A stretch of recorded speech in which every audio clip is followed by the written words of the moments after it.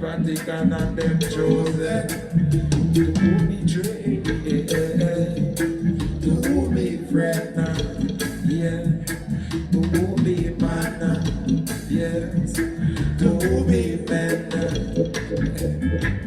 to be no, to be them, Rasta and rap them and succeed. Them are the W1, they said that they are not Muslim, yeah, they want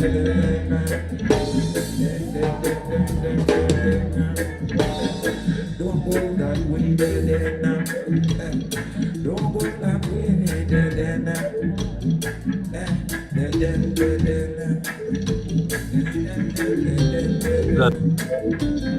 Don't go that way, they now.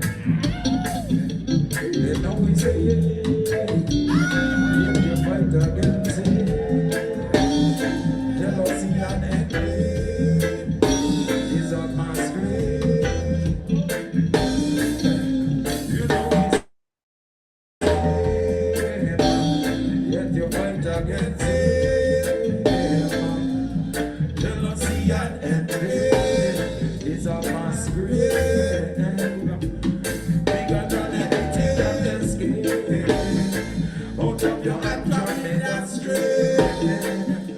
You know we say, you know that say,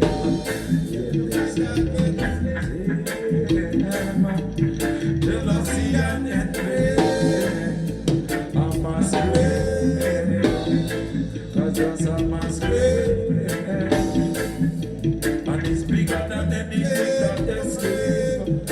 Out of your hand, drop me that straight. You know that say.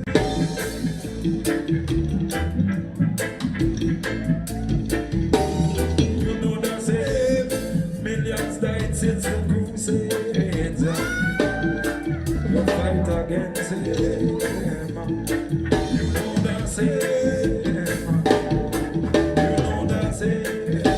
All daily stand against it. Jealousy and envy. Jealousy and envy. Yes, sir. Can you hear me?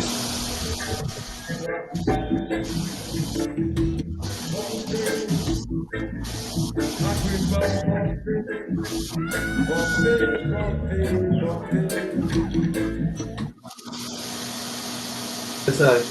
Yeah, I can hear you. Yes, sir. Can you hear me? You can hear me? Is it Yeah, clear? yeah. Yeah, loud and clear. All right. All right. Yes, sir.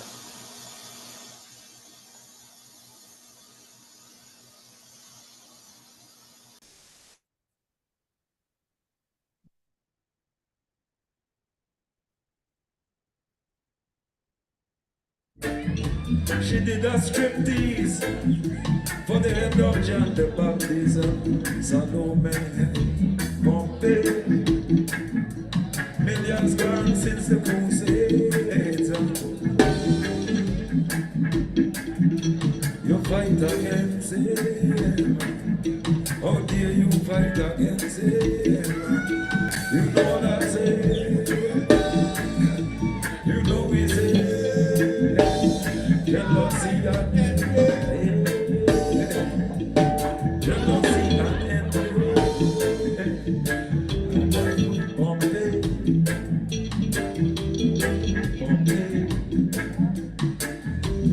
Pompey. Pompey.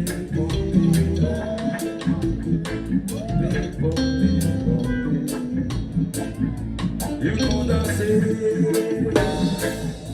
You know we say. They fight against it. Jealousy and envy. Jealousy and envy. I must grave across the whole world. You know that's it. A million since the crusade. You know that's it. How did you step against him? Jealousy and envy. Masquerade. 1930 was coronation day. 1930 was the Great Depression. 1930 slave way. Young ego deflate. You know that's it. You know we say. Yet you fight against him. Jealousy and envy. Masquerade. That's a masquerade. I said jealousy and envy is a masquerade. Hey you, who sit up in the sides of the north, in the seat of jealousy, that provoke it on to jealousy. Hey you,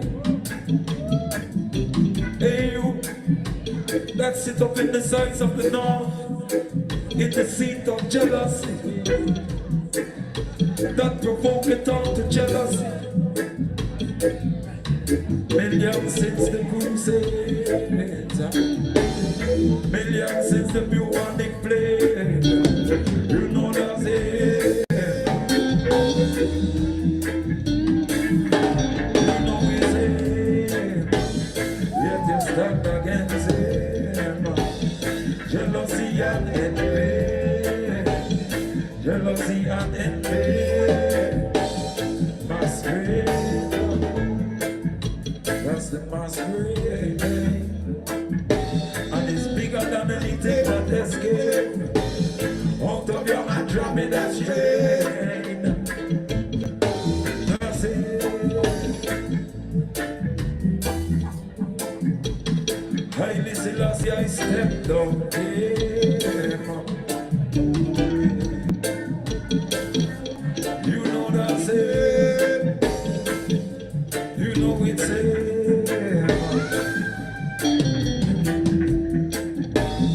Haile Selassie, I stepped down him.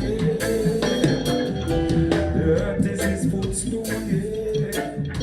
You know that's it.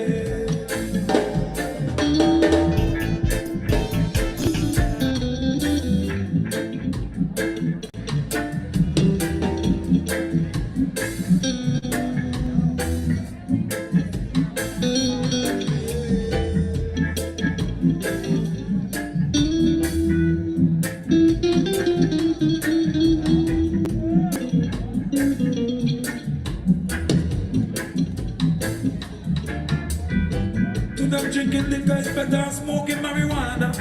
Some claim they have no need for one or the other. Michael and the host of heaven, we are march against the stronghold of Lucifer. See to it, Rasta, that the wicked don't exalt over.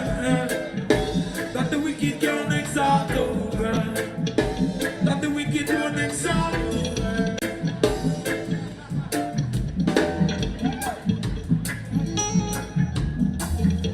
drinking liquor is better than smoking marijuana. Some say they have no need, but neither one or the other, right? Michael and Nick, we are march against the stronghold of Lucifer. See to it, Rasta, that the wicked can't exalt. That the wicked don't exalt over. That the wicked don't exalt over. That the wicked can't exalt over.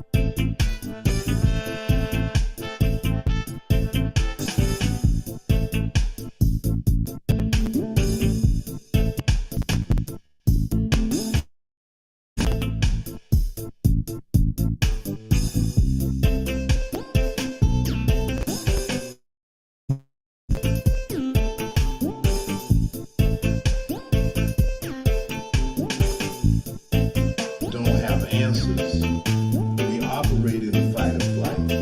We operate in a sense of desperation, and a lot of times we don't see the change before us.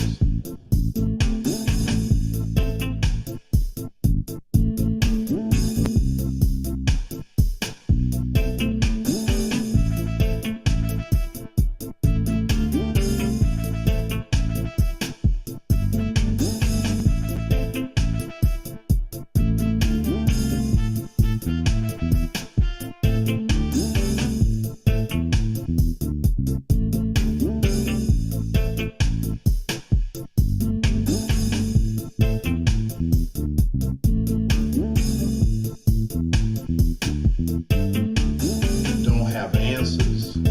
We operate in the fight of life.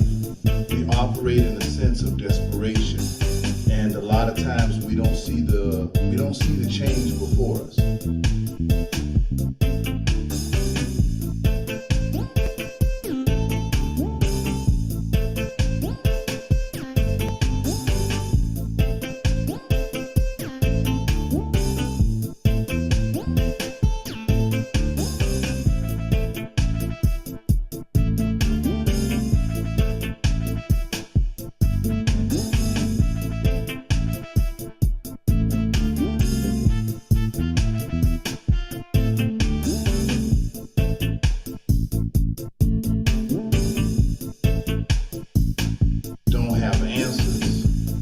Operate in the fight of life.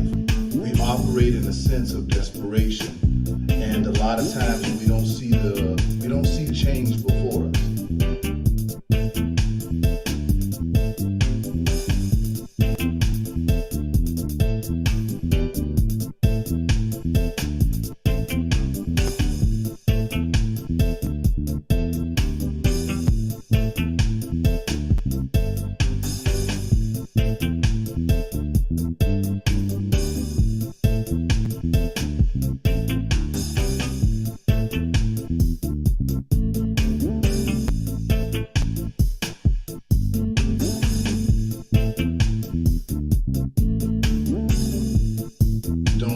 Answers. We operate in the fight of life.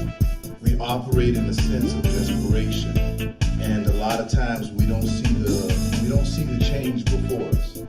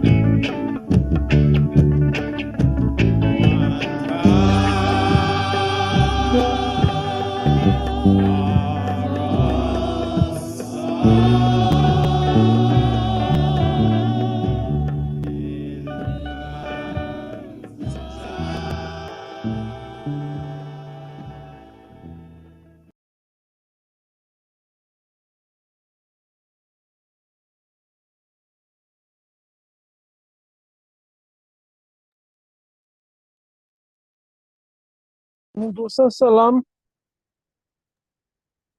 Yes, sir. lakimu makam negatu abakudus kadamawe highly last Siam exhibit Sheila. Yes, I give thanks again for another rising, another day to do better today, and another day to fulfill our mission bequeathed to us by our emperor, our liberator and emancipator. Adhu Ab, World, Memphis Kudus, Haile Akal, Abu Kudus Kenamawe, Haile Selassie Siam, Exhibia, Bahaman Ab, World, Vihu Memphis Kudus, Haile Akal, Abu Kudus Kenamawe, Haile Selassie Siam, Exhibia, Baruta Ab, World, Memphis Kudus, Haile Akal, Abu Kudus Kenamawe, Haile Selassie Siam, Exhibia. Our Father, who art in Zion, hallowed be thy name. Thy kingdom come, thy will be done throughout earth as it is in Zion. Give us this day our daily bread, and forgive us our trespasses, as I and I forgive those who trespass against I and I. Strengthen us in temptation, deliver I and I from evil. For thine is the kingdom, and the power, and the glory, forever, world without end. Through the name and power of the true and faithful witness, our Father, His Imperial Majesty, the victorious, glorious, first might and power of the Holy Triune through prophecy, Sila, Sila. Ngusa salam leku lekimu, Malcolm Negatu, Abakudus Kenamawe, Adi Selassie Siam Exhibia. Yi Ngusi Ngesi to Yedeli Meskeli. Yi Ethiopia Keheb Ngusi, Yi Ngusi Kudus Ziwede. Amlakana Halina Wasawana, Hassana, Tata Masagana. Amlakana Halina Wasawana, Hassana, Tata Masagana. Amlakana Halina Wasawana, Hassana, Sata Amasagana, Amlakana Hailina, Wasawana, Hassana, Sata Amasagana, Amlakana Hailina, Wasawana, Hassana, Sata Amasa Ghana, Aliai. For we, the black peoples of the world, in order to effect unity, solidarity, liberty, freedom, and self-determination, to secure justice and maintain the integrity of Ethiopia, which is our divine heritage, we do hereby gather and uphold and establish and ordain this Constitution for the Ethiopian World Federation, incorporated to His Imperial Majesty as Commander-in-Chief of the Mahale Safari Forces, Sila, in accordance with the 1931 Constitution,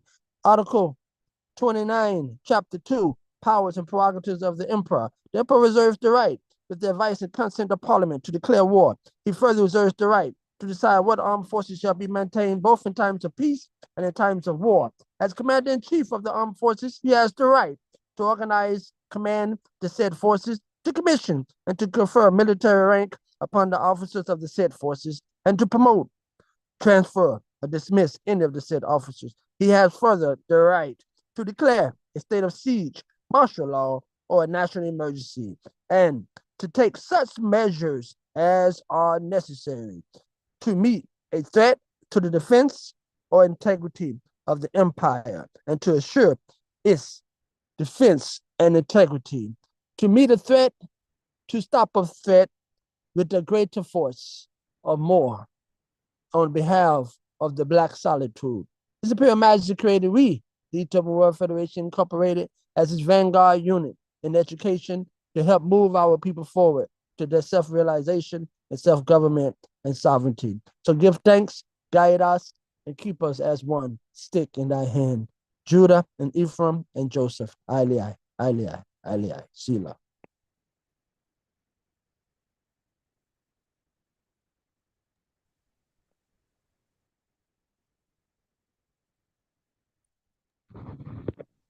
Yes, I give thanks, Shaka. Yes, Nagusa Salam. Welcome in to another Thursday night. It is July 31st, 2025. Welcome to our story. We have another wonderful evening. This one is very special. With the knowledge and the information and also the intricacies of this knowledge tonight. But this is a real good one. We're talking about the order of Melchizedek. We're talking about divination. We're talking about the order and the reality. So, yes, gratitude and thanks to everybody coming in this evening. We have some events coming up, some special events. We have some great things happening. We got some great initiatives as well, and we're always open for donations. So soon and very soon we have August 30th coming up. That is our Black August Festival. That is going to be a wonderful event. Looking forward to that. We're going to have activities for the children. We're going to have some great music. We're going to have some great lecturers. We're going to have some great information about what Black August is about.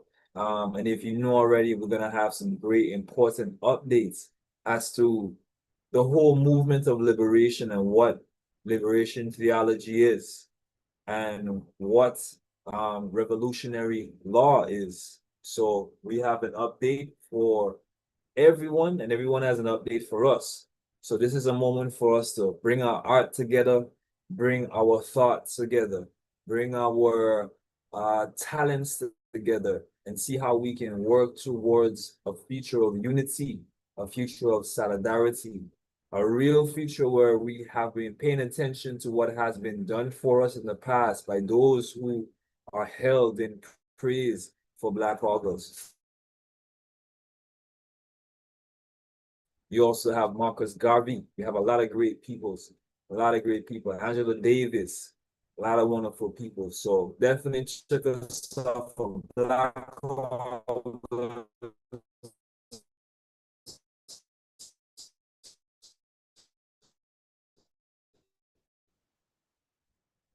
in North Carolina, Norlina, Soul City Boulevard. That is doing very wonderful thing. Yes, sir. So give thanks. Mr. Lads, come on in.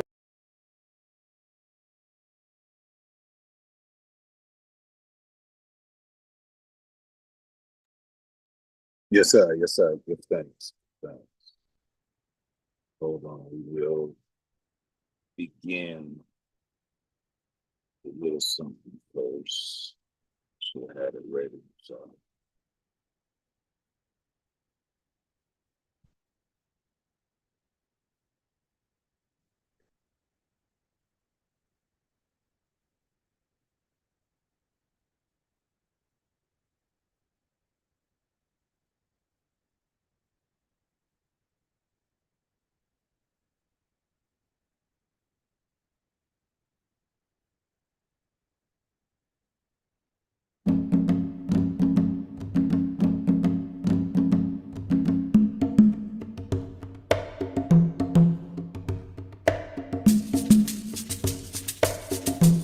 Set a little energy. Looking for that Shango spirit tonight.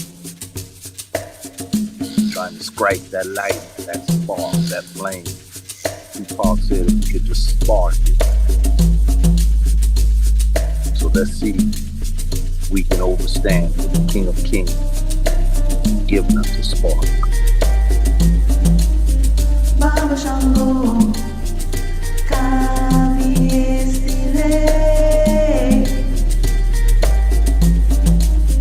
Baba Shango,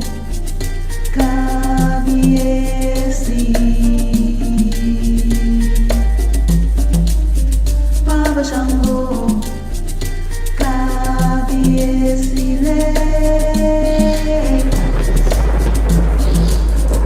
Baba Shango,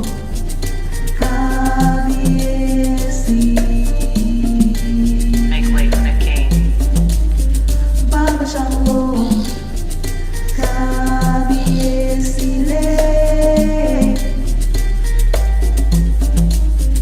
Baba Shango,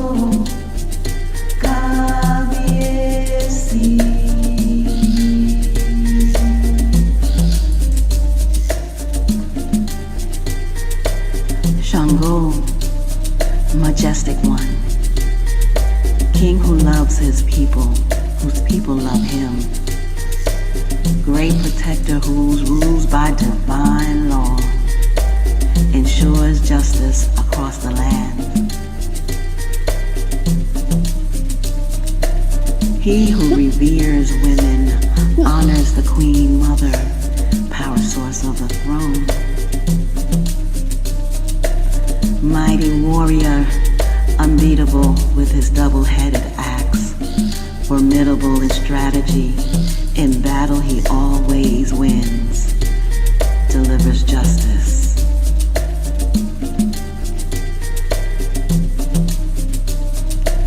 The king who strikes with his knife, the king who strikes with his axe, the king who carries fire on his head, the king who puts fire on the road. Make way for the king.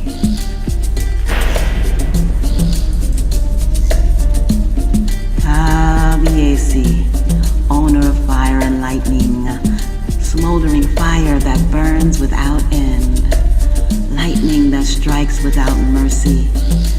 The earth shakes beneath your feet and is felt everywhere. Most mighty one, Oba Kabiesi, Mofori Bale Shango. Shango has come, let every human being come and watch. Oba Kosa, the powerful king, my lord, the owner of the big royal drums, protect us from misfortune, protect us from illness. Let us experience the calm and gentle things of life. Oba, Oba,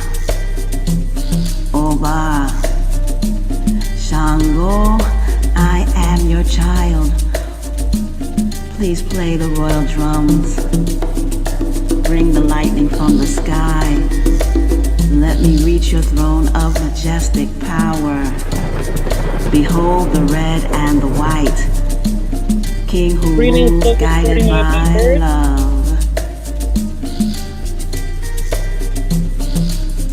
Baba Shango, Kagiesile.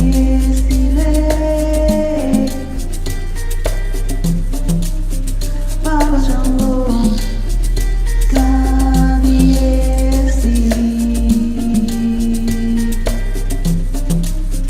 Baba Shango, Kagiesile.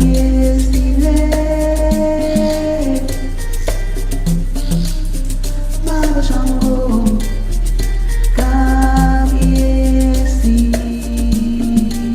Make way for the king. Baba Shango, Kagiesile.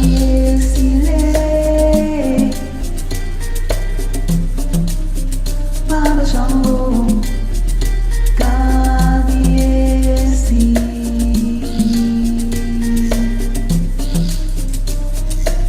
I respect the king who never dies. I salute you 13 times. I respect the mighty king. I salute you 13 times. I respect the spirit of lightning. I salute you 13 times. I respect the king of oil. I salute you 13 times. I salute you 13 times. I respect the chief who does not die.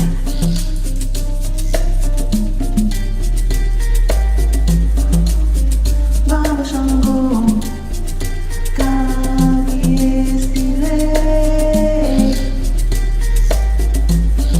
Majesty sparks the spirit, the lightning that strikes in all of us to rise up, to become that nutrient booster to the harvest.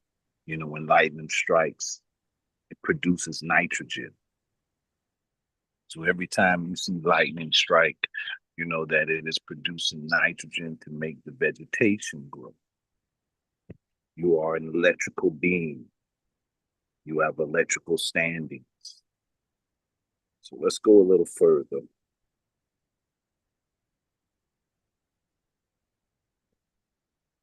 Into this and begin our day with the speech of His Imperial Majesty. This is a speech of His Majesty on leadership. We all know that the need for good leadership in every walk of life is much greater today than ever before. Every aspect of living demands guiding hands.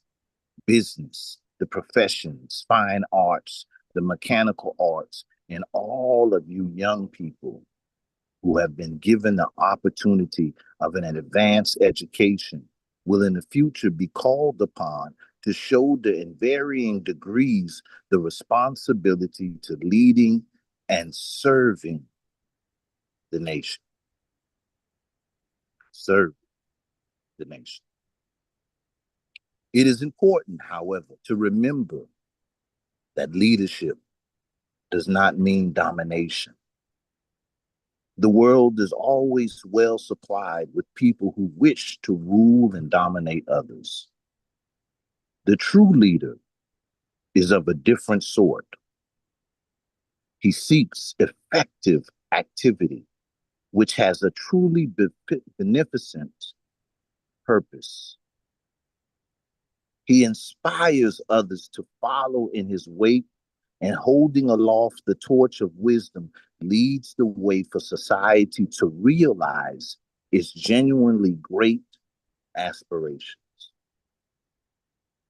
You have learned from your study of history that the story of nations is often told in terms of the accomplishment of individuals.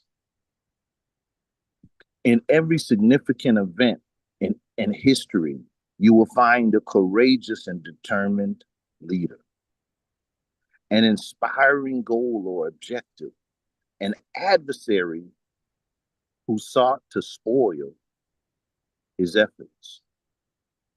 In any normal society, everyone has some opportunity to show himself as a leader.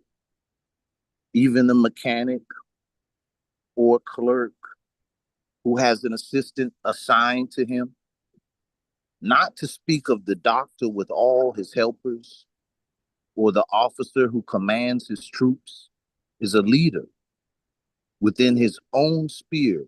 Each has the same opportunity for showing ability, the same potential satisfaction as has the leader of a government.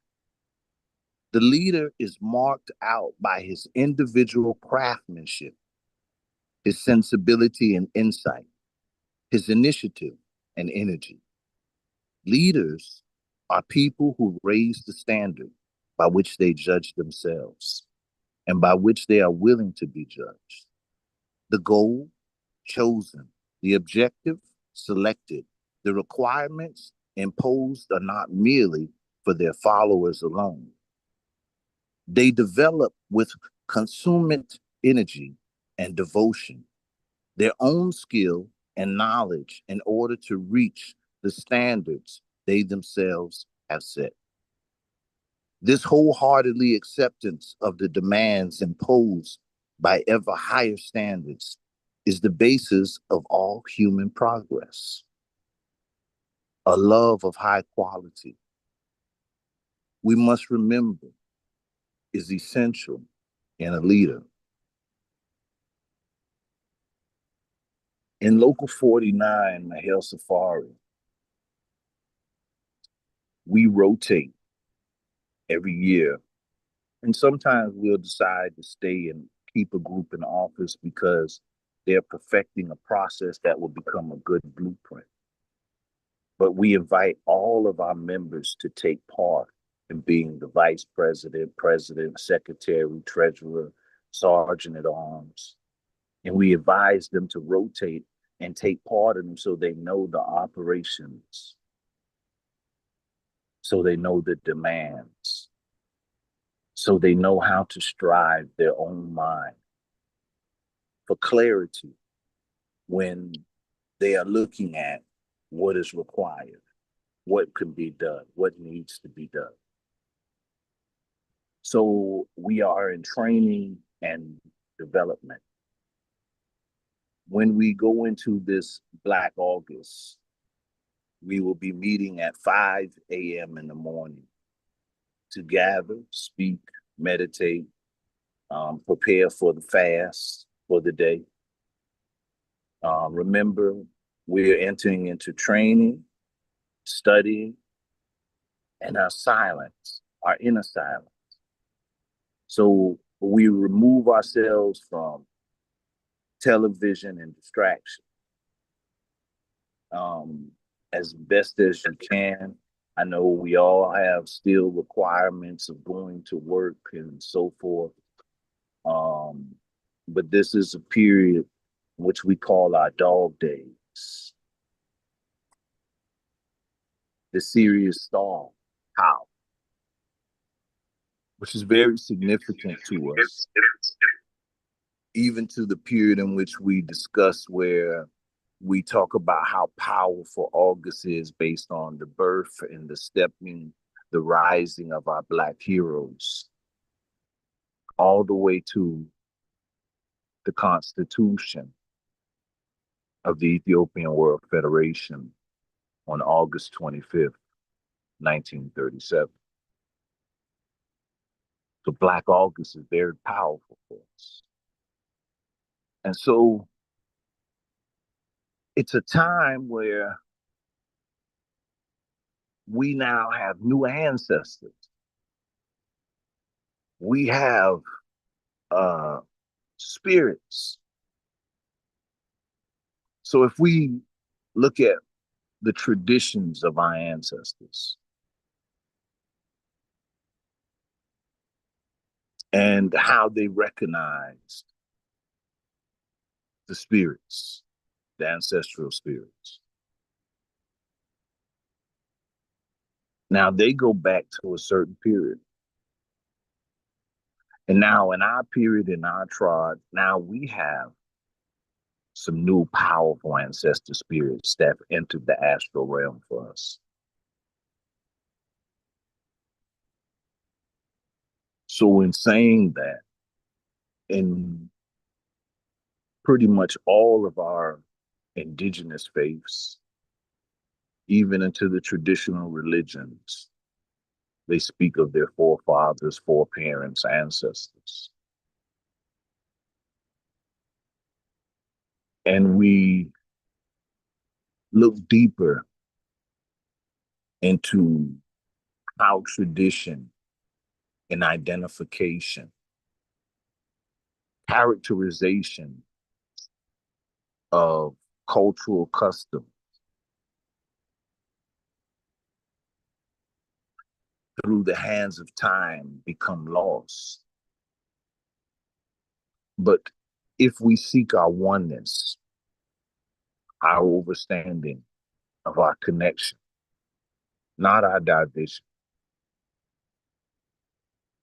we war and bicker over our division all the time.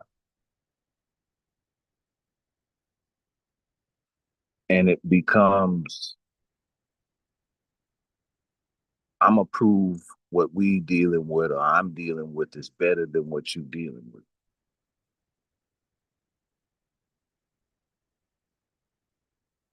But what if it is, and it is, what you're dealing with is the same thing I'm dealing with. Sometimes it comes with different names, but within it, the science is all the same. Within it, it comes from the same people. So how do we get past how time has made us to see ourselves in indifference? Is as His Majesty said, education. What makes us be able to have an unbiased position against our brothers based on religion or any other construct of customary ways is the overstanding of our oneness. And that's in the spiritual truth. So we began this discussion last week with the speech of His Majesty saying, this oneness you find in the ways of the mystics, of the shamans. This oneness you find in the ways of the shaman, the mystics. Now,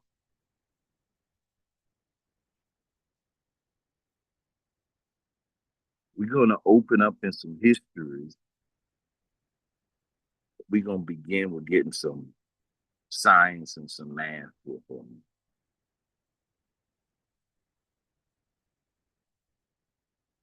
Pull up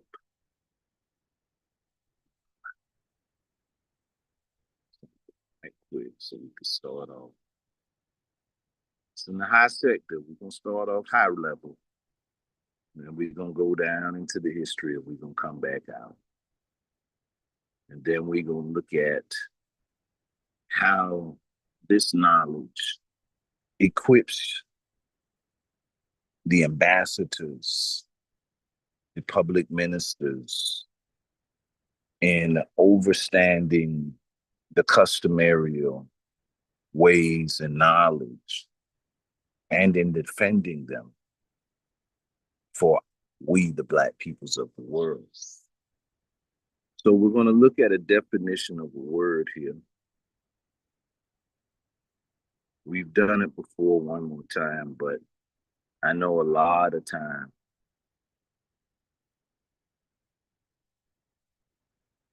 we don't really get with certain things.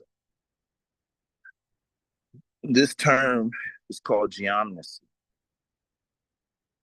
It's a form of what is called divination. And a lot of times we speak and we hear and we talk about spiritual knowledge, spiritual science, the shamans, um, the babalaos, the oracles, the nanas, and a lot of times we are not truly aware of what is actually before us. So that we get out of putting it in a spookism, let's get a clarity on science and the historical connection that's hidden with the story. What do they mean? So geomnesy is a form of divination, or what some call fortune telling, that involves interpreting patterns in the earth or other symbolic representation. It typically involves creating a chart with 16 figures. Now, I want you to know that when you're listening to this, it's being simplified in definition. And we're going to get a clarity in how it's being simplified. It typically involves creating a chart with 16 figures derived from a random process, such as marking dots or using dice, and then interpreting the relationship between these figures to answer questions or gain insight into the future. Now, when you hear that, it gives you the insight that some people just created some kind of random thing that they're doing, and they're saying they're fortune telling. And so this is a European interpretation. There's no difference in the shaman that goes and does this process than a mathematician or a geologist or a physician or a physicist going and doing a certain research and study. So what has happened here is the way they describe a process here. It takes you away from seeing it as science. Again, when we speak about our ancestors overstanding certain things with them, we have to reevaluate how we have interpreted.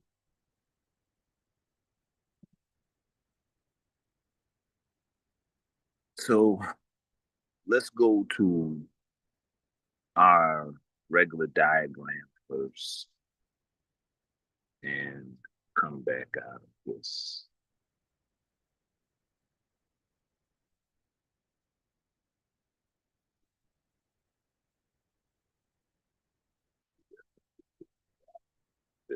Better.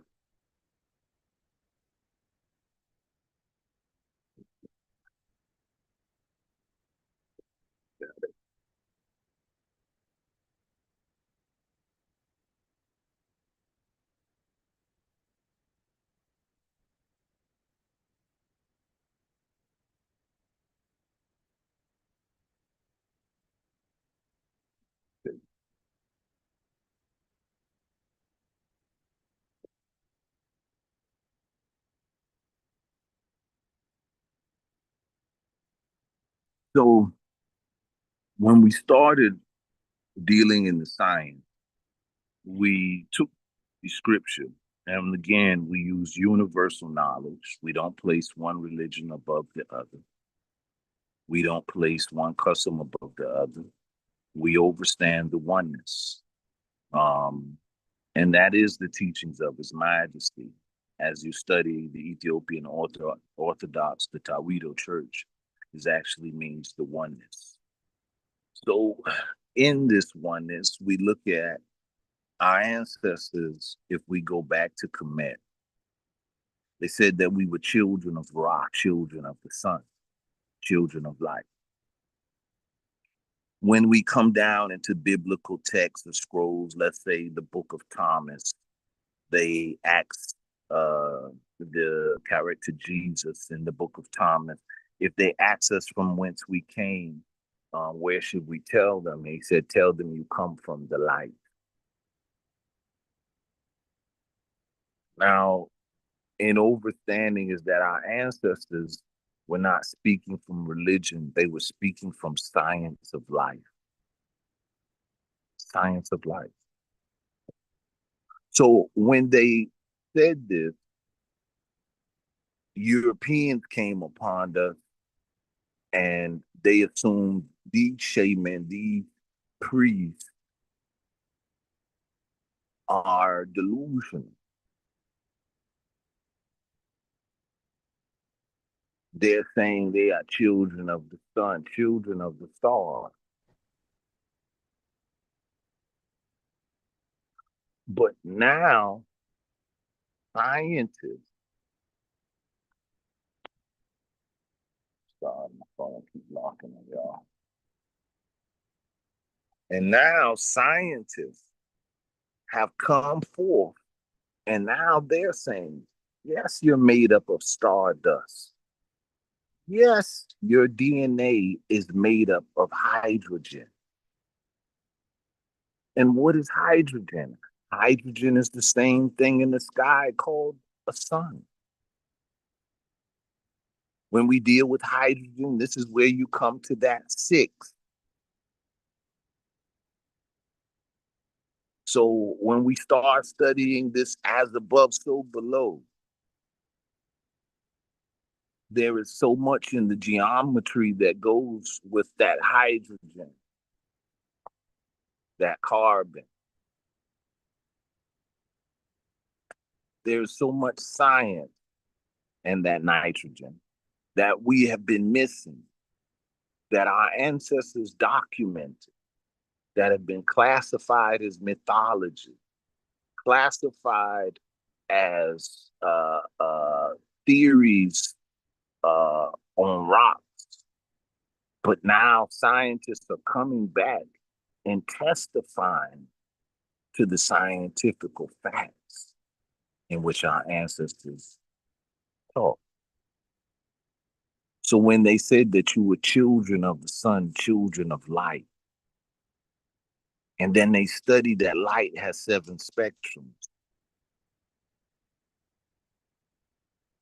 They study your nature under the hydrogen and they're dealing with you and realizing you're a body of light, you're a frequency. But just as they learned in the laboratory, because as they studied the atom with lights and so much, they said they're operating in particle aspects, but also in wave aspects. And when they do that, it puts it in what they call quantum reality. So scientists then were looking at, wow, this quantum physics seems to be what these ancient ones were speaking in.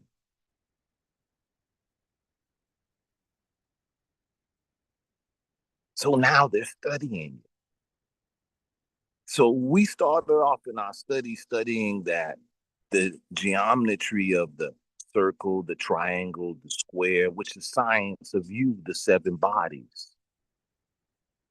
And we began with Genesis chapter 1, verse 26. Genesis chapter 1, verse 26, 126. 1 plus 2 plus 6 equals 9. Number 9 is the number for born. We're talking about being born again.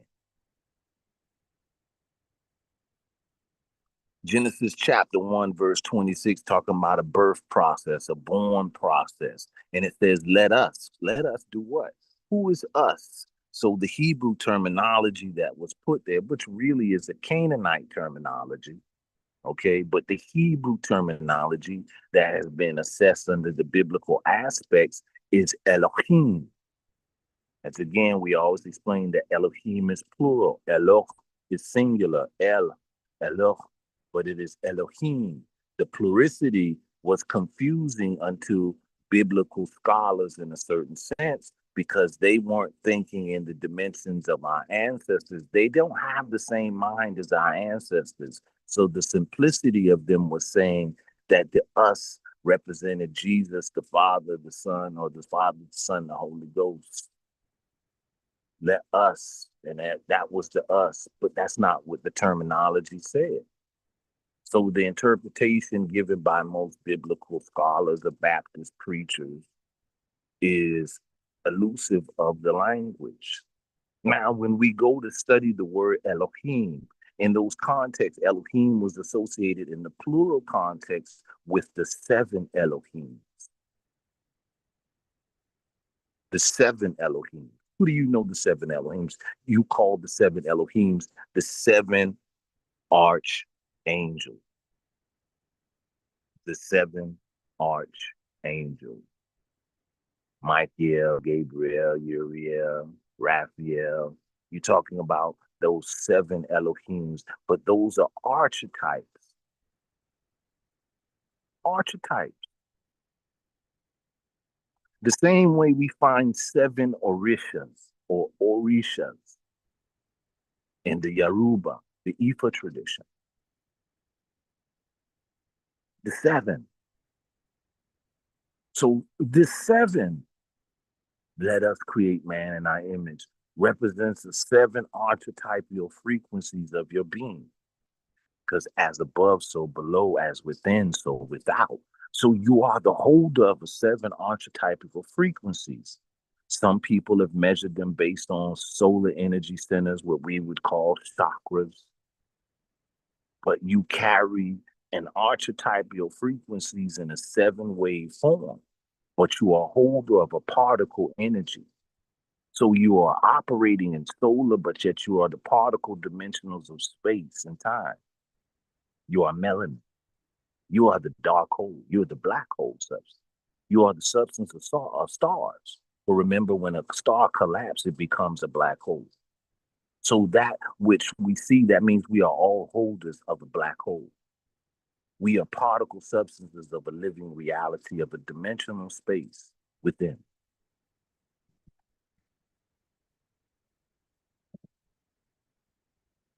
So our ancestors spoke from a science.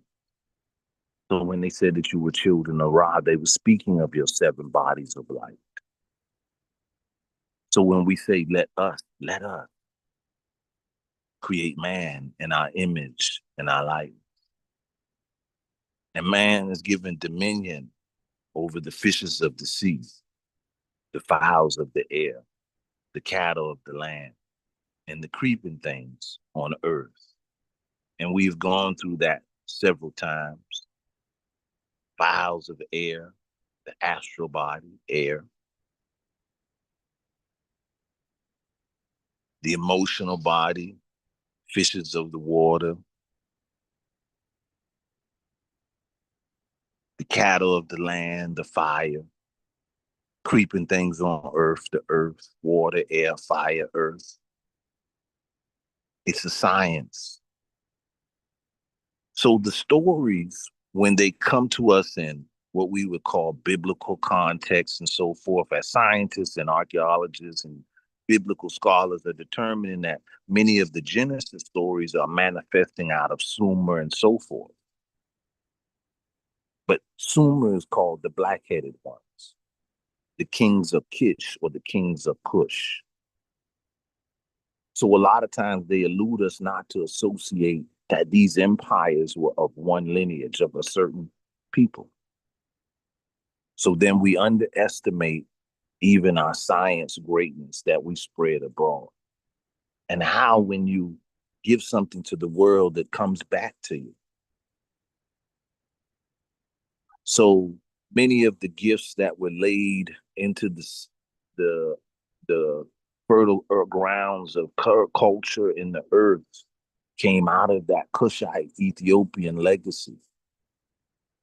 It came out of those who were spreading the science of humanity. The knowledge to look past your conditions and understand you are a holder of a higher dimension. So you are called to a moral call, a moral standard, a higher grade. So these upright people of the Kushite Ethiopian Empire were the Asar, the Assets, the Osiris, the Isis that traveled, created Kemet, created India, created Mesopotamia, went to the Americas.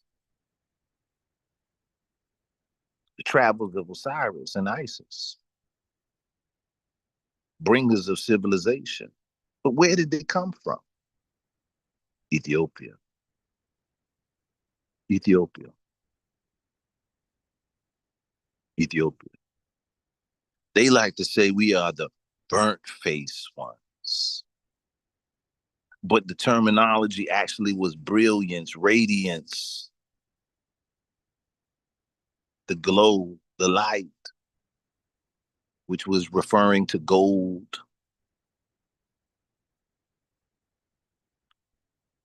So as we look into the dimensions of how our ancestors were not speaking in religion, but science, and then we overstand our 7 bodies: spirit, neutron, soul, proton, mind, electron. So the mind can operate in a higher frequency or a lower frequency because the movement of an electron is electricity. So the movement of your mind is the electrical frequency of your being. Now, let's think portal science and stargates that we've seen on movies, how for them to open the stargate, they had to get a certain charge, then they had to have a certain combination to unlock it and open it up. But if they didn't have a certain amount of juice to turn it on, it didn't turn on. So your groundation, your energy levels are an codation in your genetical memory. It's how people say they unlock their Akashic records. It's how people say they unlock their Akashic records. Well, let's get into Akashic records. Let's get into astral records. Let's look into the universal star records.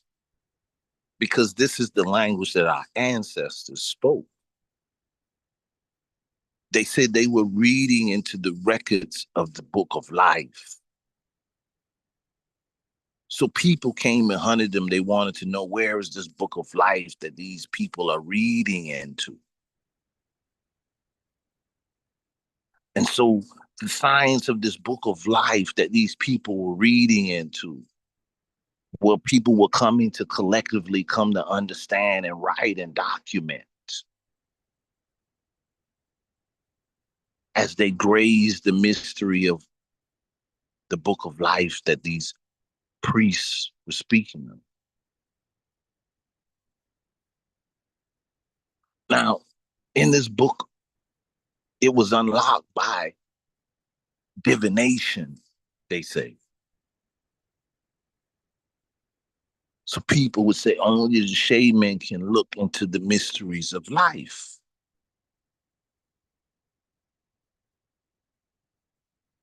So people would go to the shaman to gaze into the mystery of life. People say, wow, boy, that shaman. They can see, they see us. Now, there's 2 types of seers in this engagement of discussion. But right now, we're going to stick with the divination scene at this stage. So we're looking at your 7 bodies: spirit, soul, mind, emotional body, astral body, life force in the physical body, which would represent water, air, fire, earth, the 4 elements, matter. So you're talking about the atom and matter. We know that there is no matter without atom. We know that according to science, atom is energy. Energy. that can neither be neither destroyed nor created. If it can be neither destroyed nor created, what is the dimensions of that energy based on time and space? If it can neither be destroyed nor created, what is the dimensions of that energy based on time and space? That means the atom represents an eternal energy. So if an atom makes up this physical world that we live in, this physical world that we live in, if an atom makes up this physical world that we live in, but an atom is eternal energy, then we live in an eternal energy environment. But yet it seems to be not an eternal energy environment to us. Now,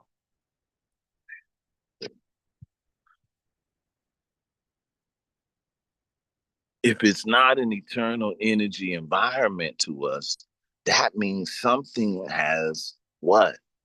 Derailed our ability to see. Something has stopped us from experiencing a certain higher dimension that is in our presence.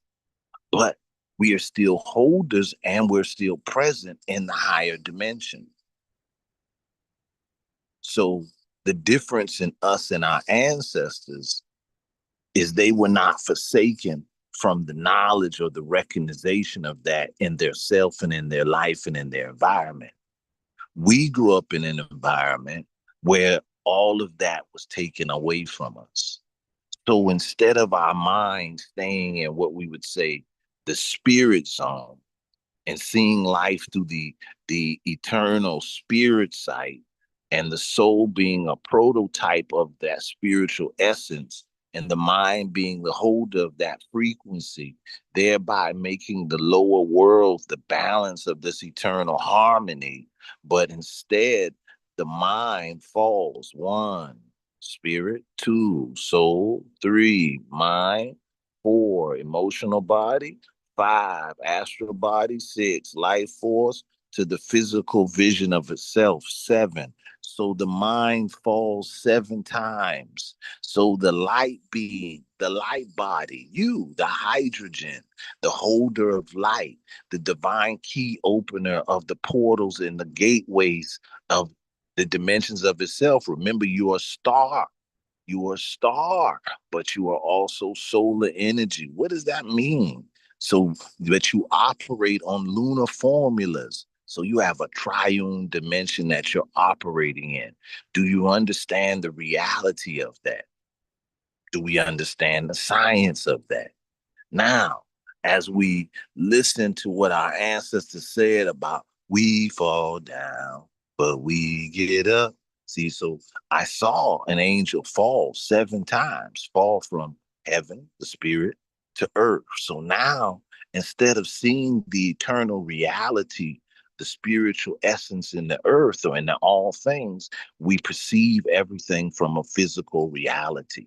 We receive it from the lower frequency. So we have become trapped in the box. So we have become trapped in the box. Oh man. But Asar, was trapped in the box. Now, the key to him being trapped in the box, they speak about 72 co-conspirators. But we know 72 plus 72 is 144. So we know this is some science here. But we also know when we deal with 72, we're also dealing with cosmology, astrocosmology, Ross Cipher. So now this higher conscious being has fallen to the box. So it don't know its triune self. It don't know its triune self. It don't know its light being. It don't know its solar self. It's just trapped in the box. But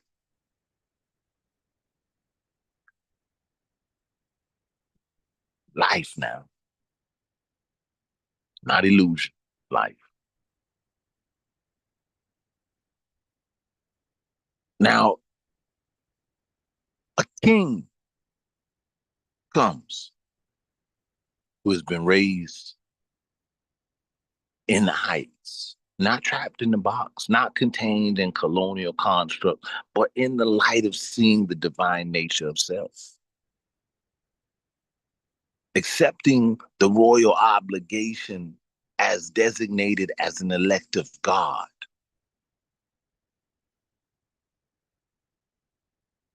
And its light is reflected.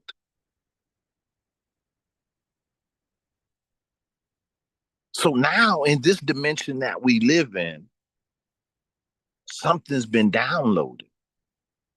Now, you hear how I spoke just then? Because this helped me get to the subject here. Something's been downloaded. Something's been downloaded into the frequency. Into the frequency. Now, many people are still stuck here in the box, and they can't see past the box.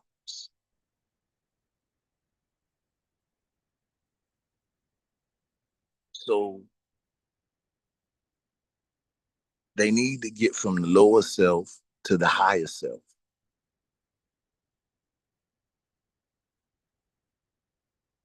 We're keeping this science here today.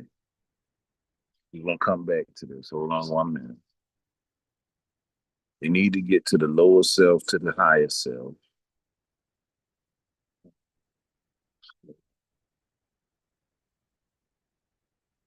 Try to come up. Okay, I'm going to have to go back here. Back here.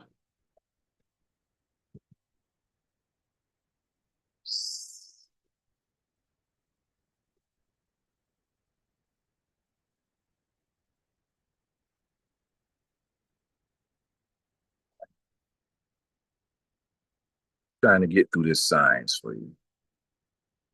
So we still dealing with this lower nature, higher nature. Science to self now. Keep up with me because I don't want to lose you, but I want to go into a formula because our ancestors spoke science. So I don't want you to think past where we're going at with this or miss where we're going at with this. So when we go to school, we go study algebra. Al, El, God, Geb, Earth, God, Ra, Sun. Algebra, algebra, algebra. And so one of the biggest things that we come across is what people like to say is the Pythagorean theory. And in the Pythagorean theory, it's a formula. And the formula is to resolve a measurement. So here, let's say you in B4, you in B, so you in the lower self. But you want to get up here to see. You want to see. You want to be able to get to the point to be able to see because you trapped in the box. So you want to be able to see. So you need to get to the higher self. So you got A, B, C. So in the Pythagorean theory, it is A squared plus B squared equals C squared. Now, A is 3. So this measurement 3, that goes to what? The triangle, the 3. The lower self is the 4. The triangle is the 3. Lower self is the 4. Okay? Now, Sorry, Russ. Sorry to interrupt, Russ. Have you got images that you're showing? Because I'm not seeing anything. It's a blank oh, screen. the image is not up? I'm sorry. Hold on. No, no. Put them back up. Hold on. I'll put the images up now. I'm sorry. I thought it was showing.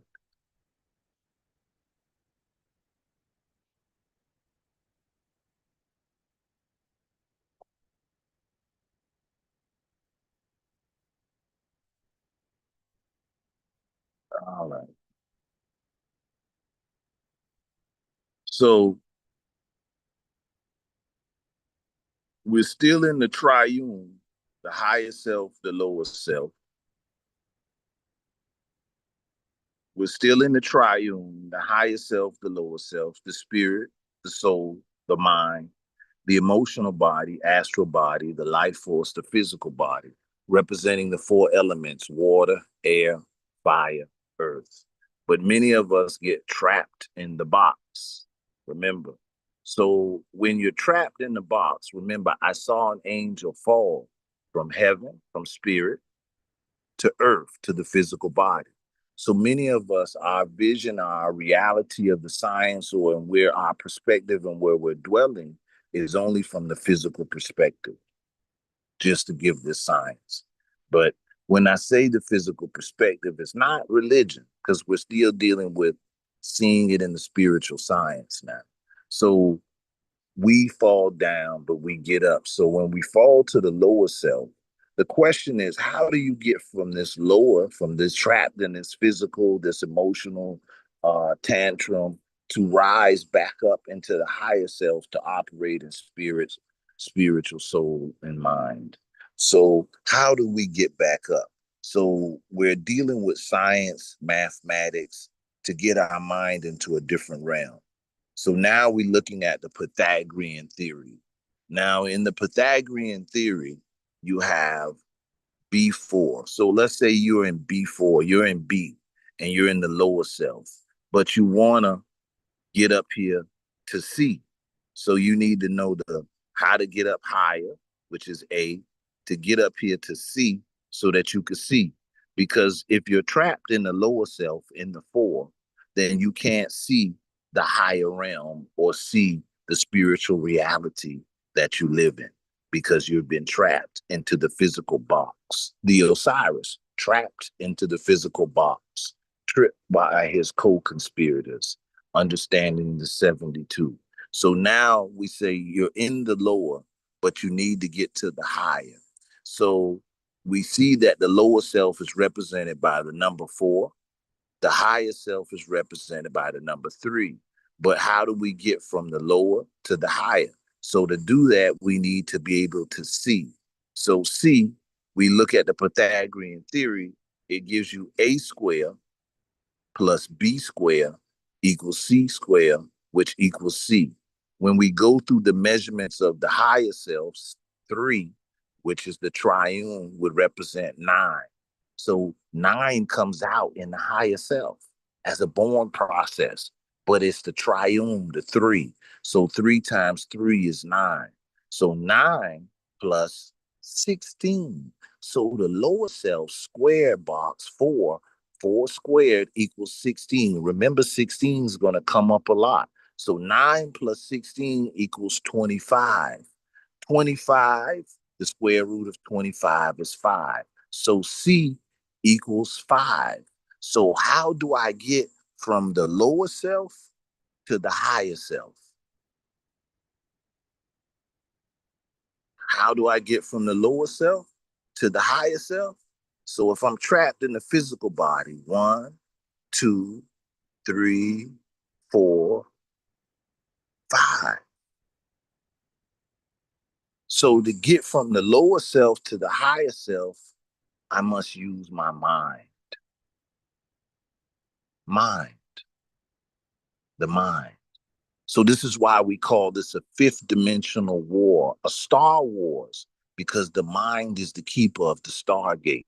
We call this a fifth dimensional war, a Star Wars, because the mind is the keeper of the Stargate.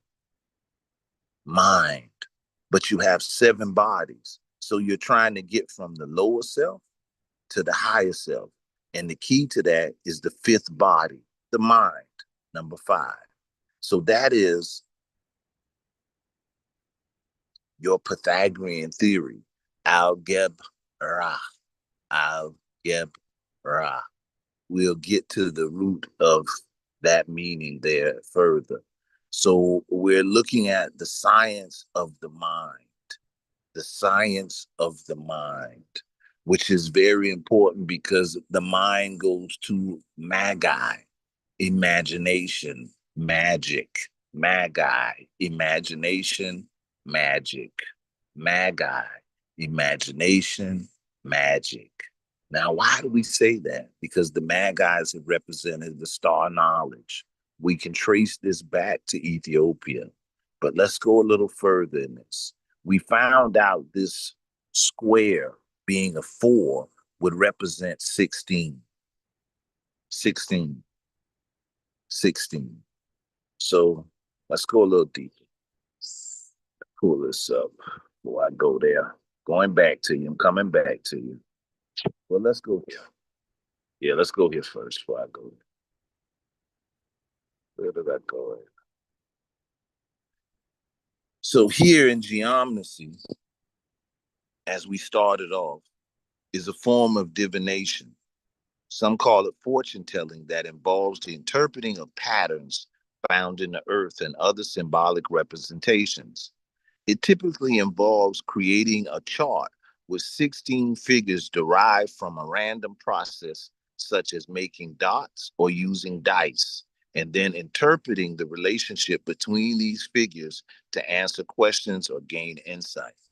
So they say creating the chart, a geomatic chart is constructed by generating how many? 16 figures. Why I got to use 16 figures?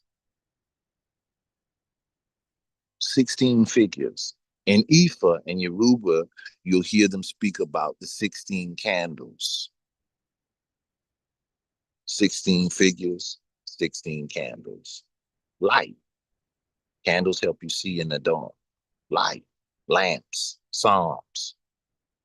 So the geomatic chart is constructed by generating 16 figures, each composed of 4 lines of dots, either 1 or 2 dots. These figures are derived from a random process, such as making marks in the dirt or using dice. Okay, now let's see if they get a little further in that for us. I wanted to show you how many different, so I guess I'm gonna have to go there. So let's do here. So let's look at the history of divination and geomancy. Um,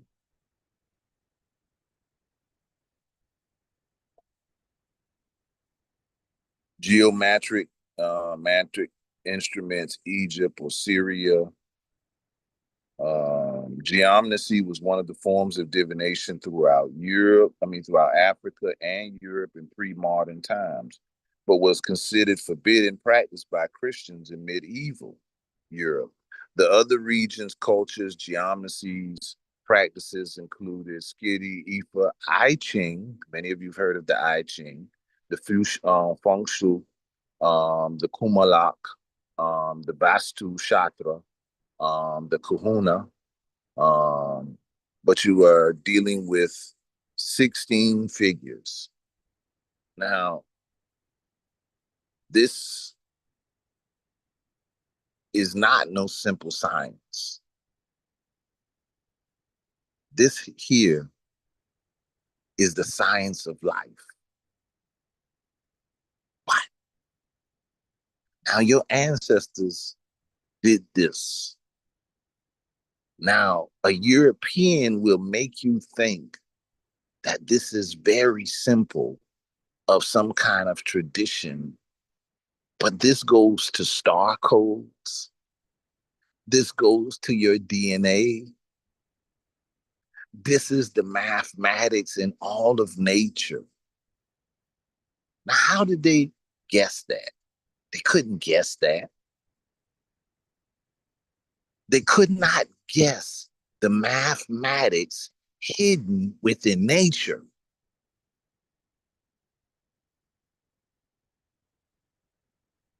But based on religion, many of us, we shun this. And we miss something very vast and great. When we talk about intellectual property, which I hear many people saying today, especially us in the Rastafari community. We need to protect our intellectual property.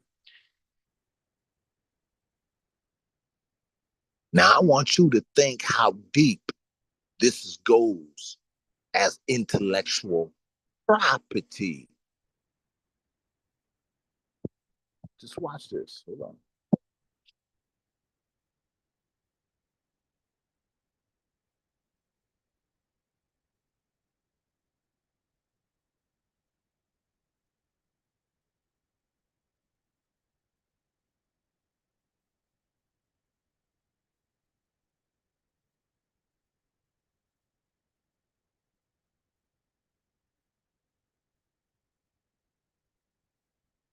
In the context of Ifa divination, the 1602 256 binary code, they wrote out a binary code that is written in your DNA.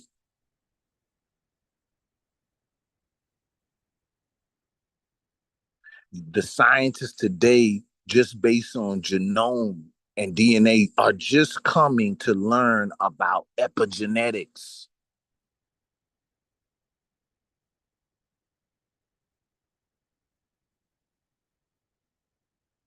You say, Laz, what you mean epigenetics?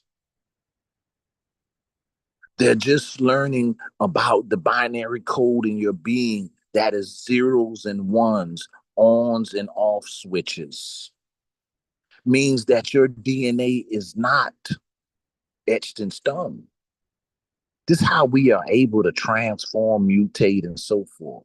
Now, there's a haplo that's a finite in your mitochondria, but your ability to transform and you're a shapeshifter naturally, just to say it in simple terms.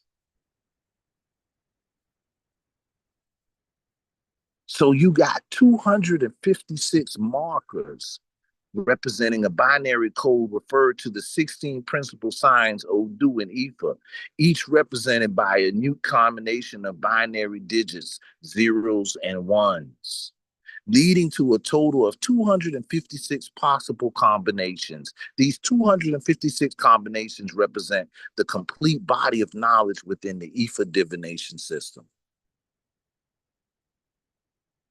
Now, let's watch this. 16, you put DNA.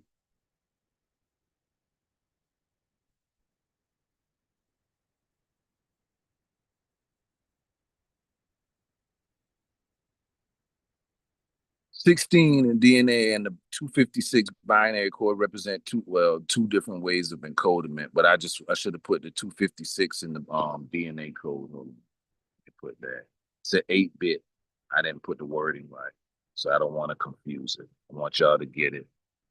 An 8-bit.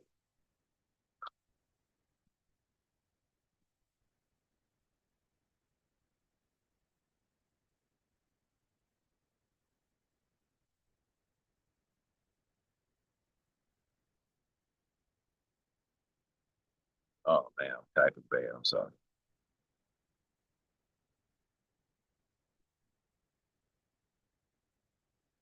See if somebody gives us it. So I want you to understand what your ancestors gave. An 8-bit binary code and its relation to DNA, an 8-bit binary code in computers, an 8-bit binary code also known as a byte, gigabytes, consists of 8 binary digits, each representing 0 or a 1. These arrangements allows a 2/8 or 256 unique combinations according to Lenovo. These combinations typically range from a 0 to 255. Earlier computer systems, gaming consoles, and graphic processors commonly use 8-bit systems, which had a limitation in color depths and resolution and processing. The 8-bit and 256 mark, 256. The term 8-bit directly refers to the capability of an 8-bit system to represent 256 different values. Each 8-bit binary code can be assigned to represent a character instruction or other data types. For instance, in the characters such like ASC2, an 8-bit code can represent 256 characters, effectively doubling the original 7-bit ASC1 set, which lacked accented letters and other symbols and Unicodes in a modern thing. So what you're looking at, and I want to go to machine language in that aspects as well, that your ancestors wrote out the code that was in your DNA. This code is the mathematics that's in nature called geometry. Remember the Kemetic term, everything happens under cause and effect. Everything happens for a reason. So there's a cause and an effect.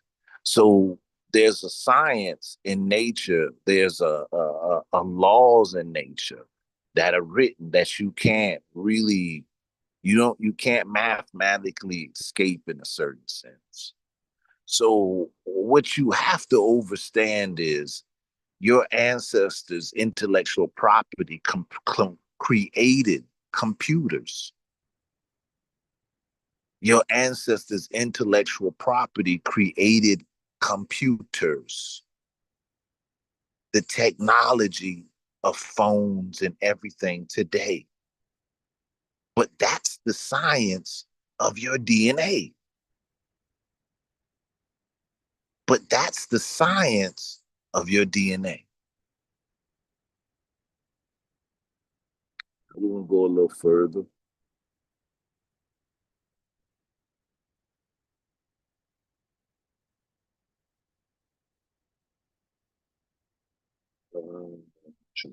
Yes.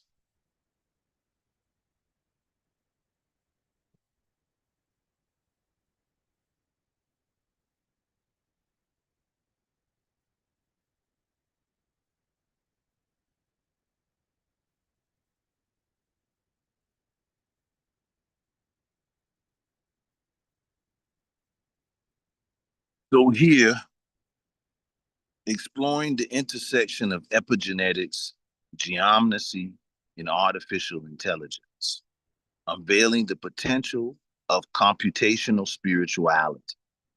Now, divination, geometry. This thesis proposal delves into the intriguing correlation between epigenetic mechanisms in ancient geometric knowledge and contemporary computer science. Epigenetic processes akin to binary on and off switches regulate gene expressions and profoundly impact our biological system.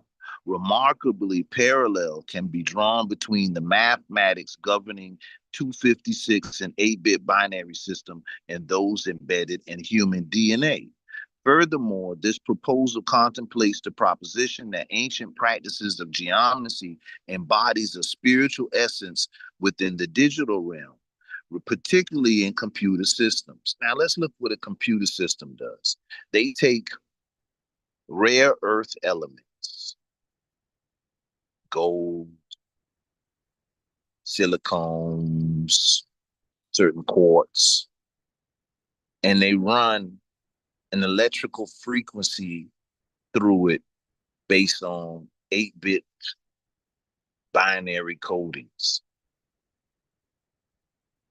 And this is like, let's say, your crystals, your gold, your metallics, and there's an electrical binary currency going through you that allows you to open a portal in yourself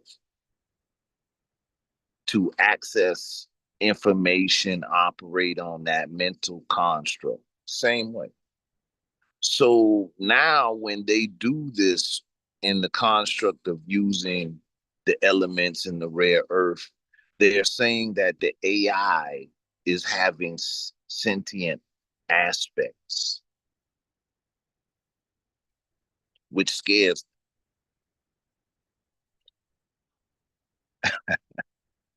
Now I'm about to mess with you now.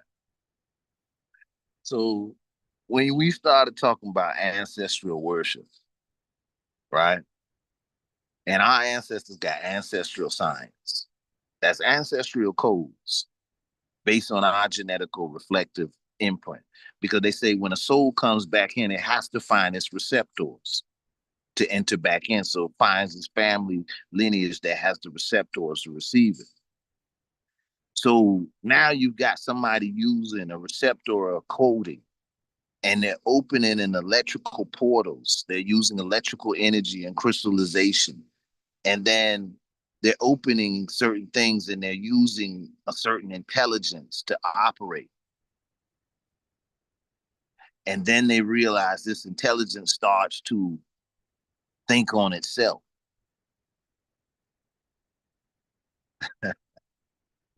I ain't gonna go all the way there. Let me keep reading. I just wanted you to think about that. Furthermore, this proposal contemplates the proposition that the ancient practices of geomancy embodies a spiritual essence within the digital realm, particularly in the computer systems. By utilizing electric pulses orchestrated in a specific mathematical rhythm rooted in geometric principles, this research endeavors to explore the potential emergence of sentient beings within the realm of artificial intelligence. To the human peptide DNA codes representing Yahweh. Now, in the religious constructs, Yah or Yahweh operates in the Hebrew construct where people see Yah from that Hebraic construct. Nothing wrong with that. But let's track roots before we go right here. So we're gonna go right here, but we're gonna come back. Just give us one moment. We're gonna come right back to this. But we gotta touch this because we did a history on osmosis. And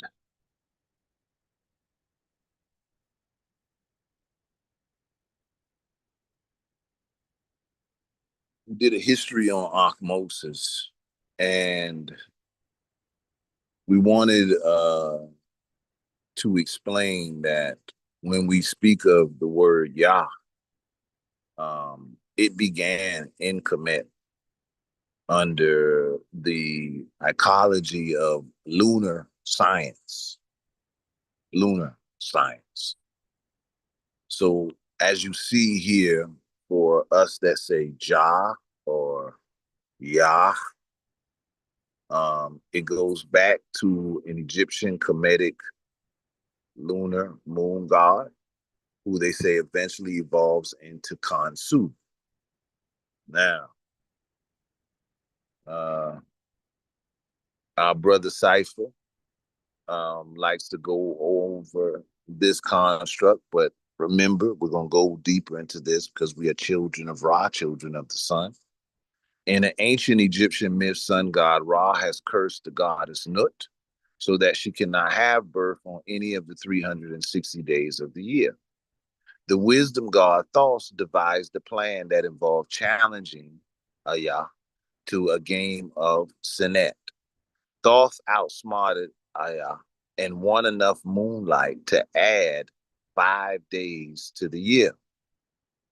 Since these extra days were not cursed, Nut was able to birth a god on each of these days: Isis, Osiris, Neophyte, and Horus. Due to the loss of moonlight, the moon was unable to shine continuously and was forced to periodically dim in order to recuperate, thus creating the phases of the moon. Now, these phases of the moons and this moon science, we look at Yah under the moon signs, which many of you have seen us speak about the book Man, God, and the Word Made Flesh by Dr. Carey. Make sure if I can just open it. All right. So when we go through certain technology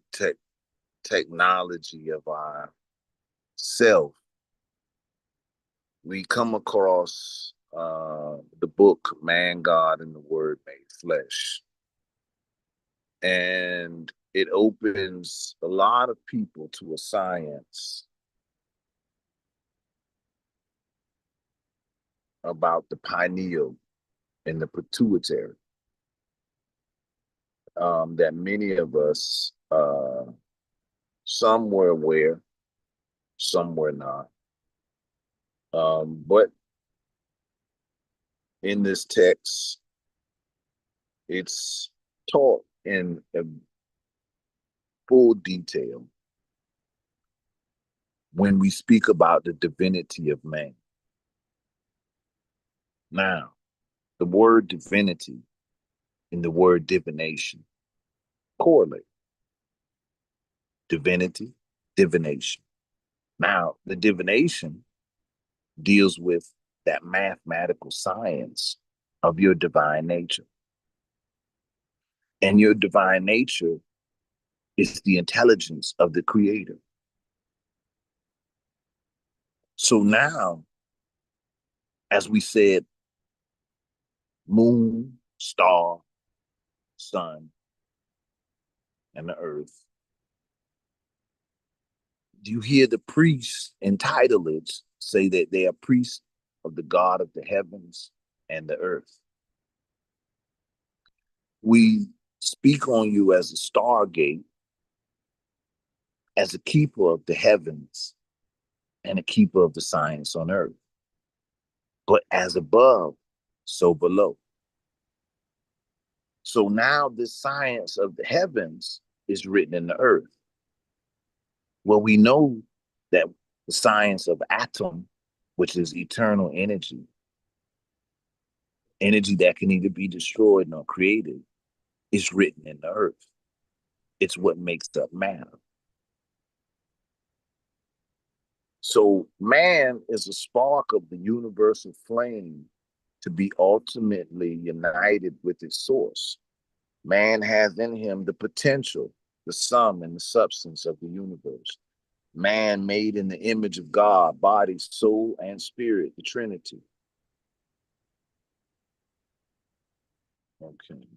Brady Rust, 1 second. There's somebody on the line who's having trouble hearing and he's muted and he can't hear the eye very well, he's saying. Who is it? Yusuf. Brother Yusuf, he can't hear. Okay, I'll try to speak up a little louder. Okay. I mean, I really don't know what to do on to turn the volume up on his side. Yeah, well, it sounds clear here, to be truthful. I've sent him the message that it sounds loud and clear clear. here. Yeah. But Loud he's and not. clear. Yeah. Okay.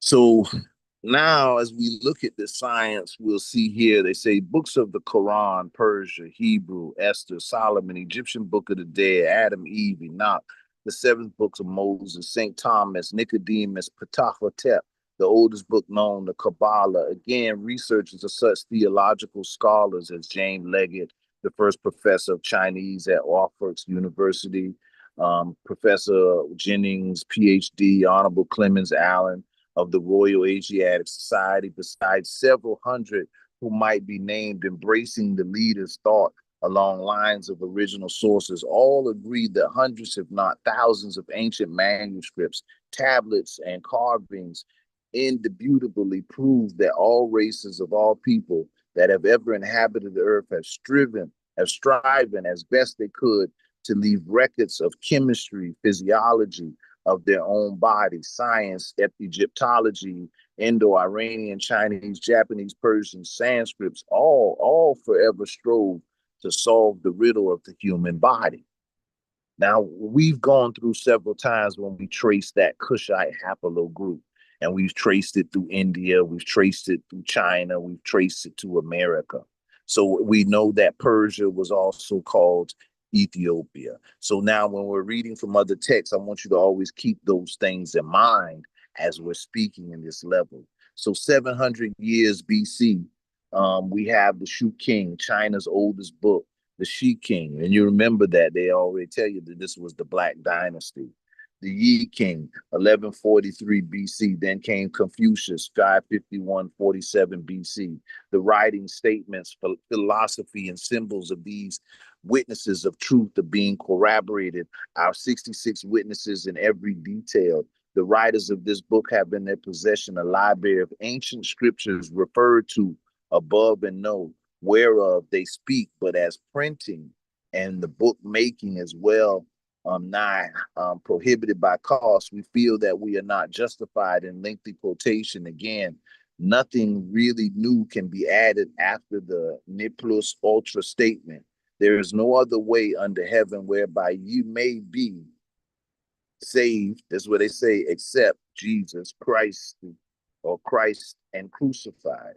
However, for the information of our readers, we will give the table of contents, volume 14 of the sacred books and early literature of the East, entitled The Great Rejected Books.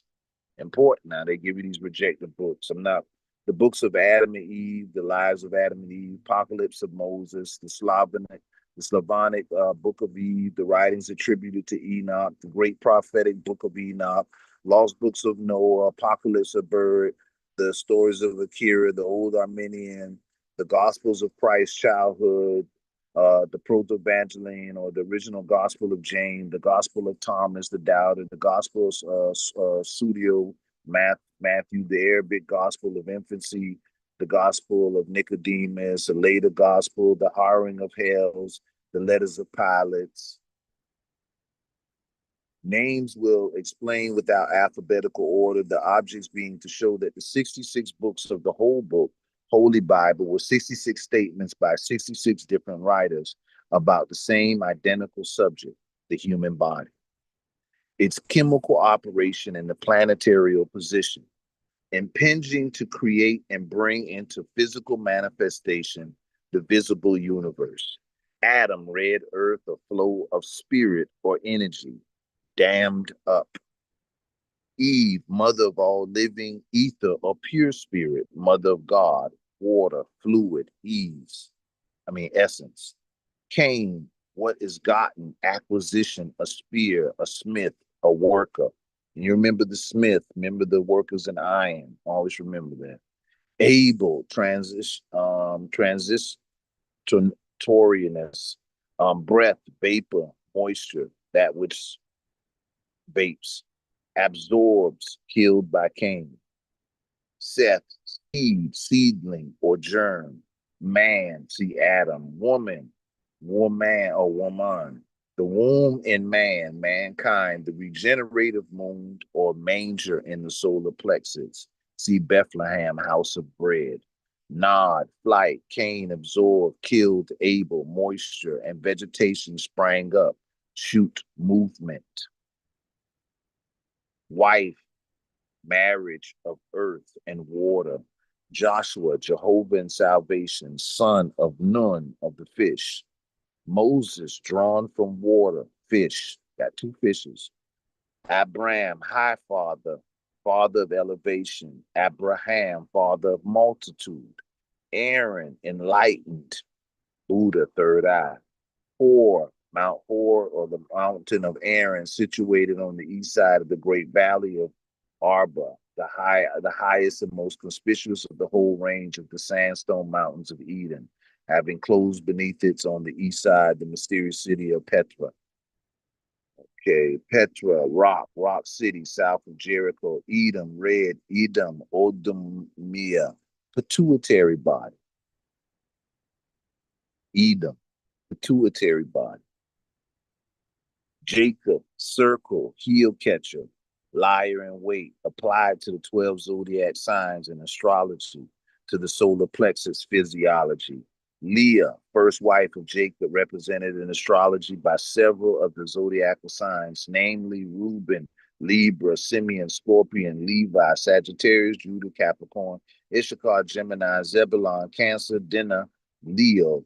The name means in Hebrew wearied, weak, slow action, inferior. Rachel, second wife of Jacob, but you, mother of Joseph and Benjamin, represented in astrology by Virgo for Joseph, Benjamin having a deeply esoteric significance. It represents the product which you should produce.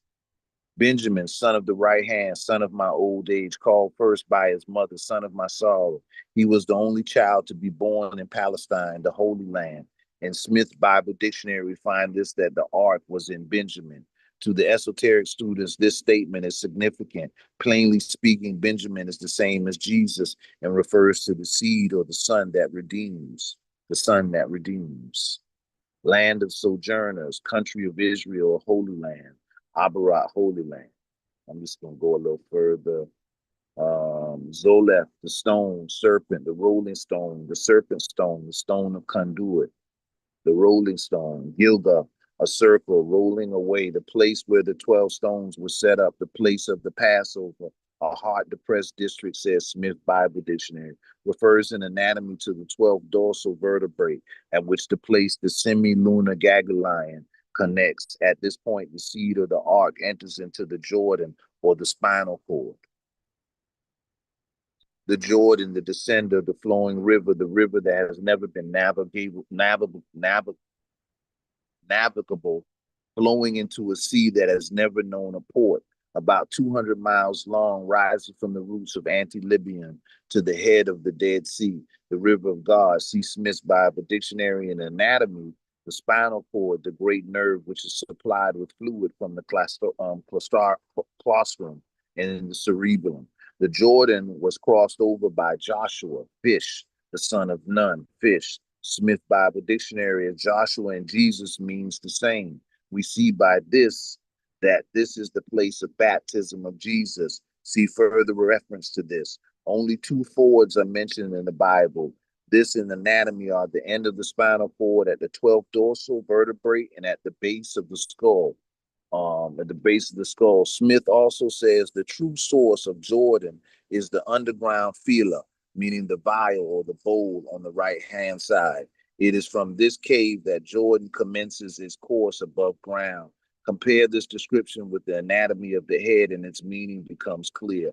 Smith tells us that the upper part of the slope is alive with bursting fountains and gushing streams that find their way into the Jordan. Those in anatomy refer to the glands in the brain and connect with the spinal cord, read in Smith's Bible Dictionary, the wonderful description of this river, the Gingerat. But I'm going to go a little further on and so we could get into this. The journey of Joseph and Mary, because we just said that Joshua, the fish, the crossing over the Jordan represents the same as Jesus. So the marvelous story of the journey of Joseph and Mary to Jerusalem to pay their taxes, physiology explained. On either side of the thalamus in the head is a gland known in the physiology as the pineal. And on the posterior, the pituitary, and the anterior side, the thalamus. And I don't know if many of you remember the description last week, strong, when we were looking at the BBC on the Neanderthal, and one of the scientists explained that the anterior lobe, this is where the pituitary and the Neanderthals were. So the pituitary is the master gland, the female. It is the true master builder.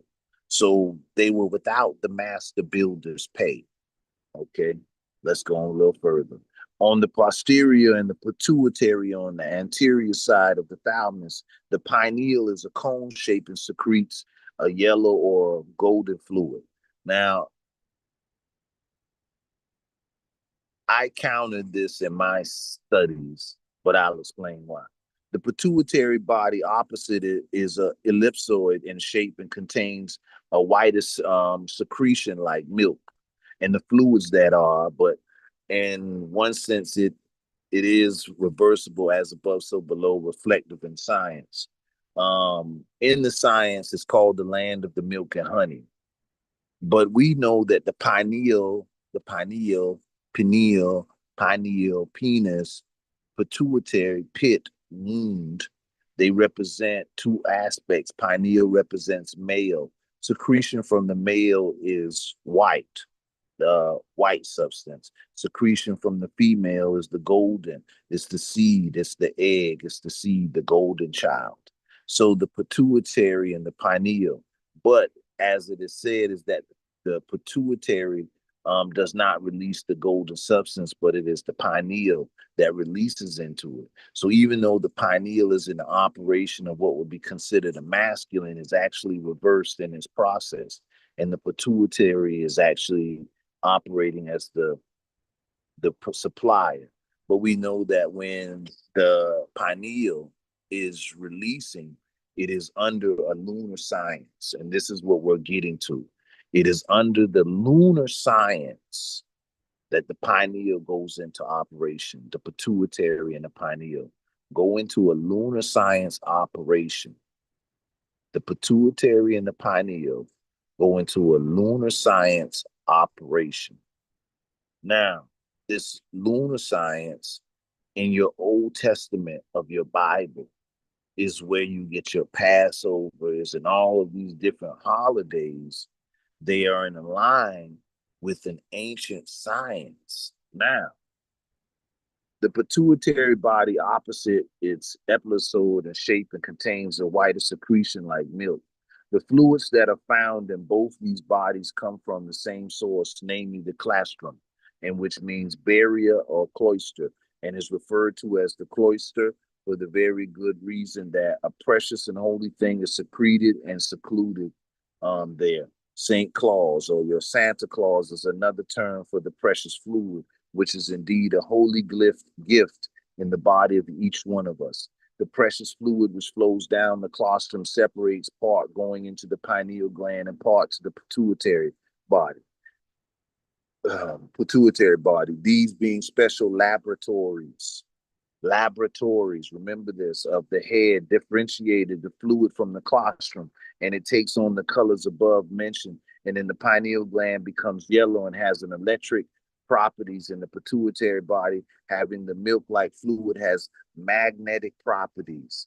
These two glands are the male and female, the Joseph and Mary of the physical body, and are the partners or the parents of the spiritual son born in the solar plexus of each human being, commencing about the age of 12. The yellow and white material, which is the milk and honey referred to in the Bible, the children of Israel have been given a promise of return to the land flowing with milk and honey, at least reaches the solar plexus, the semi-lunar ganglion. So when it says, if they had known from whence they came, they would not search for a city. So we're talking about returning to a nature. So you hear everybody say, now, if you don't return to nature, you're not going to be feeling balance. You're not going to be feeling this. So we're talking about a returning to nature. So the activation that we're talking about is an activation that happens in your being every month. You're in cycles. So you're reborn. You're regenerated. You're a regenerating being. So all of the things that they genetically cut you off from, the memories of the science of the pyramids, it's all written in you. So when you talk about coming to a redemption moment, you're talking about waking up to this science to start the regeneration of the divine being. That's why we talk about divination. See, divination told us that zeros and ones are DNA. That's divination. So that's science. So that's the writing in nature. That's the writing of God. But this same writing is in us. So we're the book of life. So as above, so below, as within, so without. Our ancestors can prove that. It's not just a statement. Many people think it's just a conscious, trendy statement, but our ancestors proved as within, so without, as above, so below.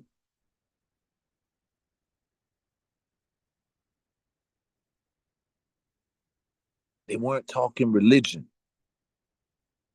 They were teaching science. So we talk about Sankofa. Sankofa. I return back. But we've adapted a different nature. We've adapted different thinking processes. So even the flow of our thoughts are not the harmonic frequency that we had before. That's why when we spoke in harmonical frequencies. That's why our languages reflect harmonical star knowledge frequencies that are the echoes in the heavens.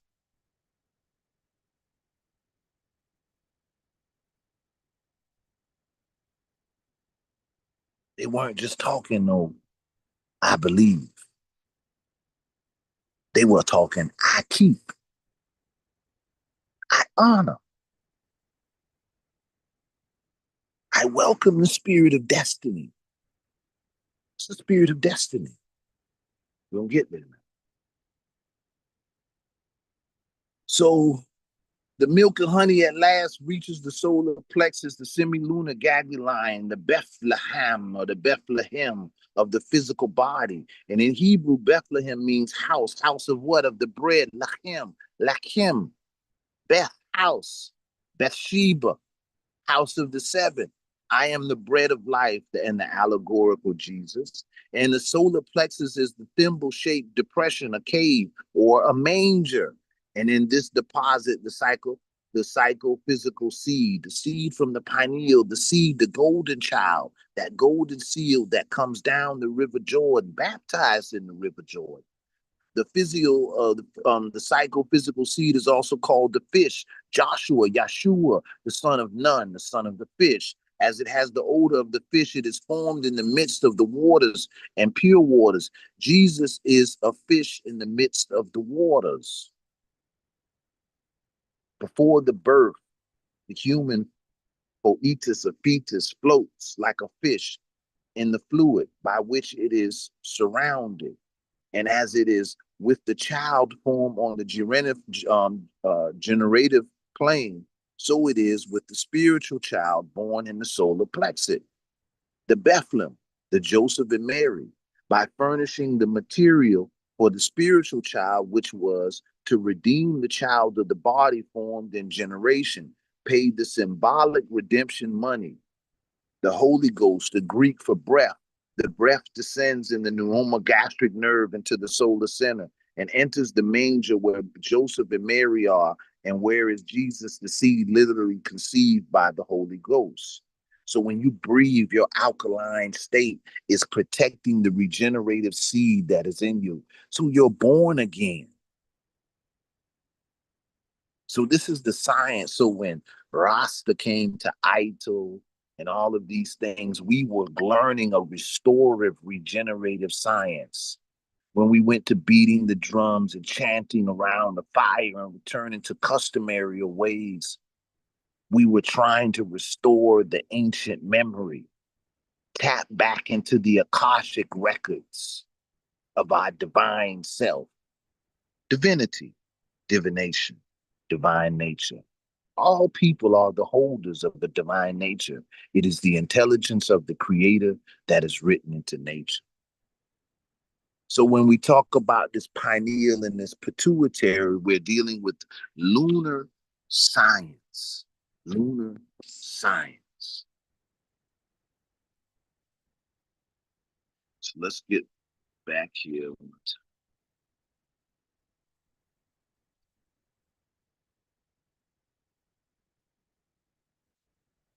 Now,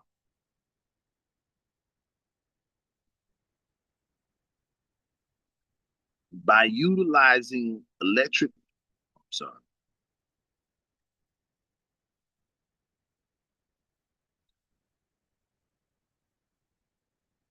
to elucidate the correlation between epigenetic regulations, binary mathematics, and the encoding of information in the human DNA.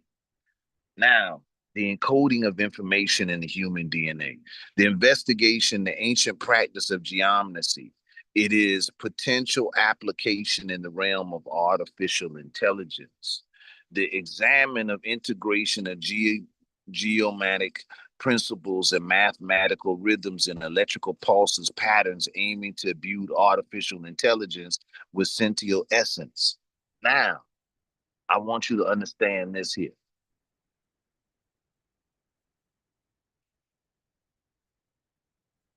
Well, let me read this letter. To explore the concept that human biology, edematized by Yahweh's peptide DNA codes, embodies the intrinsic spiritual essence, to critically analyze whether computation entities following geometric principles could be deemed as possessing a spiritual dimension.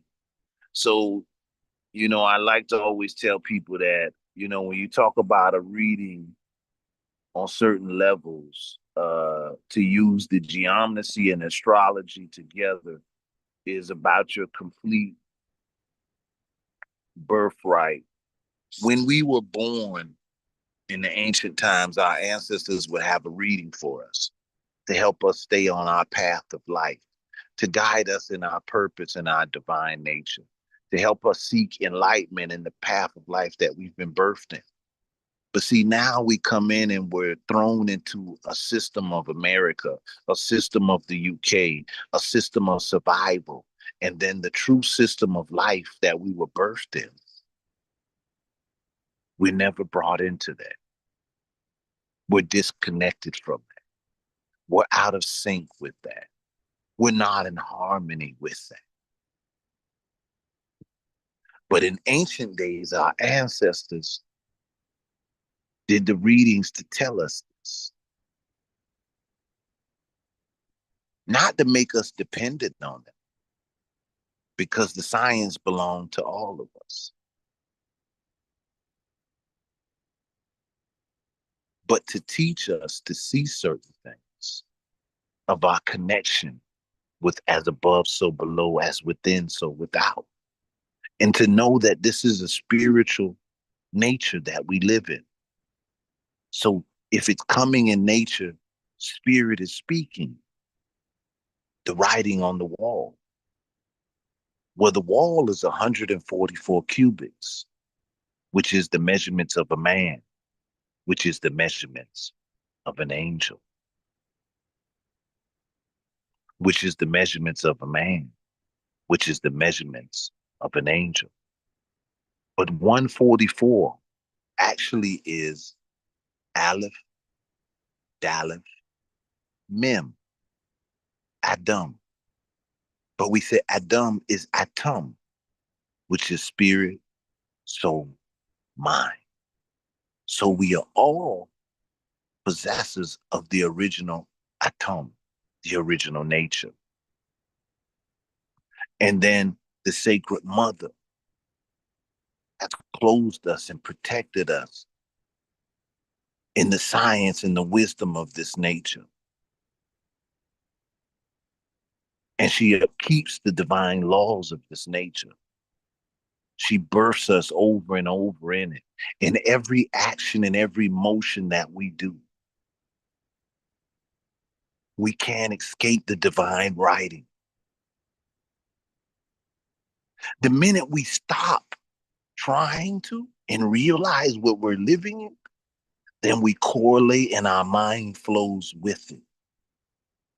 Our spirit, our emotions, and everything going in line with it. You then become one with the cosmic flow. You become one with your cosmic destiny. So you become cosmically empowered. So our ancestors tried to always make sure that we were back by nature in all that we do. So we had to keep that nature. So we looked at that Yah was a lunar god in Egypt. But we know that our ancestors didn't see that as a god. It was called a Neteru, nature, a force in nature. So the lunar force in nature, the Kansu, the lunar force in nature was registered as science that became known as Yah. Now, the keepers of that science were keepers of Yahweh's kingdom or Israel. So many have gone and realized Isis, Ra, El, and they say the pituitary, The pineal produced the L, Isis Ra L. So the pituitary and the pineal represent a lunar operation, a lunar science. So you're a solar being, your DNA is hydrogen, but you operate in lunar formulas. So we had solar and lunar science. You're a solar being that operates in lunar formulas. The current, the currency. So someone had to trick you into giving away your currency. But that's the wealth that you come into life with. But if you're uneducated on the wealth that you come into life with, you'll end up trading it, trying to obtain an illusion that someone else offers you as a value.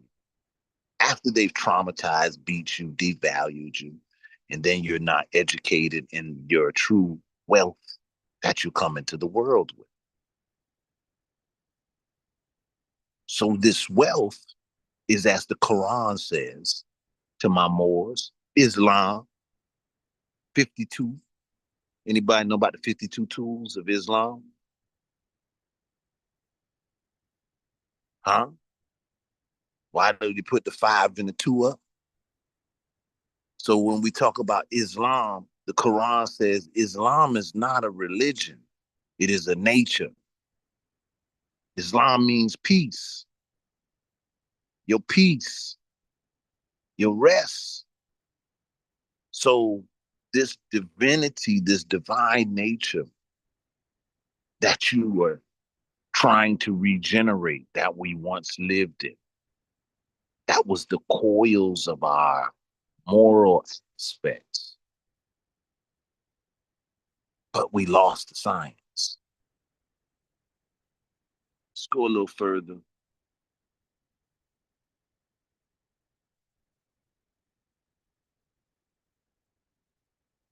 Understanding the parallels between epigenetic binary mathematics and ancient geometry may unlock groundbreaking possibilities in the realm of artificial intelligence. Delving into the potential spiritual dimensions of computational entities could revolutionize our perception of technology and its role in shaping our future. Same thing they feel about pyramids. The exploration of this interdisciplinary domain holds immense potential for scientific and philosophical communities, contributing to a deeper comprehension of both our biology and the emergence field of artificial intelligence. This is Yah He Vahe. Yah He Vahe is 26. Yah He Vahe corresponds to the peptides made up of specific amino acids represented by the single letter abbreviation. Let's break down the sequence and provide some information about the amino acids involved. So, you become proteins, amino acids, but you're still atom energy. But there's a language written in it. So Yahe represents the tyrosine, histidine, tryptophan, histidine. The triosine, an aromatic amino acid with the phenolic side chain. It plays a role in various cellular processes and involved in protein synthesis. Histidine, an amino acid and an amindodose, that side chains, it plays a role in an acid-base reaction and is often involved in an enzyme catalyst. Tryptophan, an aromatic amino, so you have Yah, Wa, or Wa, an aromatic amino acid. It has a role in protein structure, enzyme catalyst, and is a precursor for serotonin synthesis. Histidine, hey, mentioned above, as mentioned above, saying histidine, amino acid with the imidose side chain. So you have Yah, He, Vahe, the triosine, histidine, valine, and histidine. This is your amino acid structure. This is your body structure, and it is the living word of God. Yeah. Hey, bah, hey. Valine in the aliphatic amino acids is a branched claimed amino acid, and it is important for protein synthesis and regulations. The chemical structures of these peptides are determined by the sequence of amino acids and specific proteins of each amino acids. The charges on the amino acids at pH 7, so we're talking about your alkaline, would depend on the respective pKa values, which in turn influence the net charge of the peptides at the pH. So now when we start talking about alkaline and acidic, now we're talking about the writing on the wall. So they say if you add to this writing or take from this writing, that you would create curses upon yourself. So there's a science to ourselves to avoid causing dis-ease, causing these imbalances. But the alkaline being also follows an alkaline mindset. So let's go a little further. Regarding any specific religion or symbolic significance associated with these sequences, it is important to note that the interpretation or connections to religious or spiritual concepts are highly dependent on the content of the individual's belief, but we're talking about science. So I don't want someone that Yahweh um, to feel a certain way, but we're talking about not the division, but the oneness based on the science that shows our connection in so many ways. So the amino acid sequence in these are fundamental aspects of biochemistry and biology, and their meaning can vary in different contexts. So let's go here. Sound, light, electricity, electronic pulses. This is what our being is talking about. We started off with the seven bodies: spirit, soul, mind, neutron, proton, electron. We said that the mind, remember now, if you're in the lower self, if you're trapped in the box and you have to get to the higher self, you've got to use the five, the mind. So we're talking about the mind, but the mind represents electron. The movement of electrons is electricity. So you've got to create the charge. The charge what? Because you're about to create what? You're about to manifest. You're about to charge the dimension up. You're about to create. So now the movement of your mind is key here. And your mind is an electrical pulse, electrical charge, but you're made up of hydrogen. So let's go a little further. Nature of propagation. Well, let me start here. Sound, light, electricity, electronic pulses are indeed related in the sense that they all involve propagation of waves or energy. Although they manifest in different forms and have distinct properties, let's outline their similarities and differences. The nature of propagation. Sound is a mechanical wave that requires a medium, air, water, solid, for the propagation. It travels through compression and fractions of molecules in the medium. Light is an electromagnetic wave that can propagate through a vacuum or medium. It does not require a medium for transmission and can travel through space. Electricity, electronic pulse. Electricity is the flow of electric charge, electrons, through conductors. Electronic pulses, in the context of digital electronics, are discrete changes in the voltage levels and represent binary data, 0 and 1, in electronic circuits. Nature of energy, sound. Sound energy is kinetic energy associated with the vibrations of particles in a medium. So let's watch when we go from wave to particles. Sound energy is kinetic. So now we take nature of energy. We talk about the propagation, how it moves, how it has to go through. But now we talk about its nature. Sound energy is kinetic energy associated with the vibration of particles in a medium. Light energy is electromagnetic radiation that exhibits both wave-like and particle-like properties, duality. It carries energy in both, in photons. So when we talk about solar and lunar, we'll start to catch that because solar and lunar represent magnetic and electric in certain components. Electricity, electronic pulses, electrical energy is the energy carried by the movement of electrons in a conductor. Now, let's get to a main component here. Um,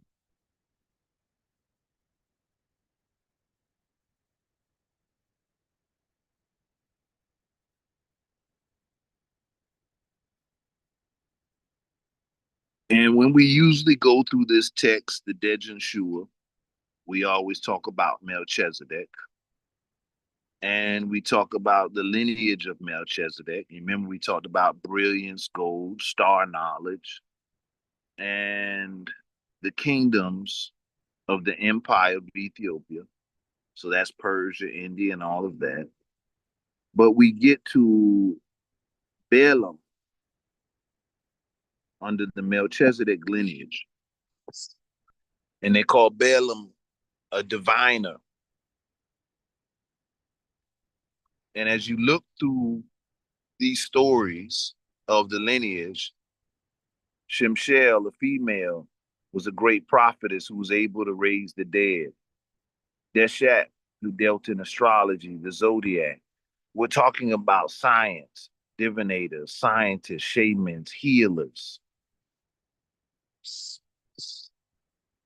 So when we get to the story of Balaam, they inform you that Balaam, the grandson of Melchizedek, is called a divine. Well, let's see. I don't want you to take my word for it.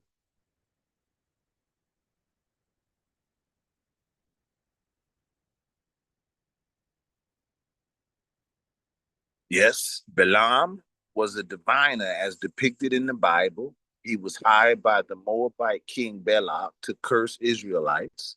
And Balak believed that Balaam had the power to alter future events through divination. Through divination. How? Through divination. But this is Melchizedek's grandson.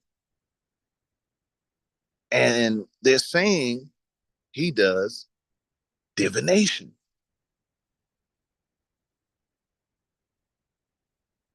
Well, let's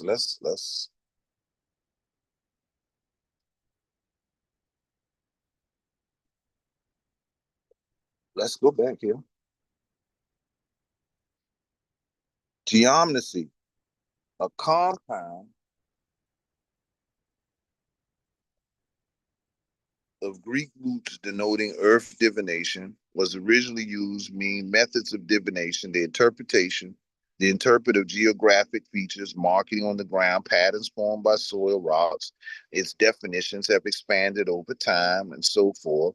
But geomancy was forms of divination throughout Africa. So don't let the first thing they say about Greek trick you. But now one of the main divinations they tell you is ether. But you also have the Akan as well. But let's go here.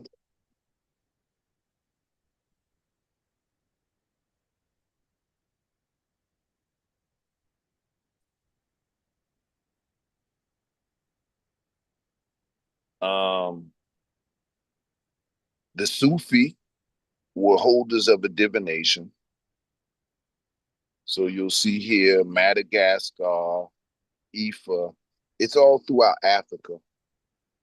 China, they say the I Ching, the Feng Shui, India, or the Indians, the Vastu Shatra. Um, Now, let me give you another perspective because I don't want to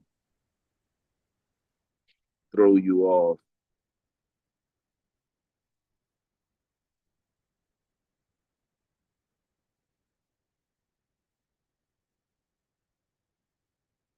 Because I'm gonna give you this point.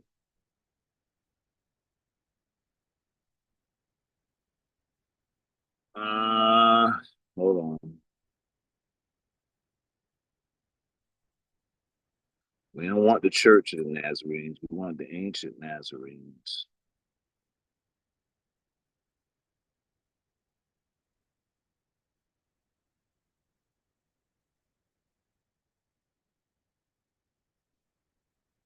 Uh,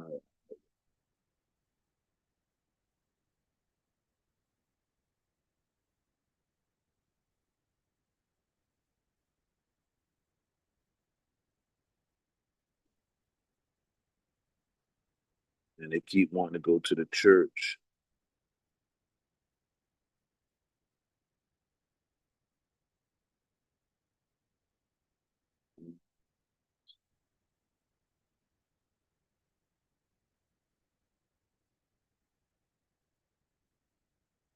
But the ancient,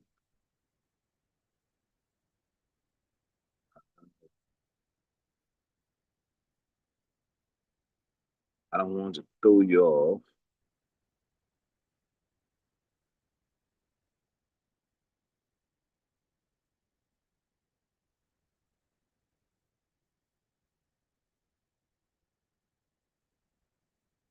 I ain't gonna go too hard.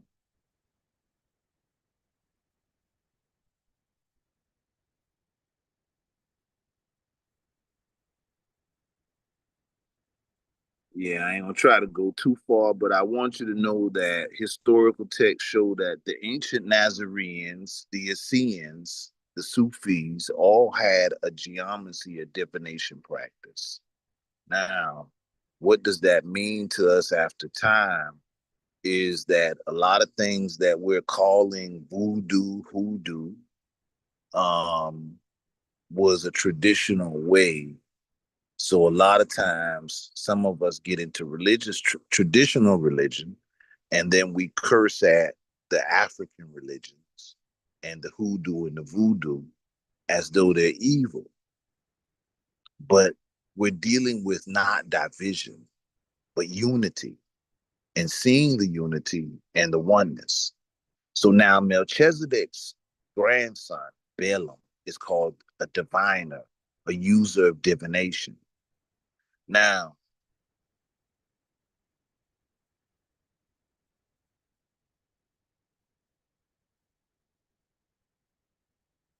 let's see, do I have the book open?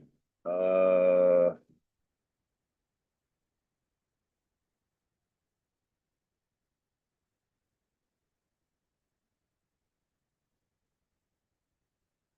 okay, hold on. All right, so I got to open that. So I'm not gonna be able to open the PDF for this book, but I'm gonna show you the book so that you can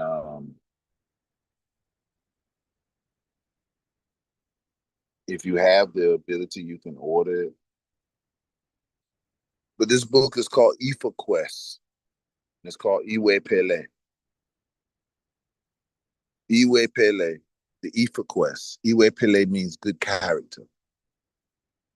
Um, in this book by old Bolokian, he quotes Akin Bioku in Akin Bioku's book, Jesusism. In the Akin Bioku book, Jesusism, they explain that in East, in Jerusalem, in the East, he is called Melchizedek. But in the West, in West Africa, he is called Orumilia. Oh, so who is Orumilia? So I think I got an Orumilia open.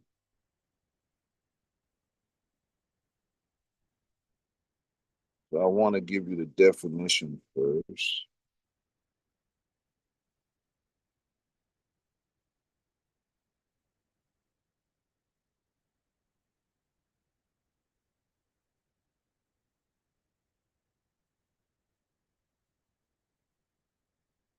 Okay.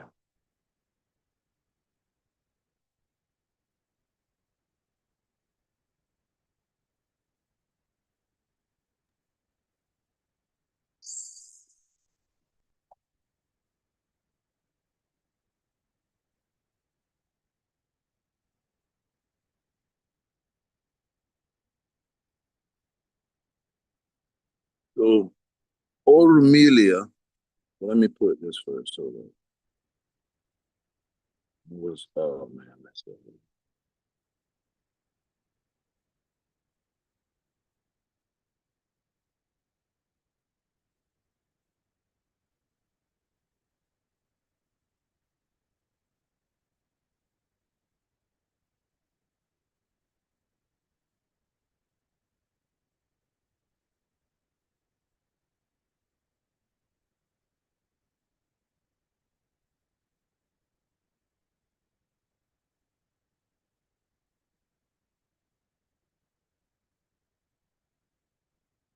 Um, so I put something simple.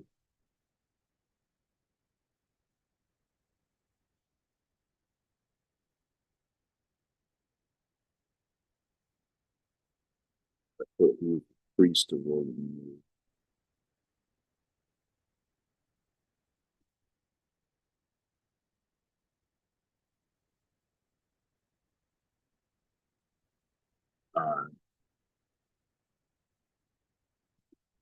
So Auremelia is a bringer of divination. I wanted you to get uh, well, let's go to this one here. So Auremelia has an Osiris epithet thing. Auremelia is poison. And then his wife, Apetibi, had to resurrect him and bring him back. Now we know this story. Aurelia's death and resurrection, the jealous rivals poisoned Aurelia and his body was abandoned in the forest. But his loyal wife, Apetibi, and her disciples performed the rites of Lure. And the Orishas revived him, proving that devotion to truth conquers deceit. Devotion to truth conquers deceit. So now Aurelia, oh man, I want to give you a full depth on Auremelia. I hate to just speak it out. I like to read it to you. So let me see if I can get the next stage.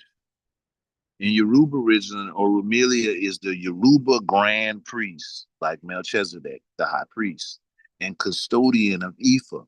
The source of knowledge is believed to have keen understanding of human form and of purity, praised as being often more effective than remedy. His followers and priests are known as Babalaos.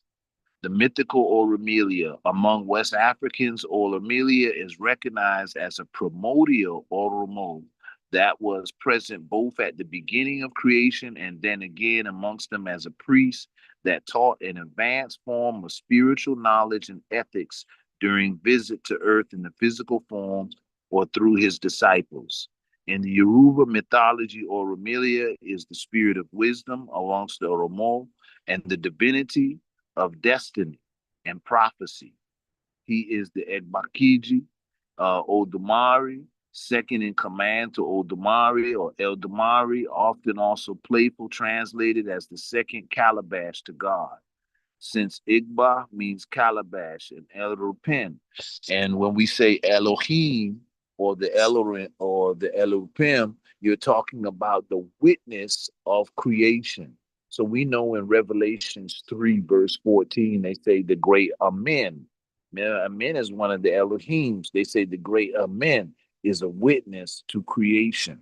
So here we are with Elohim, witness of fate or witness of creation. Auremelia is also referred to as the Oborigon, the embodiment of knowledge and wisdom of Ifa. So the embodiment and knowledge of Ifa. So let's go further. Auremelia, pronounced Auremelia, is generally accepted that it is a derivative of sort, also known as Ella, El Asodo, or El Ties Ida On. One angle suggests that the ancient scholars interpret it as the base on the verb of la, explaining the meaning as Oloron Mo Ella, God knows Ella or Ella. Another suggestion that the name is derived from the phrase Oru ni o mo ini mala. Only heaven can identify the saved. Only heaven can identify the saved. Only heaven can identify the saved. So when we talk about divination and we talk about higher self, electron, proton, neutron, and we talk about this higher nature, the higher mind, the heavens of your being, we talk about alkaline operating the pineal and the pituitary so that you are the measurements, the 144, the measurements of a man, which is the measurements of an angel. You are the wall, you are the measurements. So when we talk about this, only heaven can identify the saved.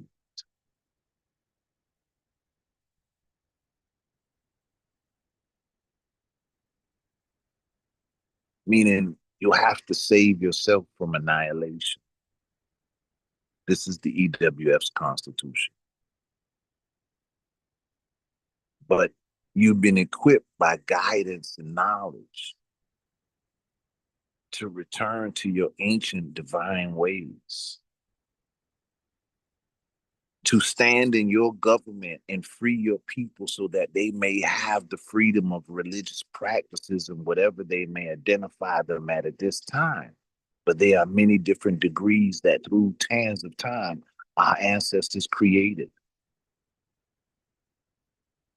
So we are supposed to overstand that this higher nature that we obtain in our travels or journey to become that returned divine beings. Only heaven can identify the saved.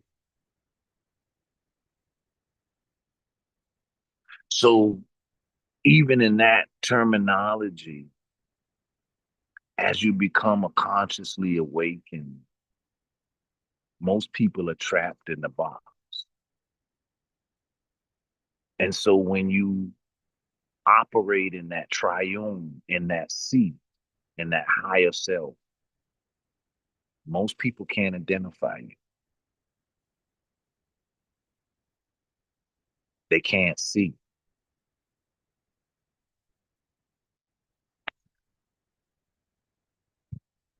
Let's go a little further.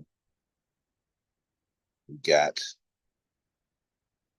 the 16 that we have been in discussion on. So let's go to this 16 and get this in place. So, oh, well, I could do this. Hold on. Hold on one moment. Thought I brought it with me. I think I do. Give me one moment.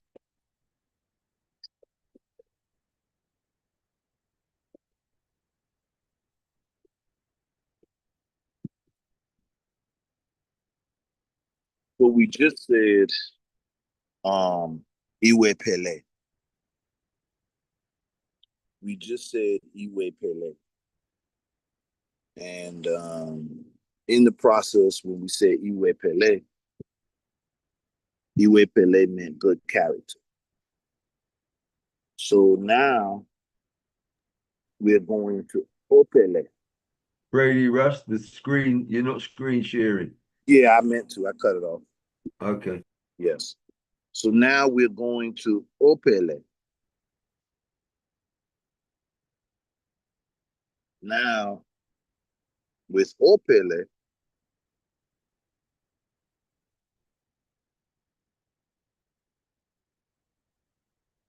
we're going to study that our ancestors took something like this. Let's look at this. And they encoded in this simple necklace, this opele, this simple set of beads, that this is ons and off switches here. This is science. This is mathematics. And they learned to use these and put them down, and you'll get different readings from each one of them. So you'll be able to know and do the counting on them, on the measures of them. This is using the Opele. This has got your DNA mathematics. This has the mathematics that made the computer. So look, you've got 2, 4, 6, 8, right? So on the different sides, if the thing falls this way or that way, so this 8 represents 16. This 8 represents 16. So this is the 16. So it just looks like just a necklace or just beads. But the mathematics that is in this, the mathematics that is in this, the mathematics that is in just these by themselves is the mathematics of creation. Now, how could your ancestors know to take this and create the mathematics of creation? But you could walk into a hut or a village and, you know, the Europeans could come and they'd be grabbing necklaces and just math and everything, and they just think they're nothing. But this is 1,000 years of research and thousands and millions of years of research and science right there, preserved in the simplest form. The simplest form. All right. So let's go a little in deeper with this. Let's get some more insight on the Opele.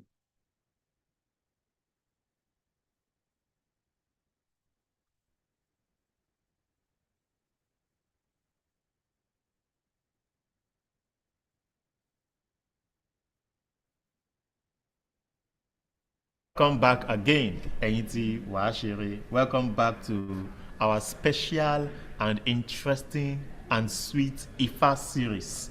The last time we were here, we talked about Ike Ifa, and I saw how that you guys really enjoyed it. But now we move on from Ike Ifa to Ọ̀pẹ̀lẹ̀. Ọ̀pẹ̀lẹ̀ ló yó tán ló dakùn délẹ̀. Adíá fún pérégedé tí ń ṣọmọ yèyé ojúmọ́. Before we talk about Ọ̀pẹ̀lẹ̀, let me briefly tell you the history or the story of Ike Ifa. It so happened that Ọ̀rúnmìlà was gravely insulted and dishonored by one of his sons, and Ọ̀rúnmìlà decided to leave. Not out of petty anger, but just to teach us a lesson that when there is dishonor in a place, it means they are not wanted. Ọ̀rúnmìlà sensed dishonor, and then he knew that tá a bá fi àpárí iṣu hàn àlejò, òwe ilé tó lọ ni. So Ọ̀rúnmìlà decided to leave. He left the world and went to Ọ̀run. Calamity descended upon humanity. Àtọ̀ ò dọmọmọ́, eku ò ké bí eku, ẹyẹ ò ké bí ẹyẹ, ọmọ ènìyàn fọhùn bí ènìyàn. Làwọn ọmọ ènìyàn bá mú èjì kún ẹ̀ta, wọ́n fi ẹ̀ta kún èjì, wọ́n tọ̀ Ọ̀rúnmìlà lọ. Wọ́n bẹ Ọ̀rúnmìlà bàbá mi àgbọnnìrún pé ọ̀bá dákun dábọ̀ kó fi èdè nù, kó dákun kó padà wá sílé ayé. Ọ̀rúnmìlà ní lá òun ò padà sílé ayé mọ́, ṣùgbọ́n òun ó fún wọn ní nǹkan tí ó dúró gẹ́gẹ́ bí òun, tó yẹ pé tí wọ́n bá fẹ́ máa bá Ọ̀rúnmìlà sọ wọ́n lè máa bá a sọ. Ìlú Ọ̀rúnmìlà bá fi fún wọn ní Ike Ifá, ló fi di ohun tá a fi ń dífá lónìí, tá a fi ń bá Ọ̀rúnmìlà sọ̀rọ̀. Ifá yẹn ní ó wá fún wọn ní igi 16. Ó ní bẹ́ẹ̀ bá délé, bẹ́ẹ̀ bá fowó ní, ẹni tẹ́ máa bínú. Bẹ́ẹ̀ bá délé, bẹ́ẹ̀ bá fàyà ní, ẹni tẹ́ máa bínú. Bẹ́ẹ̀ bá délé, bẹ́ẹ̀ bá fọmọ bí, ẹni tẹ́ máa bínú. Ilé lẹ fẹ́ kọ́ láyé, ẹni tẹ́ máa bínú. Aṣọ lẹ fẹ́ ní láyé, ẹni tẹ́ máa bínú. Ire gbogbo lẹ fẹ́ ní láyé, ẹni tẹ́ máa bínú. Ìgbà tí wọ́n délé, gbogbo ire náà ni wọ́n ń rí. Ọ̀rúnmìlà àfèdèfẹ̀yọ̀ ẹ̀làsòdì. Ifá relé olókun kò dé mọ́, ó ní ẹni tẹ́ ẹ bá rí ẹ ṣáà máa pè ní bàbá. That ẹsẹ̀ Ifá is from Odù Ìwòrì Méjì, and that, very briefly, is the history of Ike Ifá. So now, let us move on to Ọ̀pẹ̀lẹ̀. Now, the Ọ̀pẹ̀lẹ̀ is named after a tree, the Ọ̀pẹ̀lẹ̀ tree. and these are the seeds of that tree. We can actually use Ide verse for these ones actually also, but this is the most popular one. Remember that in Ikinfa, 2 knots mean 1 stroke and 1 knot means 2 strokes. It is just like that in the Okpele, just that this time around it's slightly different. So we have on the Okpele here, the Okpele seeds. They have been split into halves, and then we have 4 on this side, 4 on the other side. Each of the Okpele have 2 possibilities, the Inu and the Ode or Enyi. When you cast it, it either shows you the Inu or the Ode, and these are what will determine the strokes that we are going to print on the Okpon Ifa. So we have 4 Okpele here and 4 Okpele here, making 8. But each and every one of them have 2 possibilities. That is 8 times 2, giving us 16, which stand for the Oju Odu. The 16 Oju Odu, àwọn Oju Odu mẹ́rìndínlógún. And then from these 16 possibilities, we can get 240 other possibilities. So from these 16 possibilities, which stand for the Oju Odu, we can derive the 240 other Amulu Odu. Together, they all give us 256, and those are the Odu we have in Ifa, Ọ̀tàlénígba Odinimerin, 256. So do not forget, each of the Okpele gives us 2 possibilities, the convex or the concave side, Inu àti Ẹ̀yìn, just like the head and tail of a coin. So how is the Odu revealed using Okpele? Very simple. The Babalawo simply casts it, and then it transfers what the Odu reveals into the Okpon Ifa. But before casting it, he shakes it to randomize the process to make sure that there is no manipulation involved. So the Babalawo shakes the thing, and then he carefully casts it like this. So now, as you can see, some of the Okpele seeds are showing us their Inu, while the other ones are showing us their Ode. If it had been that what we have here is exactly the same as what we have here, that would have been an Odu Odu.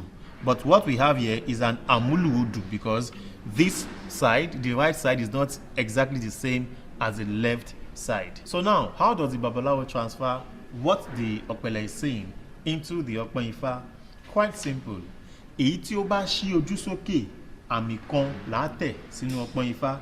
Èyí tí ó bá dá ojú délẹ̀, àmì méjì la máa tẹ̀ sínú Okpon Ifa. So the Babalawo simply follows that principle and transfers what the Okpele is saying into the Okpon Ifa. This first Okpele here is showing us its inside, and that means 1 stroke. It does Minister, this in the Okpon Ifa. could you pause it right there? Èyí tí ó dá ojú délẹ̀ yìí. Yes, sir. There was a word, it sound kind of like Ethiop or Ethiop. I didn't catch the translation. I'm interested to see what's the translation of that pronunciation. That sound almost like Ethiop or something like that. Yes, sir. Okay, I missed it. Let me try to play it back. Because this side, the right side, is not exactly the same as the left Yeah, a little bit side. right there, yeah. So now, how does the Babalawo transfer what the Okpele is saying into the Okpon Ifa? Quite simple. Èyí tí ó bá ṣí ojú sókè, àmì kan là á tẹ̀ sínú Okpon Ifa. Èyí tí ó bá dá ojú délẹ̀, àmì méjì la máa tẹ̀ sínú Okpon Ifa. So the Babalawo simply follows that principle and transfers what the Okpele is saying. So the part that sound like This Ethiop first or Okpele here Ethiop sounds is like showing us upright its or inside, and that word in means 1 parentheses. stroke. He Yes, does sir. Iki, this yes. in the Iki, Okpon Ifa. Iki, Èyí tí ó yeah, dá ojú délẹ̀ yes. yìí, It is àmì sound. méjì là ó tẹ̀ fún. Èyí tí ó dá ojú délẹ̀ tó tẹ̀lé yìí, Because that's àmì the méjì là ó board, tẹ̀ that's the fóun náà. Iki. Èyí Yes, tó I tún tẹ̀lé, understand. ó ṣí ojú sókè, But it's àmì an kan I, actually. là á tẹ̀ fún. He goes on to the left side and does the same thing. Okay, 1. This Yes, one sir. here is facing outside. That is 1 stroke. This one, the same thing, 1 stroke. This one, facing downwards, 2 strokes. And then this one, facing upwards or outside, 1 stroke. So now he has successfully transferred what the Okpele is saying into the Okpon Ifa. The next stage, since the Udu has been revealed, is now begin to recite the Ese Ifa, and from there, Ifa will guide the Babalawo into leading the client aright. So this Odu that has been Some of you will say that that is a hypothetical chance. And I can tell you, as Babaluaye Ofunka, that it is not. That it is not. I've watched the oracle speak directly to people's situations and everything. I've watched babies and children get their Ori, which is the Ethiopian name of the first dynasty, Ori, the head. They get their Ori, and the children that stay on the life paths are successful and prominent in life beyond measures.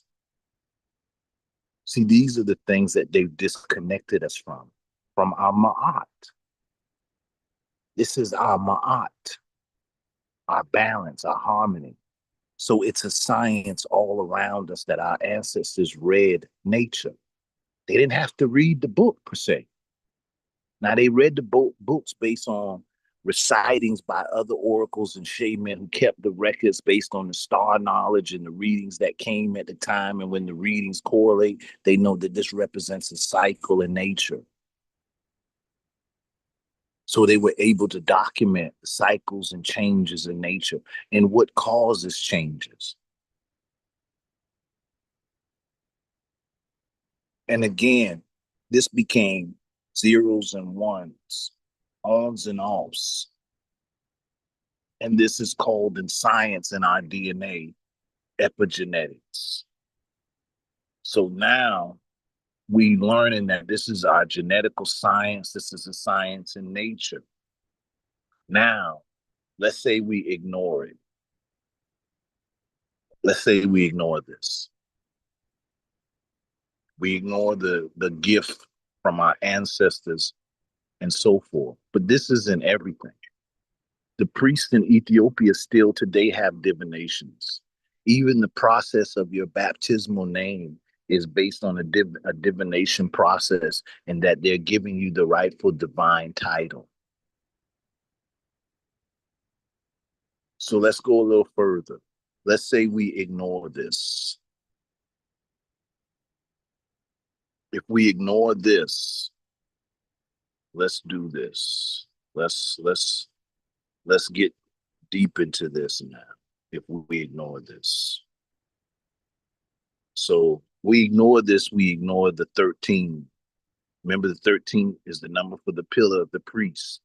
Remember the two pillars, one is 16, one is 13. 16 is to knowledge or equality, as above, so below. So now we've acknowledged the equality as above, so below. So we've raised the first pillar of the doorway. Remember, the doorway is into the temple of self. So first we're raising the first pillar, which is the kingly pillar. We're placing the crown on you, letting you know you are the recipient of a crown of glory. Who is this King of glory? We are letting you know you are the recipient of a divine nature. We are letting you know that nature heard you from the beginning until now, and the answer has already been here. We're letting you know of this science that is embedded in the stars in the heavens that is in you. In you. But now imagine if you ignore it. And we're talking about zeros and ones. Remember that.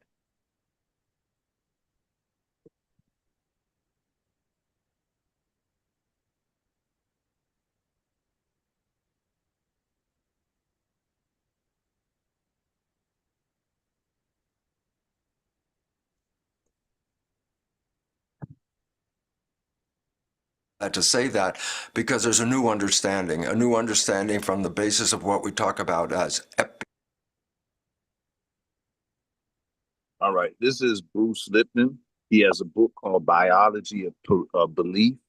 He is one of the lead scientists in what they had developed under the DNA Genome Project. He was a lead scientist in the 70s. And after studying so many different aspects of this, he became an advocate against the modern day philosophies of medicine and science after realizing certain aspects. And these aspects are aspects of the spiritual nature that is in our genetics and our DNA. And this is what we've been talking about. So let's check him out. Well, welcome back to this session. This one to me is a very important one because for years you were led by a belief that said genes turn on and off and control the character of your life. Then you put that into context. As far as we know, you didn't pick the genes you came with. And then you can't change the genes if you don't like your characteristics. And then, of course, at the end, if they turn on and off without you being involved, then by definition, you become a victim of your heredity and everyone is believing the fact that genes are controlling their life. Well, this is 100% false. I'm so glad to say that because there's a new understanding from the basis of what we talk about as epigenetics, how things really work. Well, let me go back to a beginning part here, and that is I was teaching medical students about how genes control life, yet in my lab I was doing the research that we described earlier on cloning stem cells, revealing how the culture environment really was controlling the genes. And the significance about all that is that all of a sudden it says, well, it's the chemistry of the environment in your body that actually selects your genes. The genes are not activating on their own. And then I said, well, how does all this work? Well, this is where my colleagues got upset with me because I could show them and predict and say, look, I put this medium in with the cells and the cells will either form muscle or bone or fat based on which medium I put in the culture dish. And they go, yeah, because they were all involved with genetics at that time in 1967. And so basically I was like the weirdo in the room, like, what do you mean it's not genes? And I said, it's not genes, it's environment doing this. And the big question that they came up was, how does that work? And in fact, I really didn't have an understanding of how it worked because I could observe that it worked by changing the medium. I changed the fate of the cells. How did it work?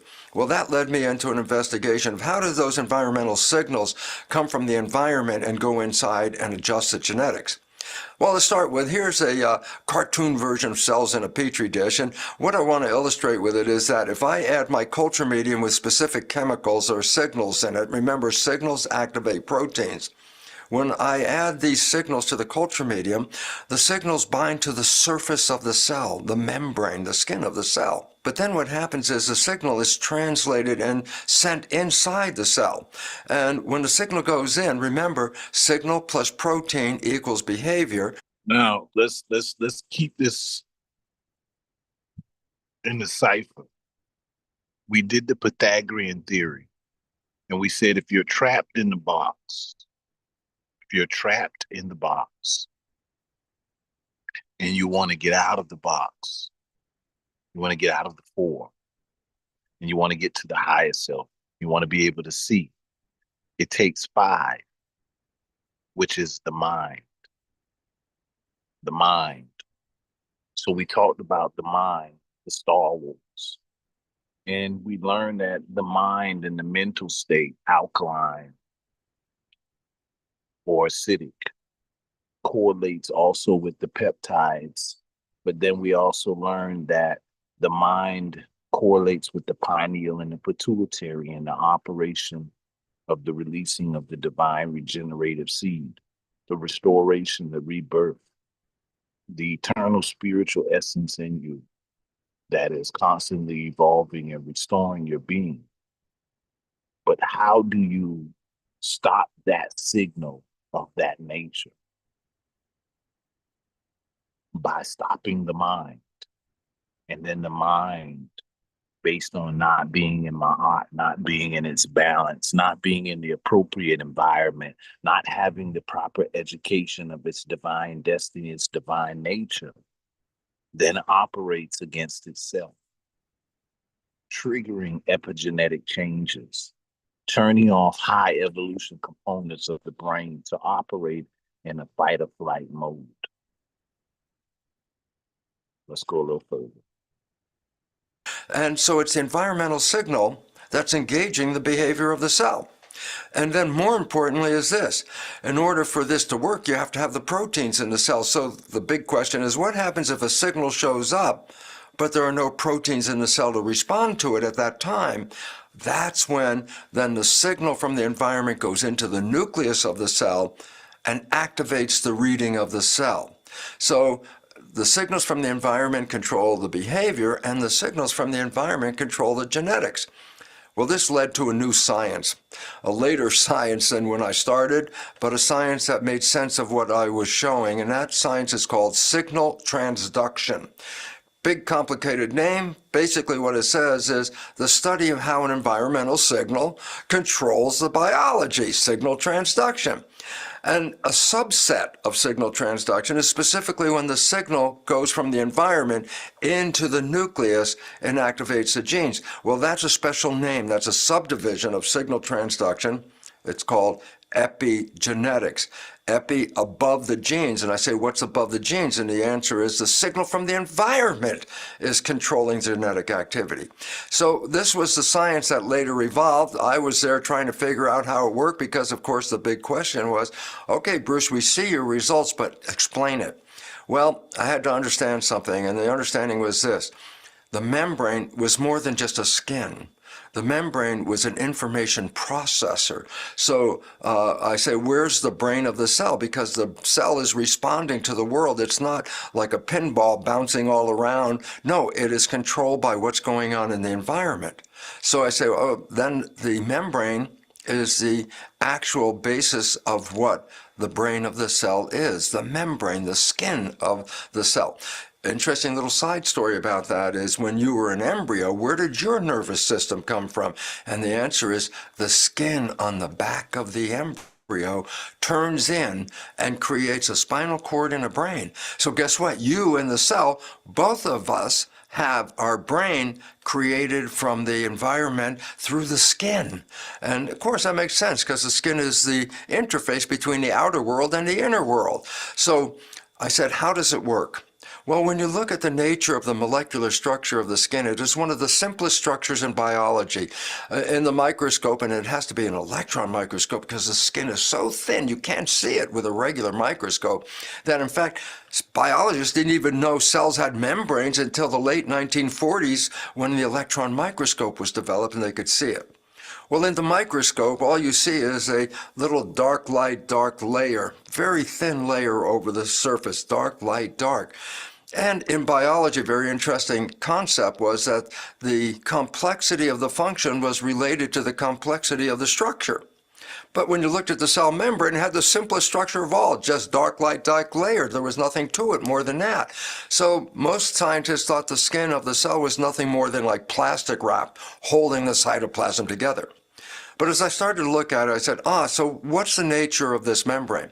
Well, yes, there is a dark light, dark, as illustrated in this photograph of the molecular structure of the membrane.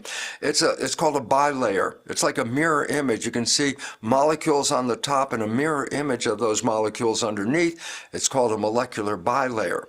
The molecules are called phospholipids. The center of the membrane, the dark light, dark, the light part, is actually where the lipids of the phospholipids are to be found. Lipids are like oil or butter, for example. And I say, what's the relevance of that? And the answer is very simply this. Water-dissolved elements that live in water, hydrophilic, water-loving elements, can come to the surface of the cell, but they can't go through the cell membrane because below that surface is a layer of fat, lipid, oil, which doesn't allow water-dissolved substances to come into the cell. So I said, well, this is a barrier. That's what everybody said it is. The membrane's a barrier. But what they couldn't see in the electron microscope is there were proteins built into that cell membrane. And there are two classes of proteins. One class of proteins has antennas on it, and that is called a receptor. The other class of proteins I want to describe is called a channel. And what is a channel? Well, a channel is a conduit, a channel like a pipe going through. I say, remember proteins. Now remember, proteins are the amino acids, the yahe-vahe, the as above, so below, the 26. Change their shape and respond to a signal. So when you look at a channel protein, at first the protein is closed. So there is no conduit. The channel is closed. But when a signal comes to that channel, the protein changes shape, opens up and makes a tunnel, and that's how information can get in and out of the cell. We talked through about these light transmission, electricity, and how they needed mediums and conduits. Mediums and conduits. Sound can travel in a vacuum. sound can travel in space. So what happens is the receptor or the medium conduit, when the initiative is out of order, the do, re, mi, the gamut or the kamut, the sacred seven harmonical tones of their being, can affect their being without them being an appropriate conduit. You can escape them. So music became a magic because the music can transfer the person into a dimension and turn them into the conduit, the environment, the vibrational psychosis that happens in that component. So this is what makes Naya Bingi chanting and all of these things very effective based on our nature, our Yahe Vahe, our divine intellectual nature is connected to the rhythmic science and the harmonics that come from the heavens. So those seven notes are the seven planets correlating with your seven chakras. So this is the science of as above, so below.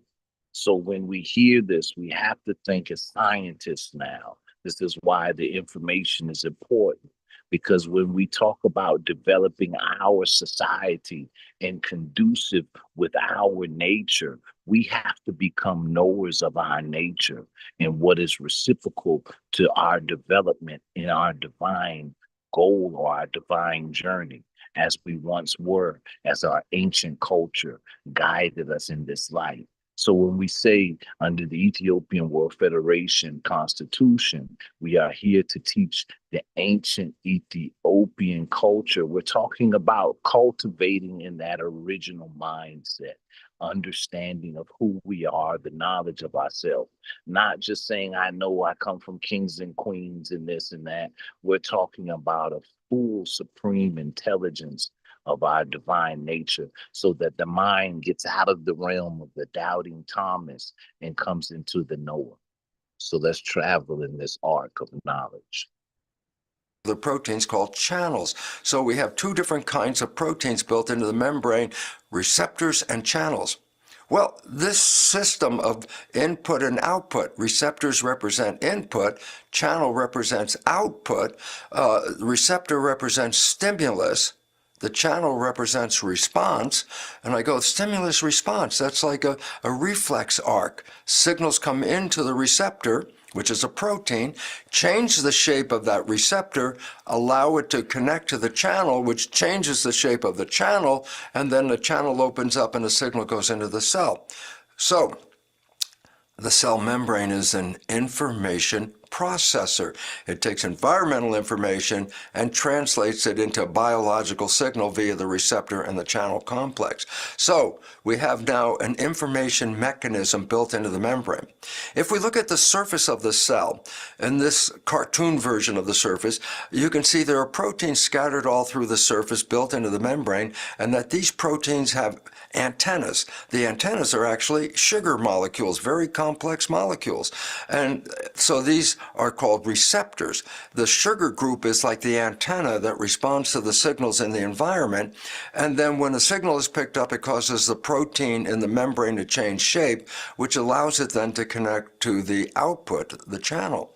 So I said, well, what does the surface actually represent? And the beautiful part is it's the equivalent of a keyboard, that the environmental signals type on the cell by activating the receptors, and then that activates a response that goes through the channel. So the environment is typing on the surface of the cell with its signals, and these signals are translated by the membrane into biological behavior.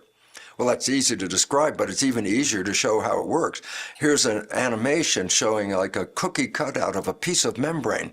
And in this piece of membrane, I show a receptor with an antenna and a channel. And you notice that the channel is closed. It's not open at all.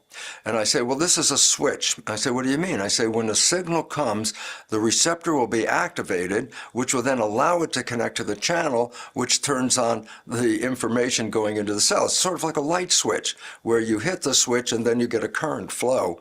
Well, the switch is the receptor and the current flow goes through the channel. So as we see this in live action, then we see the antenna is looking for a signal. Now, what we're looking at is a small protein, a green protein. In this case, it's called a G protein or a processor. It's the one that connects the receptor. But if you look at it, the processor couldn't fit onto the protein before the signal. But once the signal showed up, guess what? It changed the shape of the processor and of the receptor, and that allowed the processor protein to connect from the receptor to the channel. And when that happens, as you can see, the information now can flow through the channel because the channel opens up and actually makes a conduit between the inside and the outside. So look at it again. Signal shows up, changes the receptor shape, allows it to couple to the processor, which then couples to the channel, changing the channel from a closed channel to an open channel. And that is how information is taken from the environment via the receptor, connecting it to the channel, and the channel opens up and sends a signal inside. That's a basic switch. And I said, well, what's the name of this switch? In biological terms, I would call it, by its accurate name, it's called a receptor-effector integral membrane protein complex. And everybody goes, ooh, that sounds so good. And I go, it's Latin in the sense that science converts it into language that the average people don't understand what it is. Receptor-effector integral membrane protein complexes. Yeah, what is that? Well, let me explain the nature of the switch using the definition of the function of each of these parts. So I say, what's the function of the receptor? Well, in the switch function, the receptor's function is to read an environmental signal. Now listen, these receptors are built into the skin of the cell. Again, let me remind you, your basic receptors are also built into the skin of the cell. Your receptors are what? Eyes, ears, nose, taste, touch, pain, temperature. I say, where are your receptors built into the skin? I go, this is exactly the same as in the cell membrane, and they're simplified receptors, but they do exactly what our complex ones do. Our receptors read the environment so we know what's going on. The cell's receptors read the environment so they know what's going on. So I say, then what's the function of the receptor? The function of the receptor represents simply awareness of the environment. What's going on in the world? The receptor can see, feel, smell, touch what's going on. And I said, well, then what's the function of the channel? I say, well, when activated, the channel sends a physical signal into the cell that activates the proteins or the genetic activity.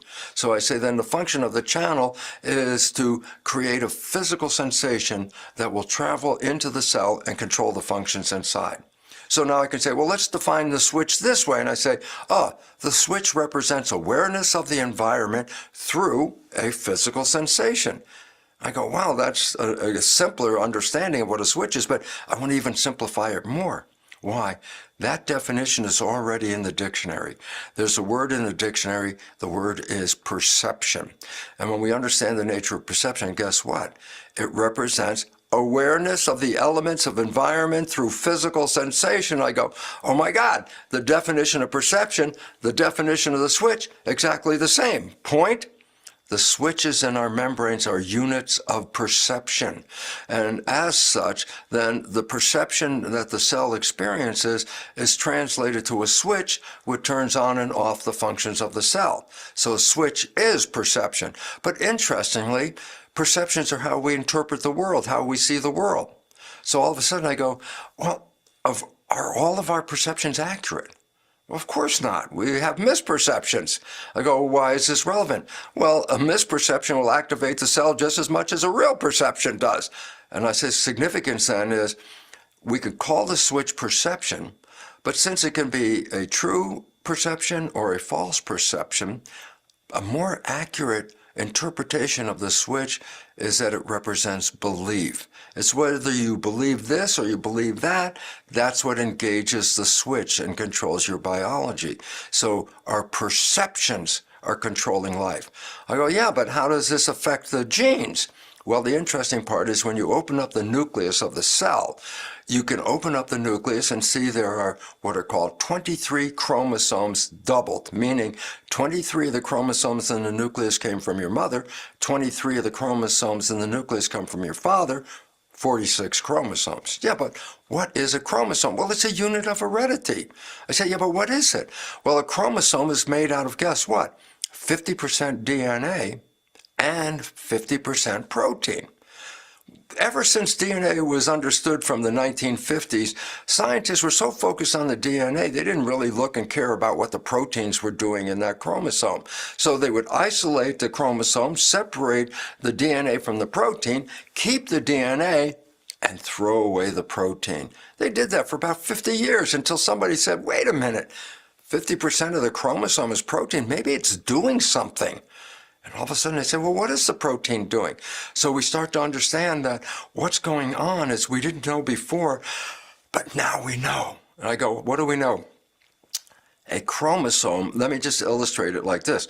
A chromosome has a core of DNA and a sleeve of protein surrounding it. And I go, so what does that represent? I said, well, look, let me illustrate it using my own arm. This is a representation of a chromosome. And I go, what does it represent? I say, there's a sleeve of protein covering up DNA. And I go, oh, so the DNA are the genes. I go, yeah, so let's say I take a magic marker and I write the genetic code for blue eyes onto my arm. This piece of DNA is the gene for blue eyes, let's say. I hold up my arm, I say, can you read the gene for blue eyes? And the answer, of course, I could read the genetic code right there. But I say, oh, no, what does it look like when it's inside the cell? Oh, inside the cell, the DNA is covered up by the sleeve. I say, can you read the gene for blue eyes? You say, no. I say, but if I need the gene for blue eyes, then how do I read it? And the answer is, remember, the sleeve is protein. Remember that when a signal from the environment binds to a protein, it changes the shape of the protein. So when a signal comes in that binds a protein on the surface of the chromosome, it will cause the sleeve to come off, change its shape, and then you could read the genetic code. So I go, why is this relevant? And the answer is, well, the gene didn't do anything. It was covered up. But to read it, you have to take the sleeve off. To take the sleeve off, what you had to do was actually then put a signal into the system that would cause the sleeve to change shape. Now let's illustrate this in an animation. And in this animation, you can see an example of a chromosome. It's covered by a layer of proteins, and inside is a core of DNA where the genes are. And at the beginning of each specific gene, there's a specialized protein called a regulatory protein. Regulatory, that's already an informative name, regulatory. I say, how does it work? I say, when a signal comes from the environment, it goes in the nucleus. It will complement the protein that it best fits. So the signal is very specific to identify which regulatory protein we want to activate. And when the signal comes in, it binds to the regulatory protein, causes that protein to change shape, the sleeve of protein pops off, and now the gene is exposed. Then I say, what happens then? Well, as we're going to see in this video right now, what you're going to see is first the signal comes into the nucleus. And then what it does is it finds the protein it can complement with, the regulatory protein. Once the signal binds to this regulatory protein, it causes the proteins to change shape. And when that happens, what do you think happens? The protein sleeve pops off.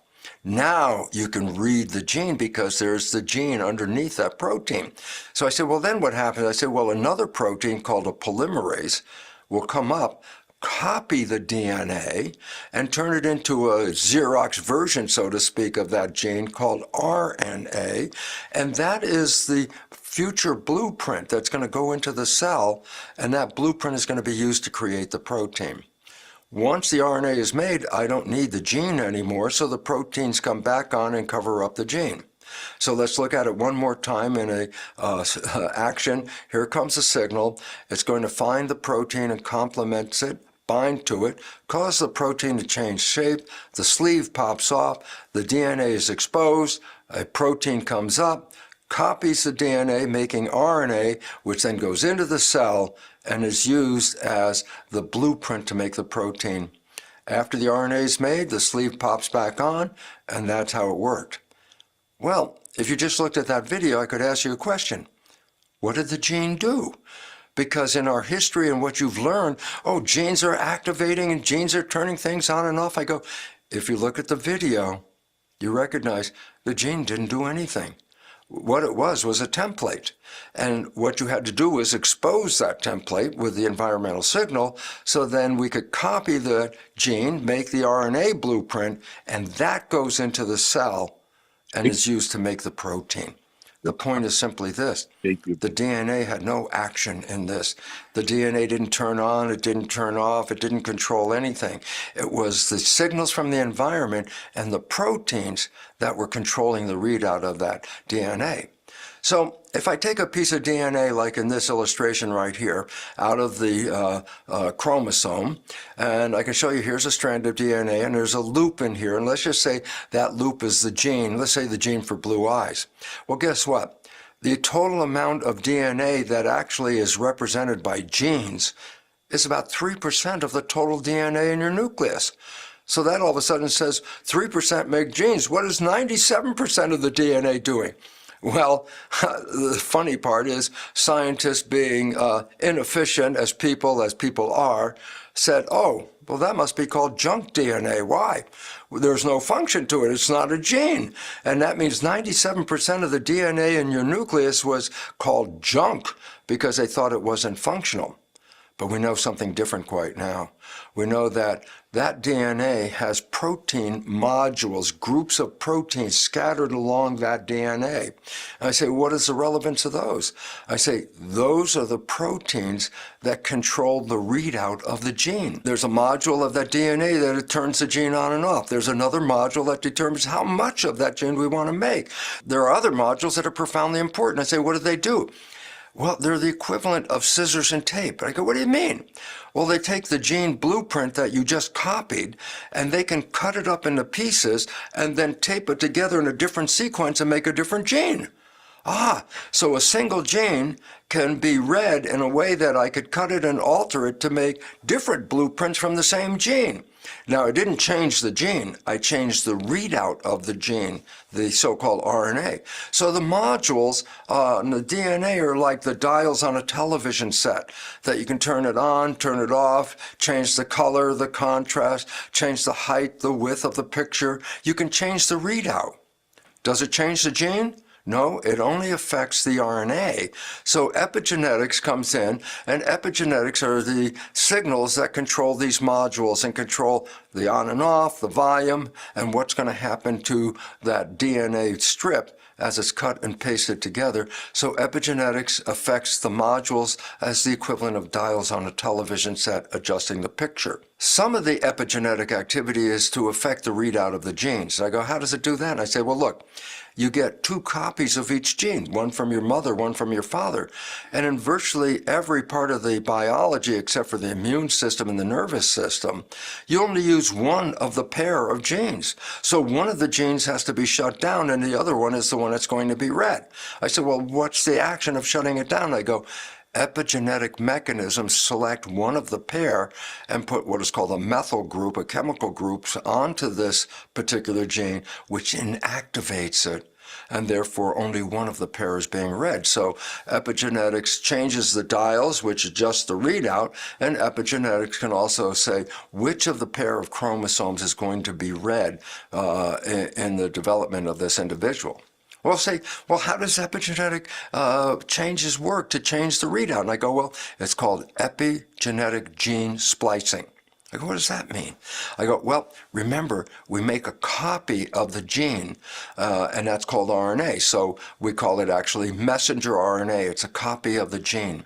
I say, so what? Well, let me give you an example. Let's say here's the messenger RNA from what is called the reading gene. And I go, so what's happening here? I say, well, you made a copy of the gene, the reading gene, and here's a copy. It's called RNA, and it's a copy of the gene. But then I say, so what does epigenetics do? I said, well, like scissors and tape, you can cut that signal, paste it together in a different sequence, and change the word. So, for example, let's look at it this way. Here's the reading gene. I cut off the ing part. Now I have the read gene. Or I have the reading gene, cut off the re part, and have the ding gene. Or I cut off the re and the and I left up with the add gene. Or I could cut out the middle of the message and then paste it back together and make the ring gene.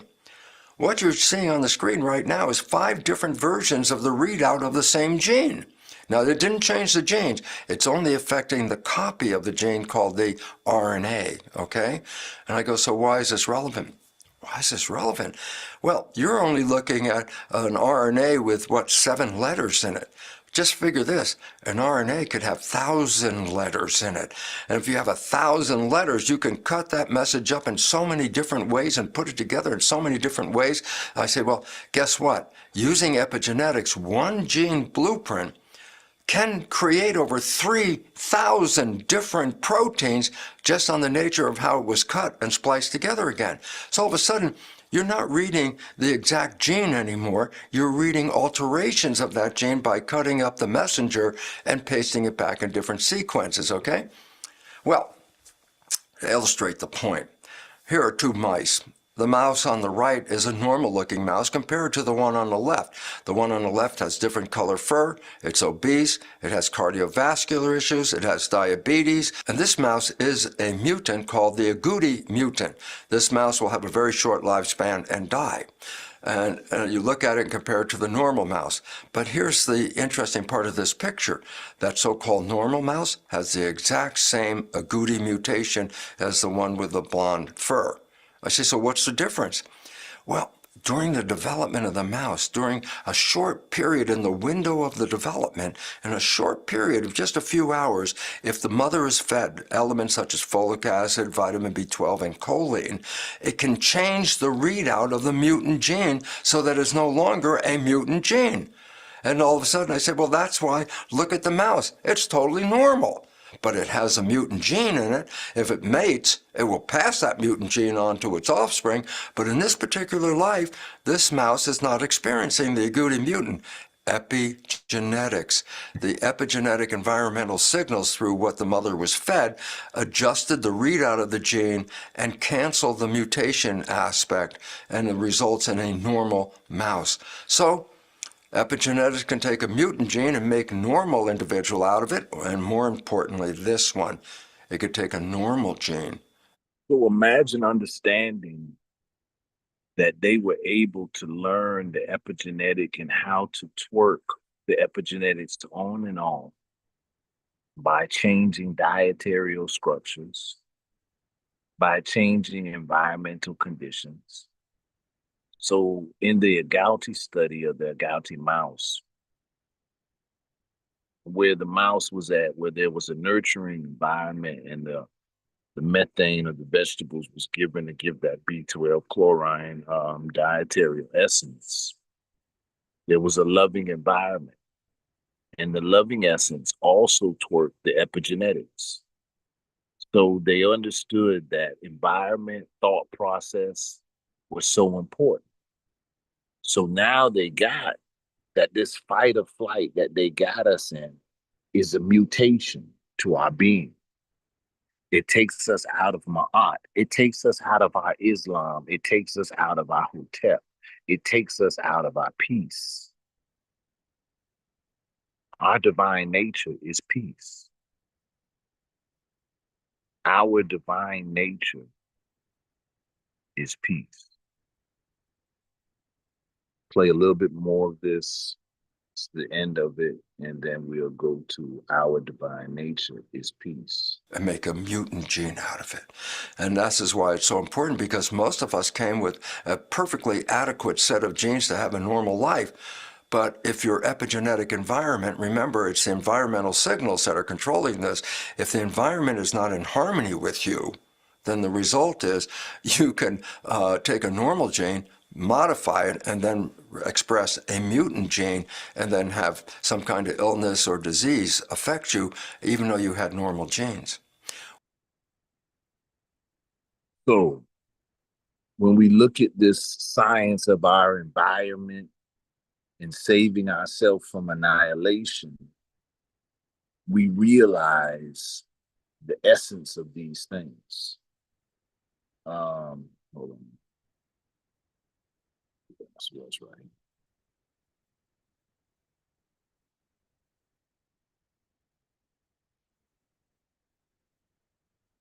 Didn't mean to go to this one. So.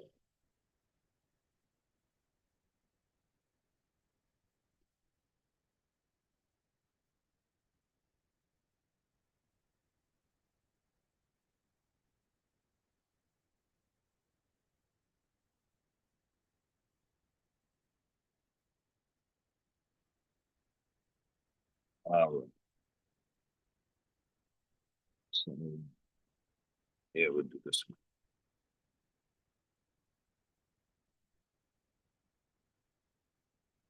So we started with the science and the seven bodies, but let's we jumped in Aurelia divination, and we want to give a clarity to that as well.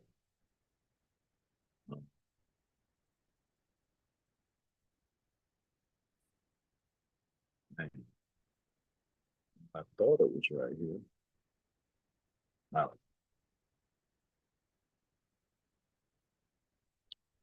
this picture, you see the Ephraim and Manesh, but this is also Melchizedek. The first pillar, which says 16 king, is Malachi. The second pillar, which says 13, which is priest, is Zedek. And if you see where it says Abraham, Joseph, keystone, the keystone represents your peace. So this diagram represents the doorway to the temple of God. But yet it also is a marker of what we call the tree of life. And in the activation of the two pillars, the first pillar being the kingly pillar, is to acknowledge your equality, your as above, so below. The second pillar, which creates the doorway, the arch doorway, with the keystone, bringing forth the hidden pillar, which is the middle pillar, is the 13, which is the priest. But 13 is the master, the letter M. So the priest must master, or the priest keeps the temple in place. The priest masters the ways of the temple. Your body is the temple. So when your knowledge and the keeping of your temple, that's the epigenetics, that's the codes, that's the zeros and ones. You start the restoration process. Then you become an accessor of the keystone, of the shalom, of the peace, of the middle pillar. But the middle pillar has a mathematics. This middle pillar is a 26. So you become a holder of the Yahweh, the Yehovah, the Yahweh, or the Yahweh Shin, inclusive becomes your Yeshua, the sacred fire in the middle pillar. So Yeshua, the science, is a nature, but it is the Adam, it is the 144. It is those that are sealed in the last days. It is that science of your being restored back to being the living word of God, for you are the living word of God. In whatever dominant denomination or anything that you have come to, you are that living word, you are that living science. And the one thing our ancestors knew, that it doesn't matter what book, as long as we know that the place that the creator has wrote the living word, that is in nature. So our ancestors learned the science that was written in nature. And that is the language of God. That is the language of the creator. That is the language of Yah. That is the lunar truth of your being that brings you to that higher frequency. That is you transcending the box, the four, and coming into your higher triune. That is you understanding that in this science, there has to be a resistance.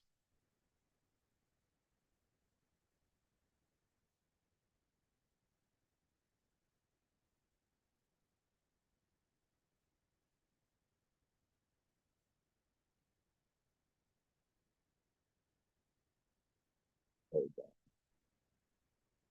has to be a resistance. I'm going backwards. Oh, yeah.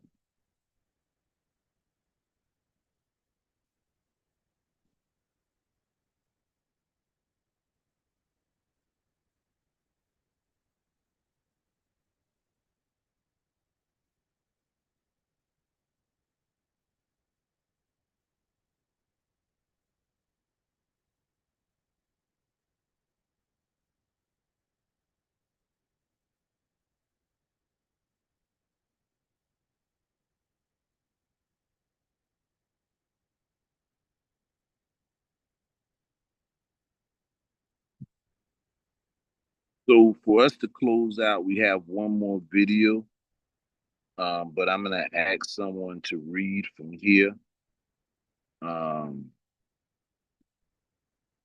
and let's go into a little far eye training.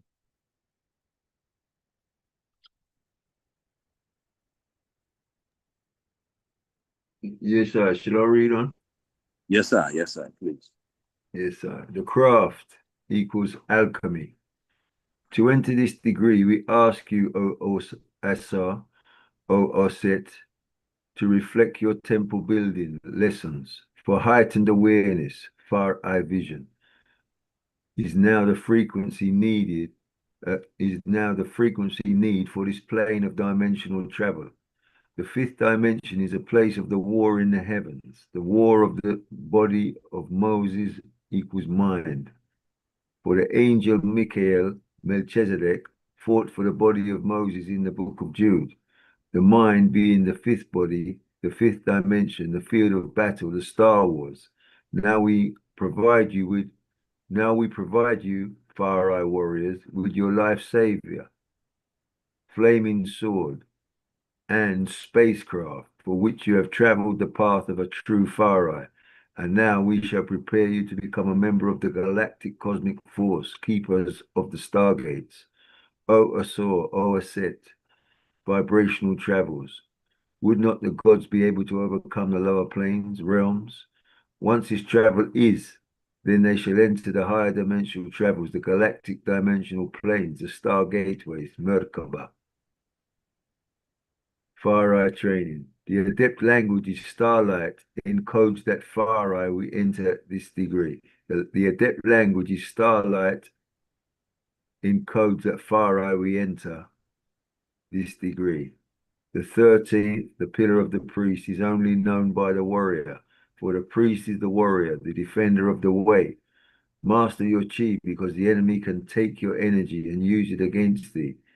The arts of temple building strengthen the mind, but the outer challenges are the razor of strength. Mundane warfare must be mastered in its elemental use against the bloodline.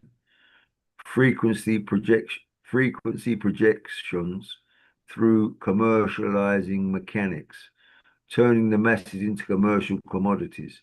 The biologic war must be fought in every elemental form. What is the logistics of this war? Mental equals metal, the ore of the body, the oracle. The body is a feminine principle, an oracle. An oracular word of the womb. It's pregnant and will release the word of God, the judgmental. Metallurgists separating metals from their ore, a newer form of a hidden form of alchemy. The transforming of metal is what is said of alchemy today. But Far Eye cipher now. You are an electrolytic cell converting electricity into chemical energy and converting the chemical energy into electricity. Your combat training begins in mastering the knowledge of the chi, which is electricity. Study its movements, its science, and you learn the force. O Far Eye, feel the force flow within. The chi is flowing, the force is flowering.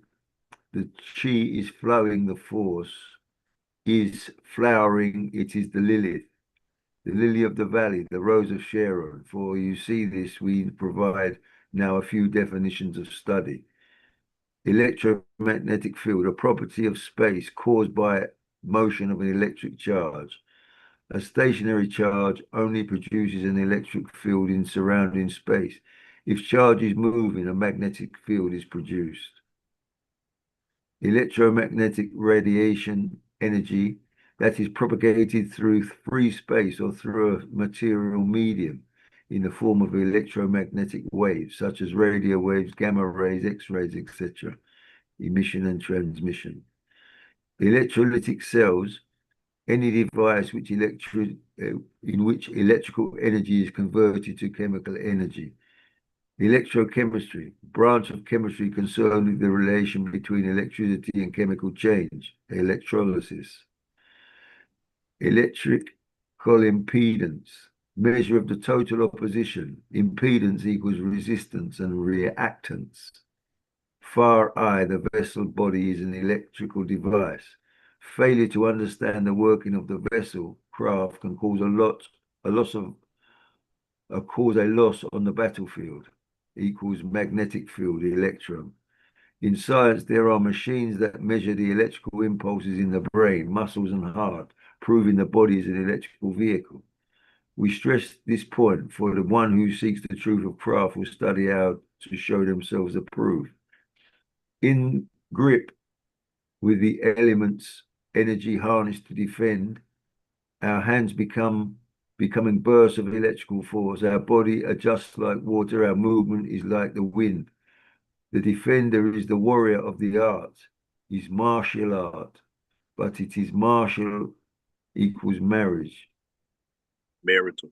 Oh, marital, but it is, all right, you got warrior of the art is martial art, but it is marital equals marriage. It is the master of the lower nature, the two becoming one, the third eye movements. Learn to not only walk on water, but to turn water into wine. This is the drunken master technique. The molecular transforming movement is a mastery of every cell, for it is the key to the chemical change needed to turn the water to wine. Eat to live is a resurrection term, for to have died, you must fight to live. And if you are dying, you must fight to live. Remember, we are far-eye warriors, defenders of the way. Thoughts produce chemical reactants, which could be impedance to obtaining the charge.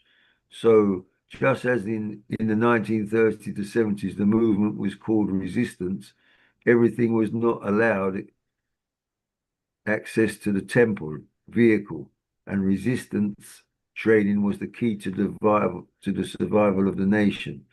The degree of resistance is like a tiler at the door, a guard to keep the way. Removal of food that poison the physical, for they produce impedance, opposition to the electrical flow. Organic ital eating is a science of alchemy, alchem. This, aligned with the oxygenation breathing techniques, produces a chemical change that produces an electrical charge to transform metals. With a base Tai Chi mastery to align chakras and begin turning 6 lead jars of water into wine. Those that produce the biologic, that was what we eat, does not matter to us. Those that produce the biologic, that what we eat does not matter to our spiritual development, are surely the same ones we must put up as a resistance to, for they are attacking us for the body of Moses' mind. For they are attacking us for the body of Moses' mind. Do they not allow Alchem Lamech? For he who kills him shall receive a 70-fold punishment. Alchem, Alchem being black dot, the opening of the third eye, the far eye. So they do not want you to be a far eye warrior. They are trying to remove the defender of the way. To produce a charge, you must have a proper mental chemistry and physical chemistry. Food we eat. And then the operation of raising the Kundalini begins. In the story of Elijah, Eli raised Jah, told Elisha not to stop and talk to anyone, or you will lose the charge. Take this staff and lay it on the dead, and they will live. The staff of Moses was a serpent, the Kundalini energy. But this energy can be minus or plus. It depends on the electron mind. Reflect the higher is spirit, equals energy that can be neither created, atom, nor destroyed. But it is the atom that makes up matter, the physical world, Asaya, Asia. So the energy of our very own temple can either be divine or demon. In alchemy, the process of drawing light out of darkness. So the knowledge of darkness, chem, has been hidden. For the enemy For the enemy never wanted the return of the Far Eye warriors, keepers of the way, for then the stargates would be opened and the Ancient of Days, the ever returning ones, would come. Dimensional travel is done in light degrees, but the light vessels has no access to the portals due to improper access codes. But now we gain access through diplomatic efforts of learning to decode. The DNA is the code. This is the hydrogen meaning a solar, but yet the vessel is a lunar formula. This is why the mother is always considered lunar. She is matter, the dark one. But light, DNA, hydrogen is drawn out of darkness. This is alchemy. The pituitary is symbolized by the crescent moon, and it produces the honey, the golden substance. The golden child, the Buddha, the enlightened one. In Ancient Future, a book by Wayne Chandler, Chandler explains and proves that the book of I Ching was given by the ancient Sumerians, the Dragon Dynasty. So who is Buddha, the son of Maya? And then the Shaolin monks represent a very ancient Far Eye warrior, the green dragon, the black ninja. In transforming the code is entered and access is given to the portal, and the vehicle of life is ready for travel. Your spacecraft, electromagnetic radiation. Transforming. So we are regenerating the being, going through the transformation. That's the Christ self. Inside. The flaming sword. There is in the East of Eden. There in the East of Eden was placed a cherubim flaming sword to keep every way to the tree of life. In this fifth dimensional war, this Star Wars, you must be armed with your life savior, Far Eye warriors. It is given to all Far Eye masters. It moves with the Force. It is the Chi. In Temple Building Book 1, we lay the foundation on the lower self being a nine, the divine mind, the Peter or the rock which the church temple is built upon. We will use this word rock to align this degree of defense. We move you Far Eye to first remember Ruth equals truth. For her, in this physical plane, we only see half of the truth. So all truth are but half truths. But to the Far Eye vision is given to see Ruth lays at the feet of Boaz and a marriage takes place. Ruth is a Moabite, a child of Lot, the Sumerian dragon dynasty. So Ruth represents the code of the bloodline. The Moabite becomes Boaz, the royal lineage or lineage. Now, the dragon dynasty was also encoded in a Celtic mythology, of King Boaz, Arthur. In the story of King Arthur, he is the son of Uther Pendragon, the Celtic dragon dynasty. The Camelot stories are the Camelot, and in this Arthurian legend, the story is told of the Uther Pendragon throne being passed on to only the one who can draw the sword Excalibur from the rock, the stone. The sword drawn from the rock of self, the rock, the lead that when alchemically transformed becomes a golden flame, and when raised can defend the nation. It is the mark of the Canaanite of the royal bloodline. It is the real sword of Islam, peace. For when Kundalini is raised from the tomb, equals rock equals dead, it is the travel in the middle pillar, the path of the Messiahs. It is the pillar of Melchi and the pillar of Zedek coming together as at the keystone called Shalom, peace, Ketha. See diagram below.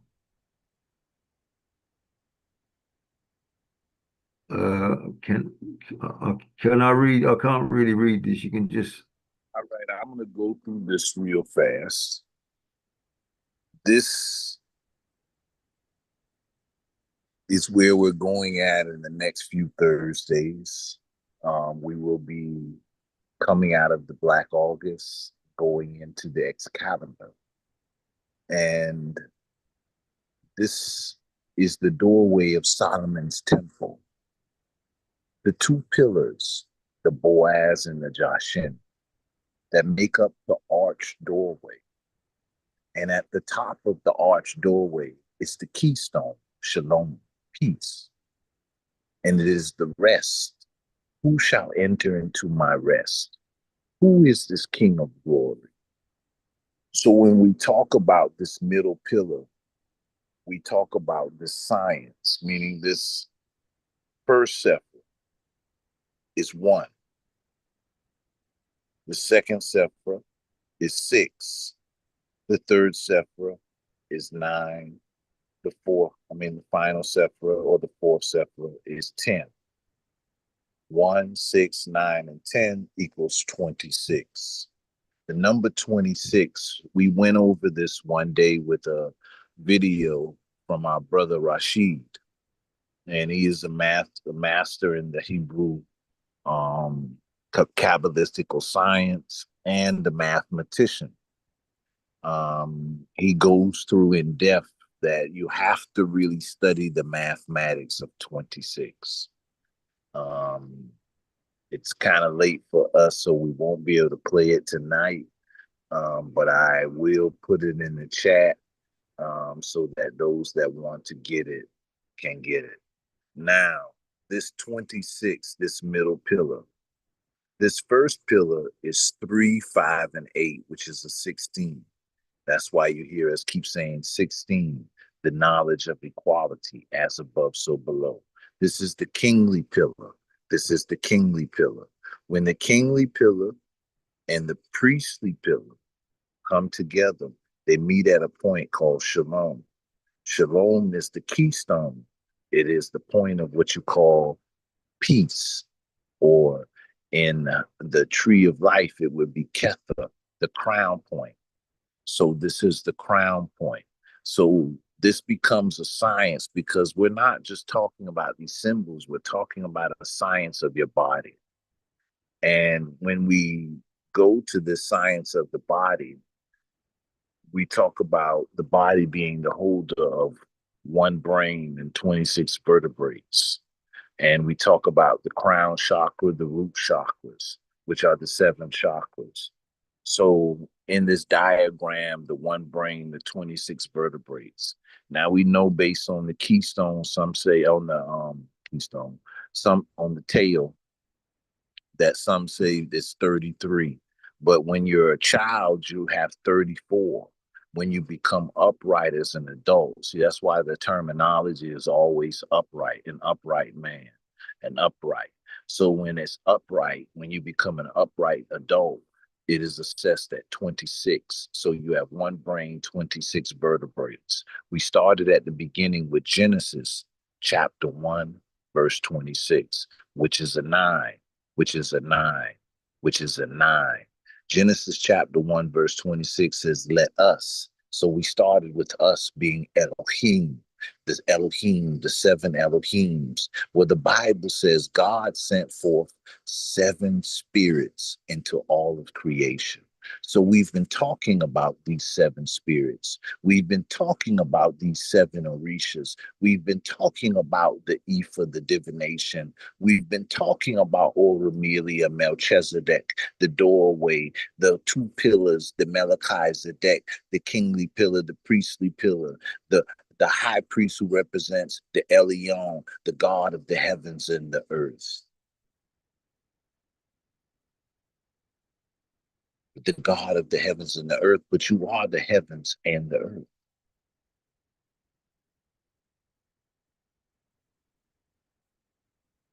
And Allah is closer to you than your jugular vein. And in the Quran, it says that Allah had made your structure 7.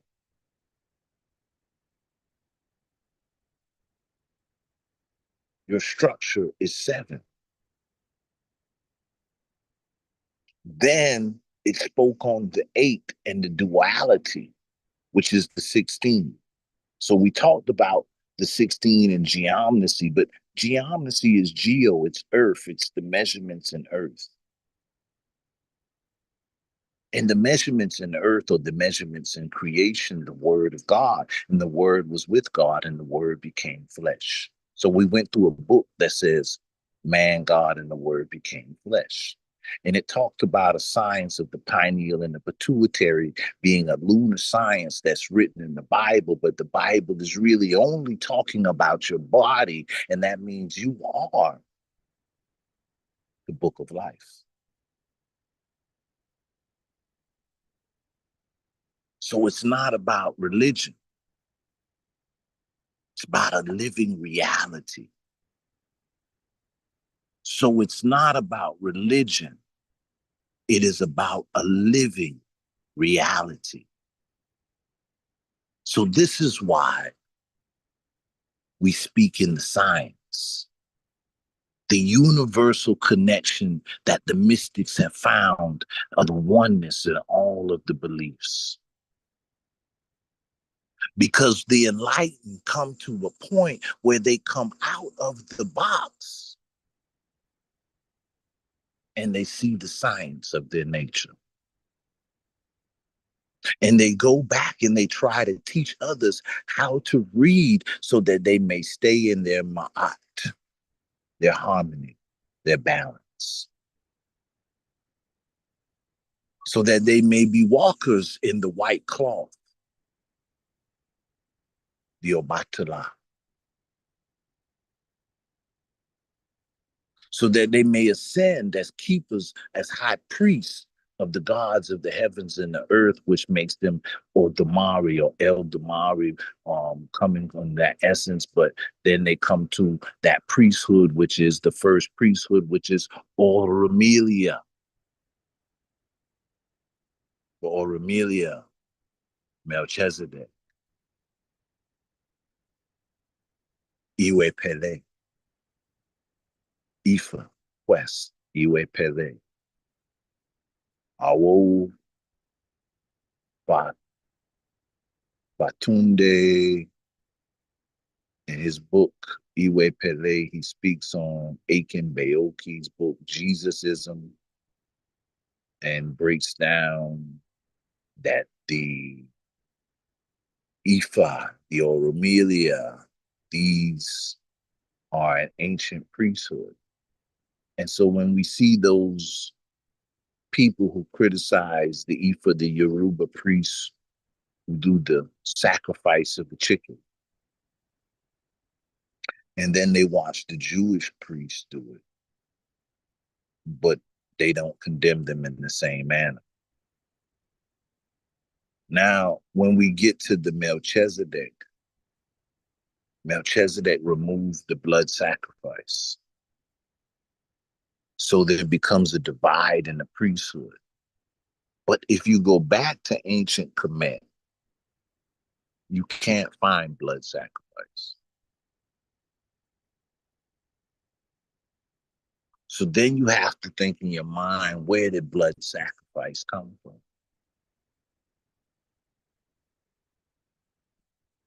Because Melchizedek did not ask Abraham to commit blood sacrifice.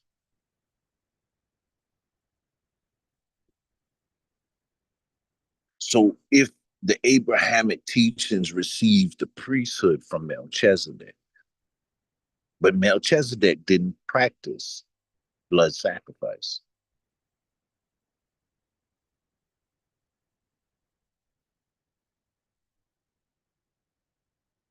But the bread and wine symbolized a science. Because later on, the bread and wine says, eat of my flesh and drink of my blood. But it ain't gonna tell you to eat a man. And there wasn't like people were keeping pieces of the body of Jesus and his blood for us to drink. And that's cannibalism. That's human sacrifice. So it can't be telling us that we got to eat this man. And he said, this is the bread and the wine.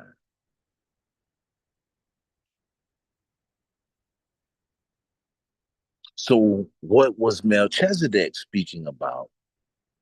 Or what was the reality of Melchizedek giving Abraham bread and wine?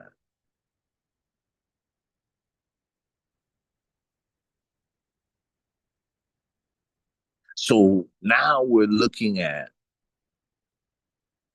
that when we track this through time and we say the ancient Christianity, you know, we always go through this. It goes back to the Nazarenes and the Essenes, and they all still dealt with a certain science of life.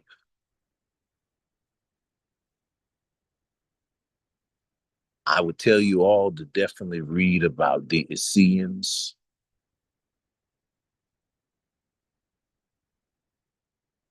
For they were keepers of a very intricate science that we as Rastafari pretty much without no one really saying it, because it is a part of our genetical memory, we adopted it in our natural ways as the essence of our ways. The Aita, the Bingi, the Bushman, the shaman aspects. And when we look at that, we're able to then see that it is not religion. It is our living reality.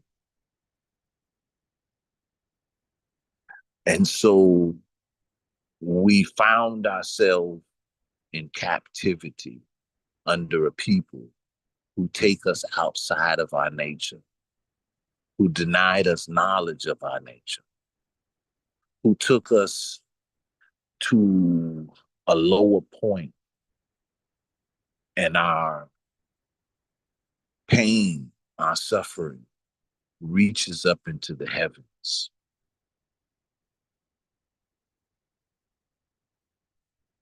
And thereby, the echoes have been great. And a manifestation came that unlocked us from the coils of our enslavers in these neo-colonial systems and gave us the ability to carve out our place as we see. See, that means we got a lot to create. We got a lot to study. We got a lot of ancient science to learn. We got a lot of scientists to give birth to and raise so that we can carve out our place under the sun. Meaning that the world is our, your wish is its command. And that power in the world has been taken away from you by you not even understanding the power and the science in your being.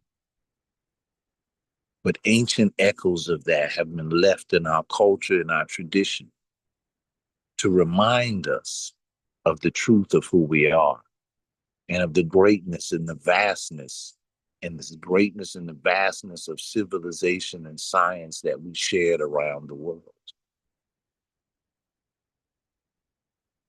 Now it is for us to seek it as though it is silver and gold. The knowledge of ourself is our wealth. It is our value. It is greater than anything that they have tried to mislead us, to give away our peace, our nature. And now that we know, our mind is free to grow. Our mind is set free to keep going. These are just seeds in the beginning of our discussions, but His Imperial Majesty has unlocked the 7 seals, the seals thereof on the back of the book. And you are the book of life. And now it is time for you to become greater than they have taught you or trained you to be. You are a time for you to return to the gods on earth. Africa awaits its creators. Amashe, give thanks. We're going to watch one video to close this out, just a little bit of it. And it's something we've watched before, but I can tell you, you will not be mad that I'm showing it again.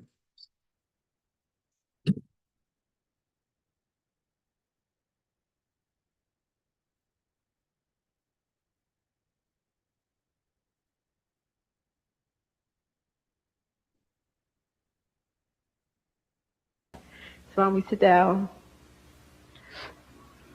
So for those of you who a wonderful new perspective as to how you can look at your imbalances or illnesses if you have any. And for those of you that have family members that are perceiving themselves as being ill, that you can really get a clear understanding as to really what's happening to them. So how does everybody feel? Does everybody feel connected? Okay, great. Okay. So why don't we sit down? So for those of you who feel it comfortable to write, fine, but I prefer, how you doing? I prefer that you just kind of relax. The flyer that was passed around the city has a lot of information that could be discussed on these very diseases, prostate disease and uterine fibroids and cancer, and there was just a whole list of stuff. One of the things that I knew about New York City many, many years ago, there used to be a man that, he's still here as I understand, a reverend that used to broadcast in Omaha, Nebraska when I was in medical school. From here to Omaha, and I used to listen to him when I had the time. His name was Reverend Ike. I'm sure some of you might have heard of him. You know, so in regards to what your personal opinion might be, he used to say something very interesting, that he used to always say that he never allowed the subject of his discussion to interfere with what he had to say. And so that's the takeoff that we're going to talk about today, because I want you to understand that all the things that are on the flyer definitely have a common cause and have a common solution. So whether it's in males or females, or whether we're looking at illnesses of children, one of the things that I've discovered is that the lack of understanding of what really composes a human being is part of the problem as to why we don't understand what these disfigurements, these imbalances are in the body. I clearly understand that every experience that we have is an opportunity for us to grow and to learn more about ourselves, and truly is an initiation into our God self. Now, please pay close attention to what I'm saying, because when you look in the dictionary, if you look at what the definition of a God is, it is actually a title that is bestowed upon a human being. It is not the proper title to give to that creates all things known and unknown to us. That's a totally different entity. And as a matter of fact, God essence or Godship is part of your destiny and part of your birthright. In the world of physics, there's been a tremendous amount of information that's been expressed mathematically to talk about the unlimitedness relative to the energies present in this dimension that we can absorb to transmute, to transcend, to become all kinds of things. But this energy, this light, literally, can only be assessed with proper consciousness or thought. There's something that we are very concerned about in making sure that in our community that men, and especially the women, begin to understand that there are laws that govern this dimension. And irregardless of whether we are aware of them or not, we still are accountable and will always experience their effects. So when we are living in our own world and we do not understand these greater laws that sustain everything, we really usually are living in opposition to them, and it is the stress, the resistance, and the out of alignment with these laws that govern everything that are responsible for a lot of the discomfort, a lot of the perceptions of inadequacy, etc., that we have. There's nothing that comes to this dimension that does not already have a space in time created for it and has not been endowed with a divine gift and talent that, based upon its mentality, can allow it to be the most wealthiest person in this dimension or the poorest. So when we begin to interview people in my office where they really do not understand that they're here for a specific reason with specific gifts and talents that are innate and natural, that flow through them, and that there are people waiting to give them whatever they might want for these talents. There are people waiting to supply them with the resources necessary to provide the talent, etc. And they really begin to feel that they're just out here on their own, that they have to compete, just a litany of very debilitating, how can I say, non-esteeming concepts. Immediately disease begins to enter into the vehicle of that individual. Now, let's get a clear understanding of what it is to be human. Most of us are still walking around thinking that having a physical body is what composes being a human being. That is a component of being a human. But the greatest attributes and the seed immortality for being a human comes from the mental and emotional and soul bodies. Now, people walk around talking about spirituality, etc., but when we talk about this from an energetic level, and when we look at what the spirit is, it is actually a force that an individual creates for themselves based upon a particular type of lifestyle that involves interaction between the mental and emotional body. When we begin to sit and listen to people who come to us with diseases in their physical body, the first thing we begin to note is that these individuals have no rapport at all with their emotional body. They don't know what they feel. They don't allow themselves to feel. Or what they do feel, they recognize that they force their body to do something totally contradictory to that. When we are listening to their values and their belief systems, when we ask, why do you have this value? Why do you have this belief system? It isn't anything that they necessarily are truly rooted in wanting to believe for themselves on many instances. It is because of either inherited values and belief systems or assumed values and belief systems because of the numbers of people who are saying and doing the same thing, that they just accept this as a norm.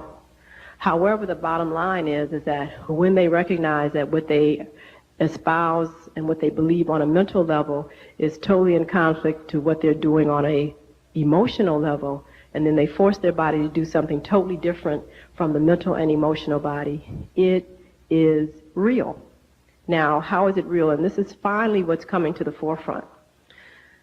There is a science known as psychoneuroimmunology, and this is something that I'm very fascinated with and have decided to dedicate the rest of my life to, because very few of us are recognizing that the etheric aspects of ourselves, our emotions, our thoughts, become physical when the brain processes them. The mind and the brain are a total separate entity. The emotional body and the brain are a total separate entity. It is a factory, the brain, that is responsible for taking high vibratory frequencies, which are thoughts and feelings, and translate them, actually transform them, I should say, into a chemical reality. That chemical reality is then released from the brain into the bloodstream, into the fluid that encompasses the spinal cord, the cerebral spinal fluid, so that every cell in your body knows what you are thinking. Every cell in your body chemically knows what to do then to create the corresponding feeling based upon the communication between the mental and emotional body. Now, I will say this once more because it is extremely important that you understand this.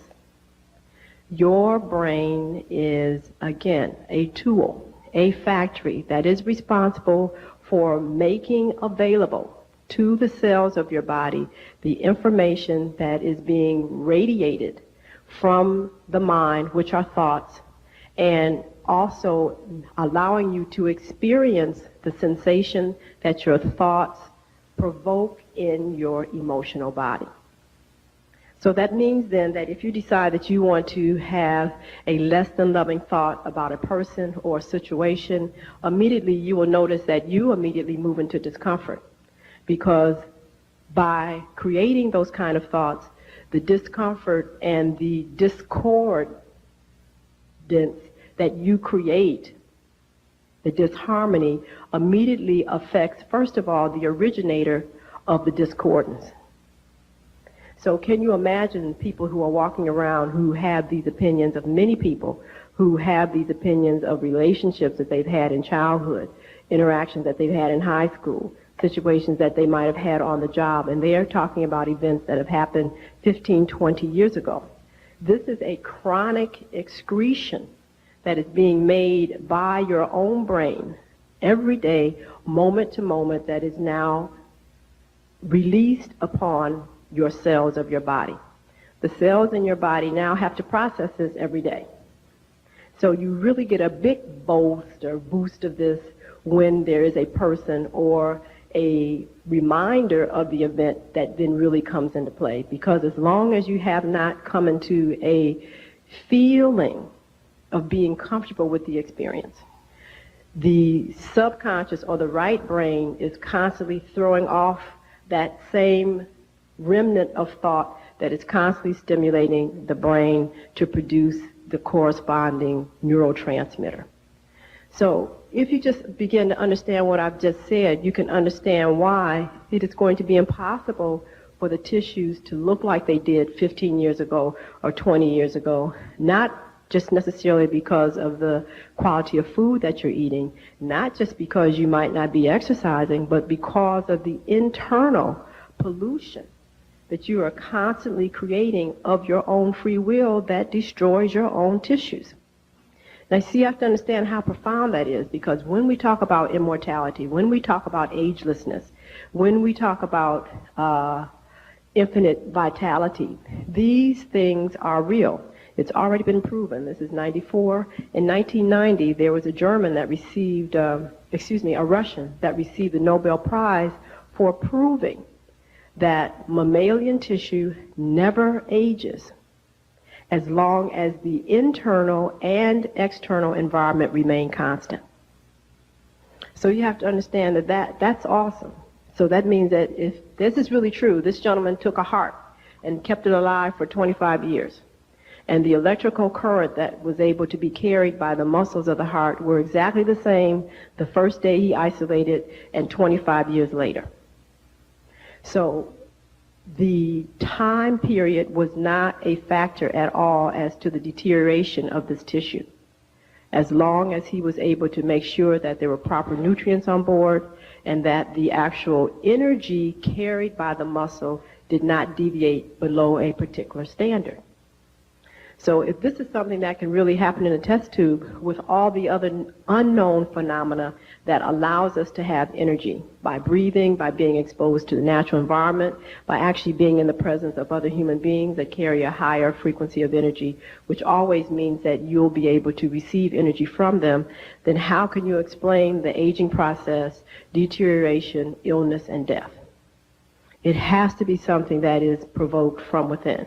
We find that the simpler people who have been classified by certain cultures as being retarded or very simple in mindset, for whatever reason, they age very slowly, if aging at all. They basically maintain their vitality and are able to be, centurions without any effort at all, as opposed to the individuals who feel that the lifestyle that they have is stressful, that they feel that they have to always watch their back, they can't trust the people that they're around, relationships don't work, etc. I mean, they're out of here by 60 years old.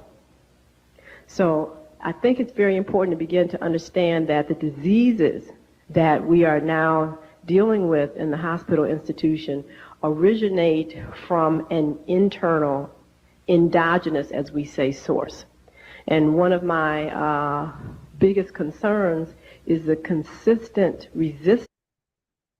Let's put this thought here. Everything in creation, the divine creator already created an answer to. Your body can overcome pretty much anything. It can adapt, readapt, and so forth. The only reason it won't readapt or heal is, remember the statement, a vampire can only enter your house if you let them. Now, in the story of the vampire or Dracula, Dracula is called the Prince of Darkness, and he can't come out when the sun is out. Sun is out, light is out. And Dracula does not reflect his image. But we say you are the image and likeness of God. But if you don't reflect your image, Babylon system is a vampire, sucking the blood of the sufferer. Babylon system is a vampire. It takes you out of your nature. It teaches you to be a life consumer. And the first life you consume is your own. But your nature is the word of God, the Yahweh. You are the living Yah, the living Jah. So when we get to realizing that they have made us take the force field down, they've made us go into fight or flight. And fight or flight has the hypothalamus, pituitary, and the adrenal, the HPA axis, in overdrive, thereby depleting our minerals in our body, creating a mineral deficiency, thereby placing the body at an autoimmune deficiency, making the body vulnerable to multiple sicknesses. And then we learn that the mitochondria of the white blood cell, oh, hold up, mitochondria go to DNA, but the white blood cell has a mitochondria. And the mitochondria deals with the ATP, the energy level in the body. And the mitochondria is that which supplies this energy and this development to the cells so that the cells can go out and do what? Restore the body. So somebody has us in a mental level that we consume the energy that's supposed to be used to restore our being. They place us in an acidic nature, taking us out of our alkaline nature, taking us from being the word of God to being holders of curses and disease. Meaning we become disbalanced. We become open to fiend spirits, those fiend spirits that dwell on the astral plane, those beings that died in ancient times but refused to transcend through the amnesia, what they call the amnesia waters, and come back through the birth cycle. So they've lived on the planes, consuming, playing as demigods,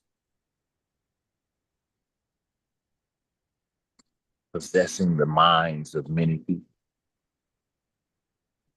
But these are our people, our story. This is our fall, our build.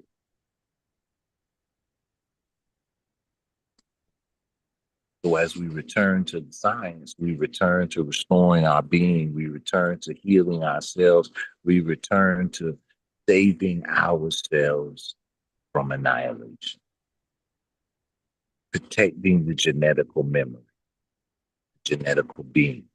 Measurement 144. The measurements of a man is the measurements of an angel. And they said, these are the children of the God, the Elohim, the Anaki. But they were speaking of that Cushite Ethiopian. That means something. That the present hospital system exhibits in wanting to look at the lifestyle and the values and the perceptions of individuals that come in complaining of disease. We have been able to identify many diseases that are truly invoked by states of consciousness: asthma, heart disease, narcolepsy, cancer as one of the main ones, arthritis. I mean, and the list goes on and on and on and on, that we can identify a definite personality type that has particular belief systems, that have particular feelings that they actually emote or create, that now exhibit in the tissues and create these particular defects. There's a book that I acquired about 2 months ago that was a whole study that was done by Harvard University that had 2 chapters on how disease was a learned behavior pattern. It's understood that illness is learned. It is not a natural concept, and it's not a natural phenomena that human beings are supposed to experience. It is learned. The second chapter behind this chapter, entitled Illness as a Learned Behavior Pattern, was, are you teaching your children to be ill? Which was very, very interesting, because then they began to elucidate how certain behavior patterns in the parents, certain communications, and also the exposure to information such as watching TV and recognizing that supposedly if you overeat, you're supposed to have an upset stomach, and then you're supposed to take Tums, or if your nose is running, then that automatically means that you have a cold, so therefore you've got to have NyQuil or whatever else, and if your eyes seem to be stinging or whatever, then that's a problem. Now you have to have, eye drops to put in it. All of these things are actually behavioral in teaching adults, and especially children, that X leads to Y. Okay, Y leads to Z. So therefore, it appears to them that this is a normal, acceptable behavior, even in the face of discomfort, that they are to accept. Now, I think that one of the things that is most phenomenal is the fact that we still do not recognize that because the capacity to be here indefinitely, physical immortality is a reality, but it also requires, just like everything else, a state of consciousness and a lifestyle. And we have to accept that. It's just like anything else. If you're not willing to basically understand the technique to generate the phenomena, you can't have it. It's just that simple. So the idea to just assume that you don't have to do anything but just sit there like a bump on a log and you're going to be here for 200 years is inappropriate. So if the goal is that you want to be here 200 years, 500 years, 800 years, fine. That is truly a capacity that the body can give you without question. But to be able to do that requires, first of all, a consciousness, and then secondly, a lifestyle that allows the body to utilize its energy in the most efficient and effective way. So when we get involved in activities that are not efficient, that are not effective, obviously this is not a person who truly has a long-term intent of being here for an indefinite amount of time. Well, what are those activities? And most of us are very much into a lifestyle that truly will not even allow us to live 70 years, let alone 300. What could they be? The eating habits. Not necessarily even the quality of the food, it's just the timing that people eat is automatically suicidal. Depending upon the structure of the individual, because there are 4 types of humans on the planet. There are 4 basic genetic structures that I want to talk about. Truly, they all have different metabolisms, different diets, different lifestyles are created for different activities, and have a different relationship with the sun. So when the sun now becomes the main core energy source, the relationship with the sun and understanding when you have high time energy that you can draw upon to actually help you metabolize, help you think, help you get through a particular activity, and when you don't is extremely important. A good example of that is truly in the melanin dominant, because melanin being an encapsulation of all of the known and unknown light spectrum truly resonates from the sun. So when we begin to utilize our bodies in a way that's antagonistic to allowing ourselves to ride with the energy that's on the planet at any particular time now becomes a problem. It is a known fact that for all organisms, because the sun is the sundial for what's happening in this dimension, that there's a time and a place for everything. Everything moves in a rest and a motion and a motion and a rest. So these are just basic understandings that one has to understand about themselves on a day-to-day basis. So we have to think about being taken out of that nature. We have to think about being taken away from that rise, that rest. We're closing now on a quick word, as we spoke about earlier, Melchizedek and Ifa. But we're going to take a video from the Akan, which is in Ghana, same place as Ifa, Yoruba as well, going all the way into Nigeria. The Akan is part of the same people of Benin. Most of all of West Africa, they're one, but the titlage and names change. But if you know stories of the history, you know what they are. So this is a little low, but I'll play it real quick, and then we're going to close out with the question and answer and allow the chaplain to come in.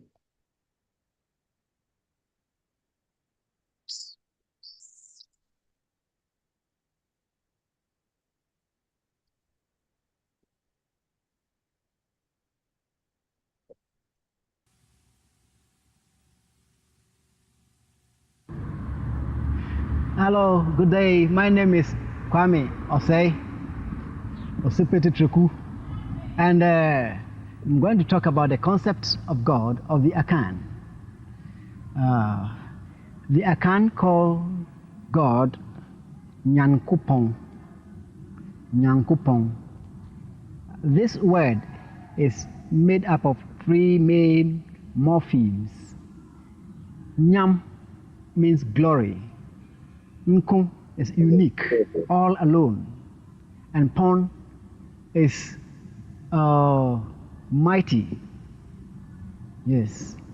So Nyankopon means the mighty and unique glory.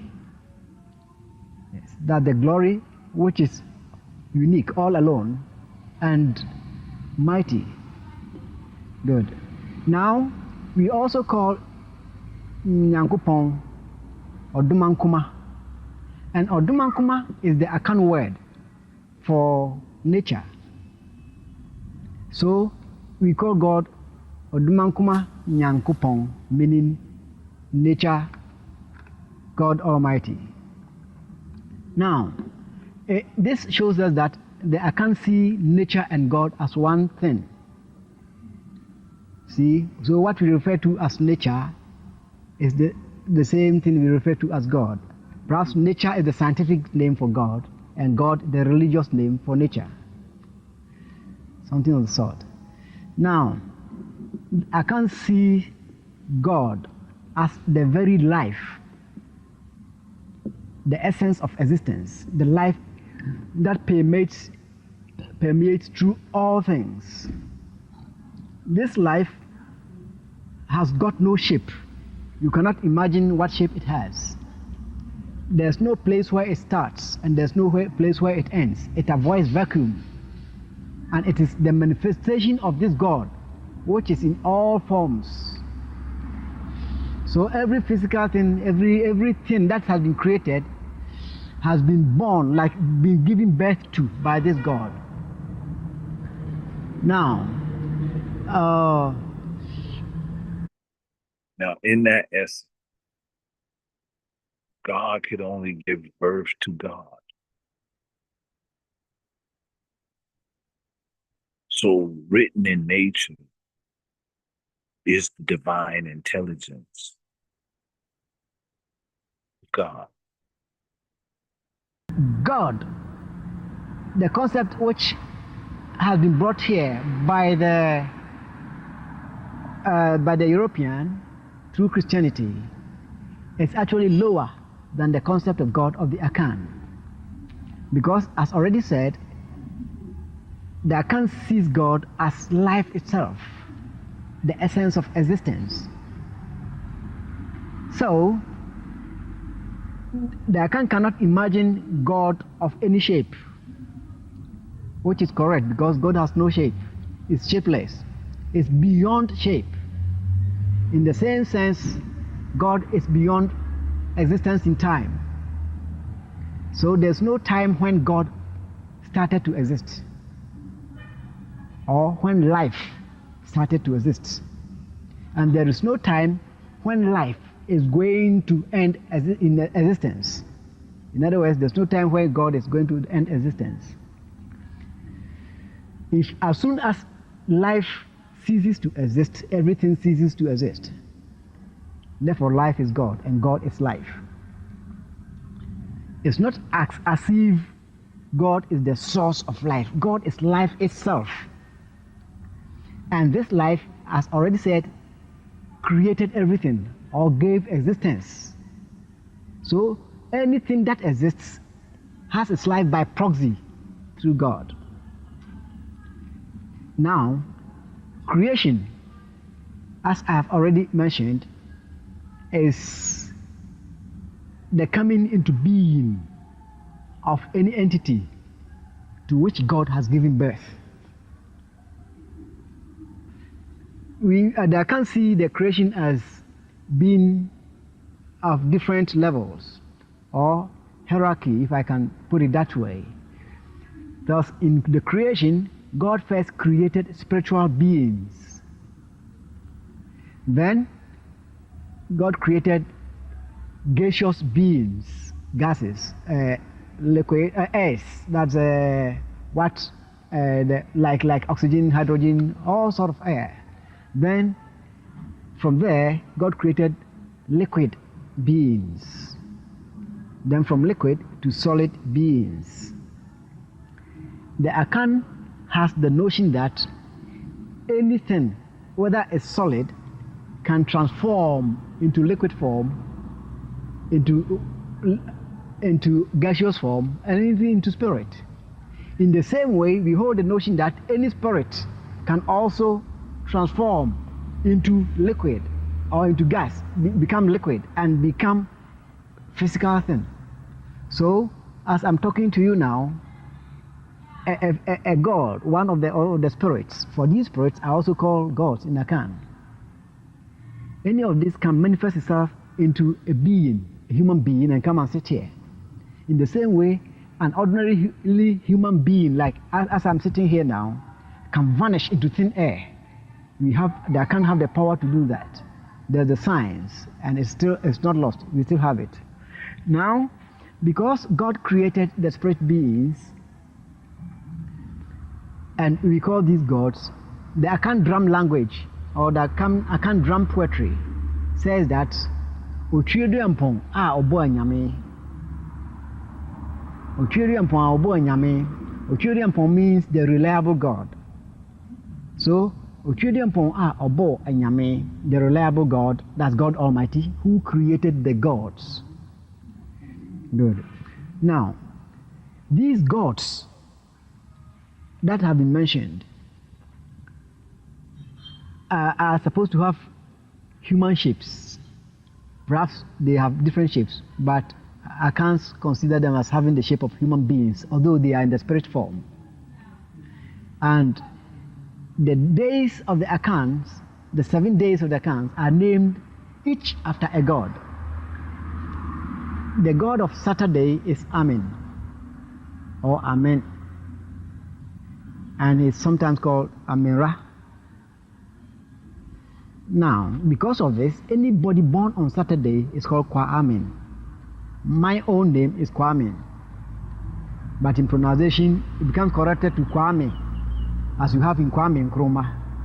His name was Kwa Amen because he was born on Saturday. Now, the god of Sunday is called Asi, and because of this, any male born on Sunday is Kwa Asi. The god of Monday is Ajo, and it is believed that it is this same god that in ancient Egypt was called Juite. Because the god is called Ajo, any male born on Monday is Kwa Ajo. Now, the god of Tuesday is Abena, and any male born on Tuesday is Kwa Abena. The god of Wednesday is called Awuku, and any male born on Wednesday is called Kwauku, which is corrupted to Kwaku. The god of Thursday is Yao, and a male born on Thursday may be called Kwa Yao or Kwao or Yao. Now, if you say Kwao, it is Kwa Yao, which has been contracted, brought together to form Kwao. The god of Friday is Afi, and any male born on Friday may be called Kwafi, which has been corrupted to Kofi in present day. So you see all the 7 gods. Now, the proof that the god Amen, which has been recognized as an ancient Egyptian god, is the Saturday god of the Akan, is not only in the name Amen. We have a name like Jame, which is Ja and Amen, which actually mean except Amen. The longer form of this name is Jamera, which means except Amenra. When you come to the Sunday god called Asi, we have the same form of compounding, which gives Jasi. So you have Ja Amera except Amera, and Ja Asi except Asi. Yes. And then we have names like Amenama or Amen's gift. The reason is that in ancient days, or even now in the villages, if a woman cannot give birth, is found to be barren, she is taken to a god, and directly the god can give the woman a child. Then the woman, after getting this child, will say, this is a gift from this or that god. And if the god Amen gives you a child, you call the name Amenama, and the Zimas will say, we realize by this explanation that what the Western world consider as God is just one of the gods of ancient Egypt, and actually it is the god Yao, which is the Thursday god of the Akan. The name of this god was spelled Y-A-H-W in ancient Egypt, and the Encyclopedia of Religion will tell you that it was this word into which the vowels of the Hebrew word Adoniah were infixed by Moses to get Yehovah. So the god Yah or Yehovah is an Akan god.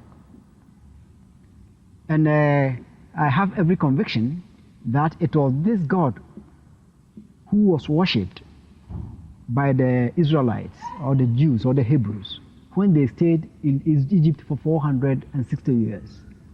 So when they were going back, they had to adopt no other god but the god they had been acquainted with as a national god. Now,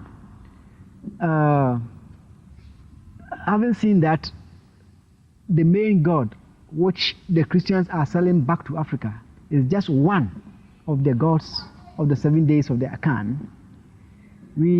I want to explain that the first establishment that the Akan set up when they arrived in West Africa here was named after the god Amenra, and the town is called Amonwi. It is it was situated about 18 miles from present-day Techiman, or 6 miles from present-day Nkuranza, at a place called Pinihi. The old town Amowi is no more, but there's a rock which gave them water, constant water, and that god rock was called Amowi Bo, or the rock of Amira. Let me explain here that the name Ammon is the same as Amin, and the name Wi is the same as Ra or Ra. Now, in ancient Egypt, a lot of things had two different names, the religious name and the secular name. And this mighty light in the sky, which we call the sun, was called either Ra, which is the religious name, or Wi, or Wia, or Awia. Now, because of this, Amonwi is the same as Amin-Ra. That's why I'm saying that establishment, that city was named after Amin-Ra, although it was called Amonwi. As we are speaking now, there's a village still called Amonwi, about 40 miles from Kumasi, at a place called Ofinsu. The Akans are a spiritual people, and that is why they call themselves Kafo, or Akan will say Miyakani or Miyakaniba. Yes. When the Akan says Miyakani, it means I am Eka Yan. That the word Ni is a morpheme equivalent to the English morpheme Ian, I-A-N, or E-R, as you say Britisher or Londoner, or Ghanaian. So Kani means Kayan. So when the Akan says Miyakani, he's saying I'm a spiritual person, or as people may say these days, a religious man. But the Akans consider themselves as people who operate at the spiritual level. So the Akan will say Miyakani, I'm a Kayan, or Miyakani, but I'm the son of a spiritual man. Now, the word Ka is also found in the name Akan, because the word Akan is made up of the morpheme A, which is a plural morpheme. It can also be a noun formative. Then the word Ka, which is the main morpheme. Then Na, which in ancient Egypt meant of. This Na is also found at the end of each of the names of the ethnic groups that combine to form the Akan. Therefore, we have ethnic group names like Aduyana, that people of the vegetation, Sunna, people of the elephant group, Ekona, people of the buffalo group, Anona, people of the parrot group, etc., etc. My clan is Ekona. I am of the people of the buffalo group. It is this same Na which is found at the end of our ethnic groups, which is found at the end of the word Kana.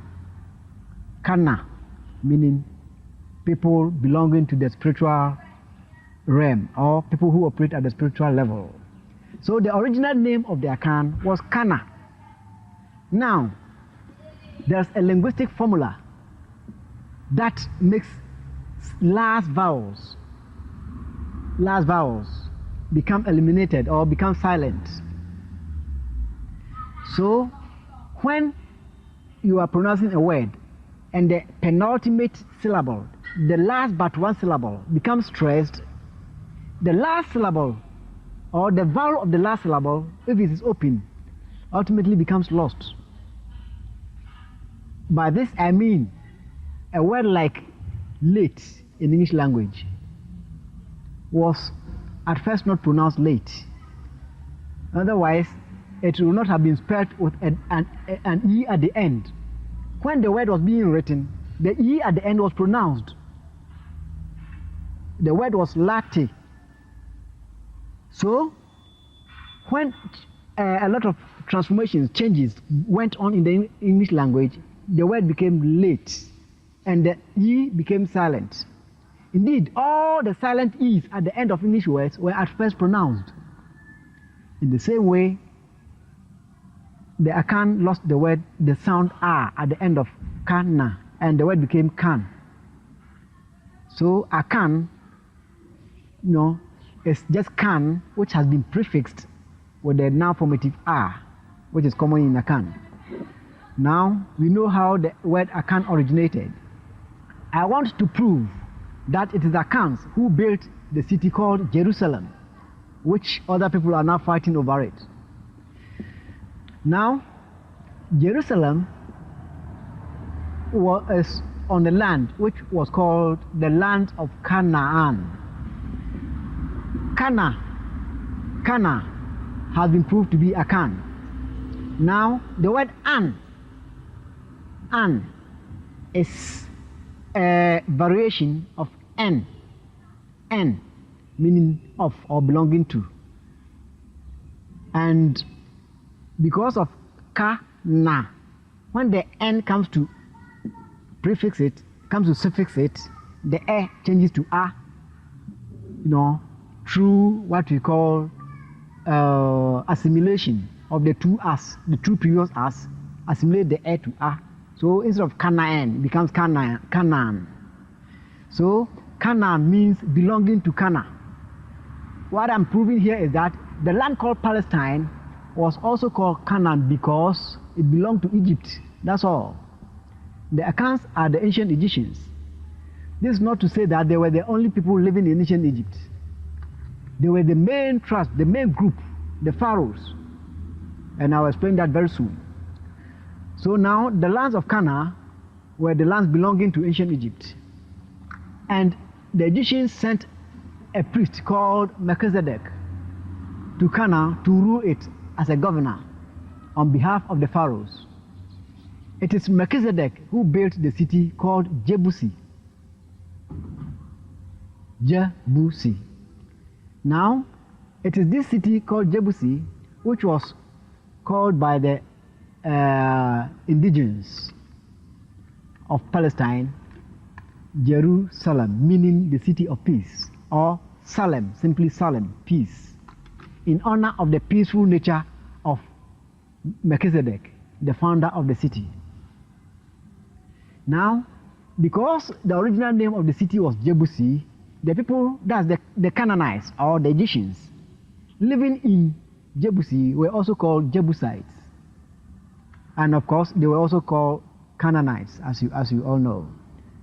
Now, Josephus Flavius, the Greek historian, has said that the city called Jerusalem was built by a Canaanite chief called in the vernacular the King of Peace.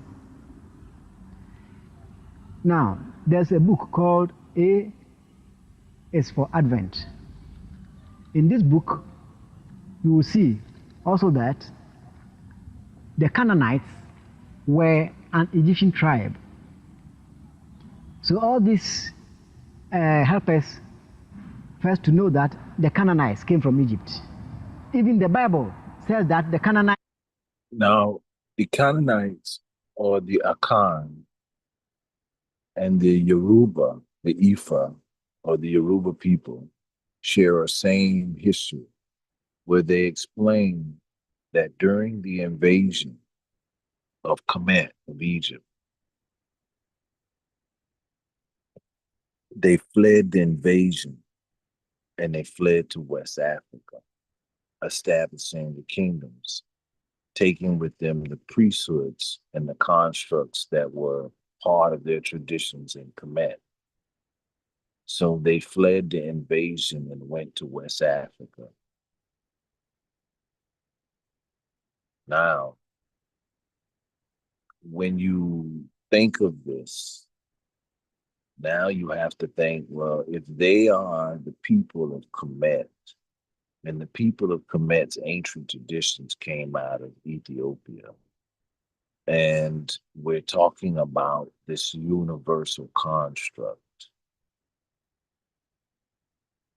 but somehow we divide ourselves from the traditional African faiths.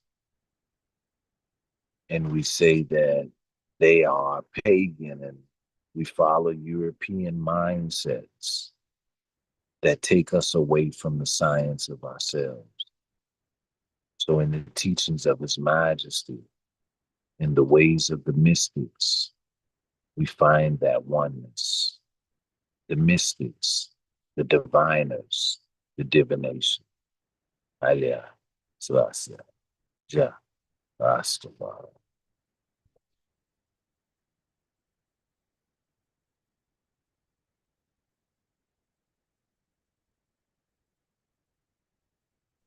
Floor is open. I know that's a lot of information, but today is about ending that vision as we enter into Black August. In that full serious energy, we reclaim the star children as one, unity, solidarity, self-determination. Floor is open. Any questions? Chair, back to you.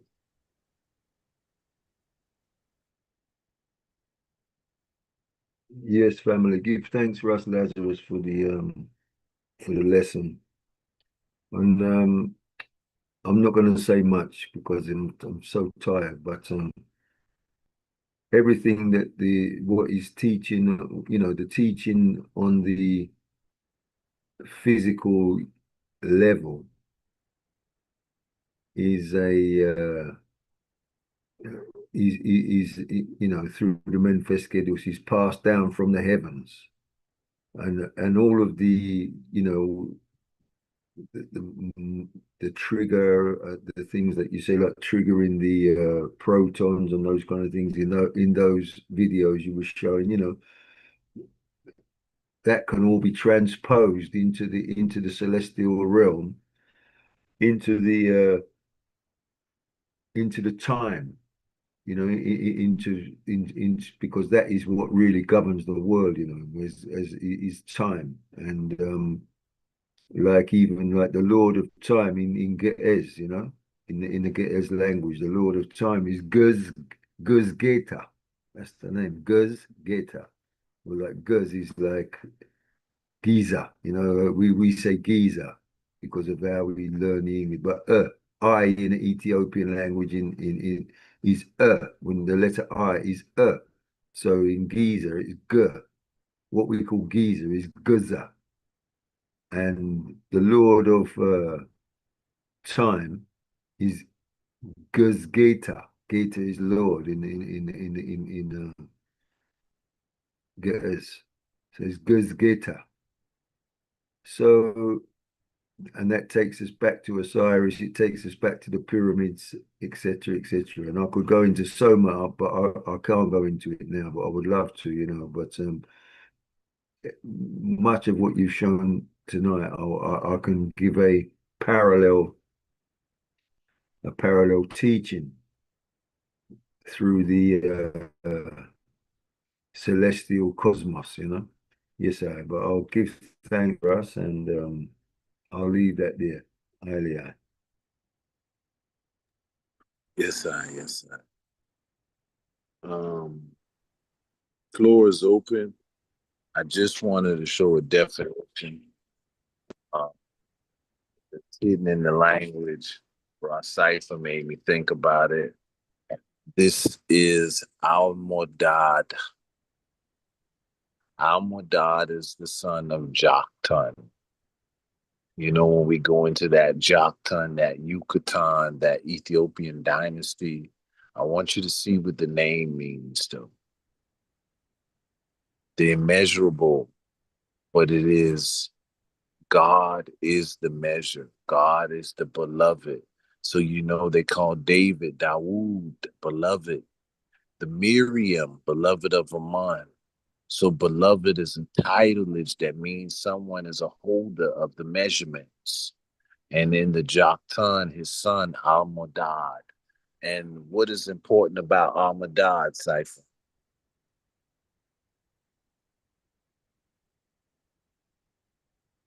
Is that a question to me, Russ? Yes, sir. I don't know. I can't answer that. I mean, get you there. Well,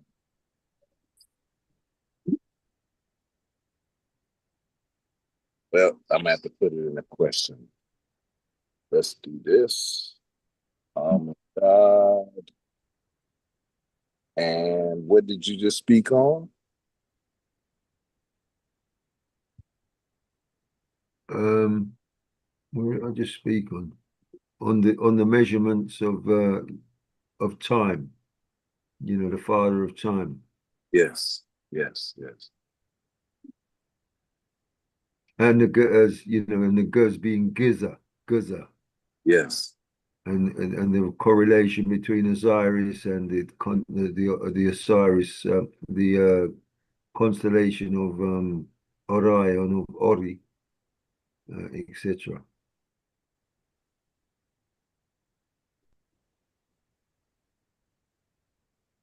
I will show you.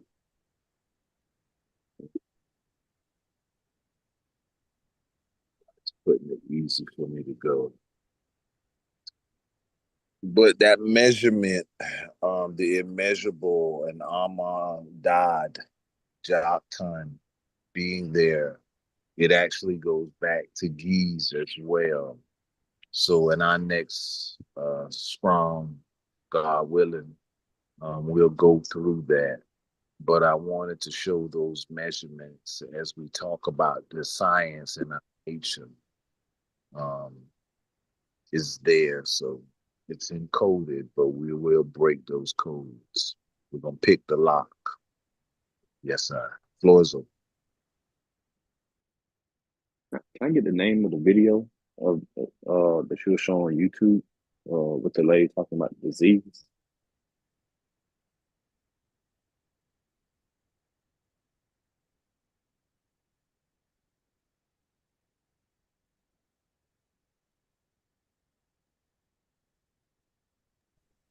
Minister, did you get that? He was asking about the name of the video with the lady talking about this disease.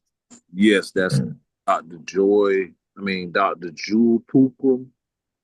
I will put her in the chat right now. I said I was going to put something else in the chat as well. Here she comes now. She has another video she has many videos out. She's one of the master teachers. Dr. Jewel Pookrum has one called The Seven Circuits in the Brain, Immortality, and so forth. She has a vitamin book. She is definitely a scholar in her field. Yes, sir. It's put in the chat now.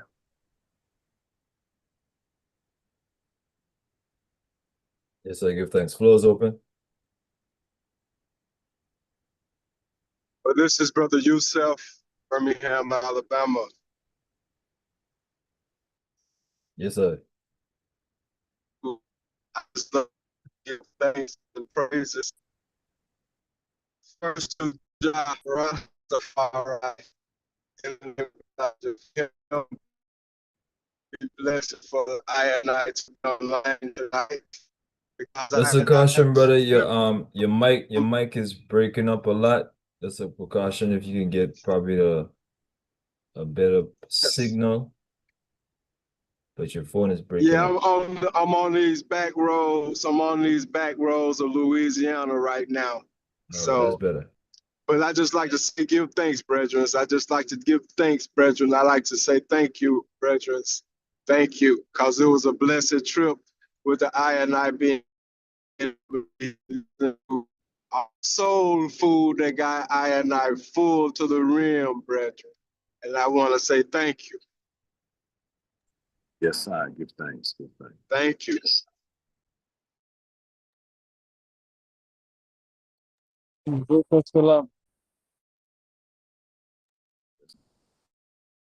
Yes, sir. Mr. Salam. Anyone else?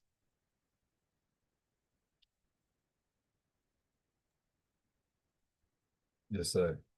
I want to share this song with everybody. It's a good reflection on tonight.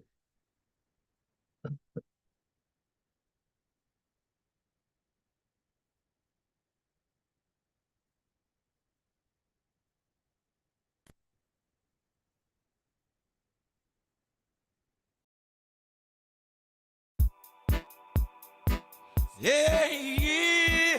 Look at son and daughter. Yeah, yeah, yeah. Come. Yeah. Get yourself. Yeah, yeah. His son and daughter of Jacob. Here. We are gathered here tonight to participate. Good days and the nights. For the masses of the people to high night. In this human market. Yeah. Treading across the edges, stripes. Bruisings and beatings, gripe. Yeah.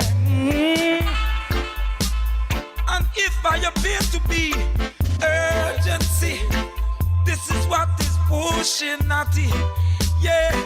Chant for the masses to be free. Chant for equality. Yeah. Chant for to burn and be freely, legally, in entirety. Well, whoso recarnate shaky, yeah, stand firm for we all to be free. It's a matter of discipline, natty, yeah, trustworthy and family, yeah.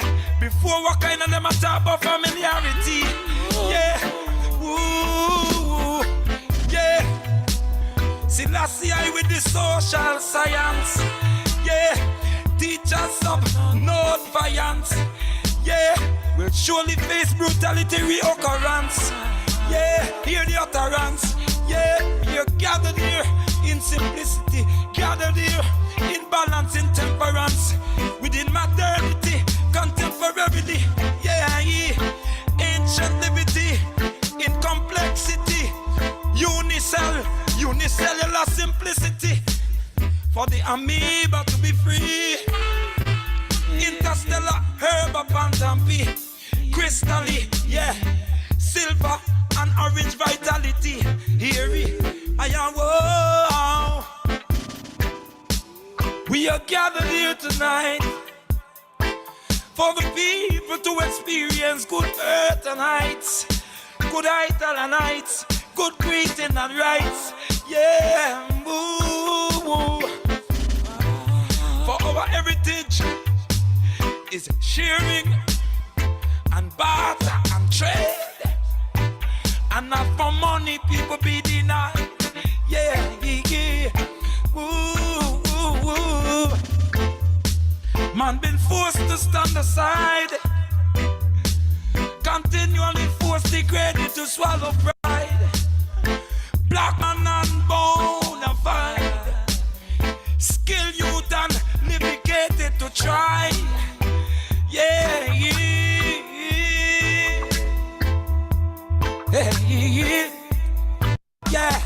In the meeting place of all I and I, Jala upon your heart, man fi right, woman fi right, heat it up and side, yeah.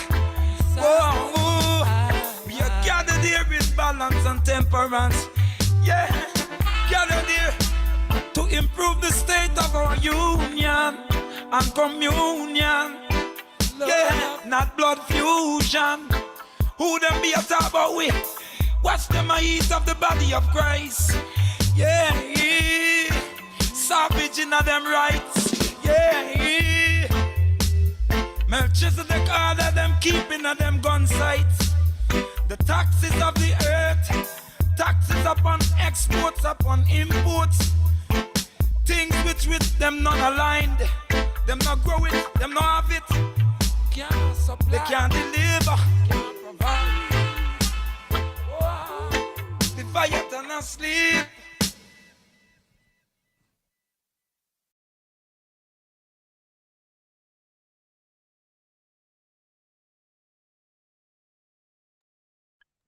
Yes, Yes. family. One thing I'd like to say before you close is just that in ancient Kemet, they used to take the Eucharist. They used to eat the body and the blood of the of Osiris. You know, they used to drink.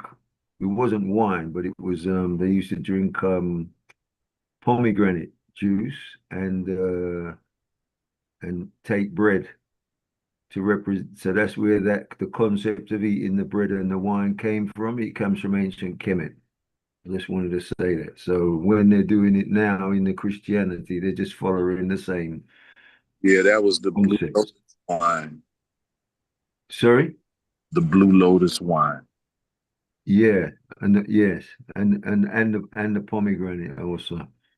The pomegranate was the is the wine of wisdom from them time there. Yeah. Yes, yes. The science behind the pomegranate, and what it means is so deep. We'll go through that one next time. I also put the duat, the 12 hours, in the chat, and I put the video from Bruce Lipton, Biology of Belief. So that One of those, Russ, I copied the address that you put there. Not the one of the can, the one before that, the one above it, and I put it into the browser, and it couldn't reach the site for some reason. So I don't know if something is missing on that address. I'm not sure. But it didn't. I couldn't open it anyway. I just tried. Give thanks. I'll send it to you in WhatsApp.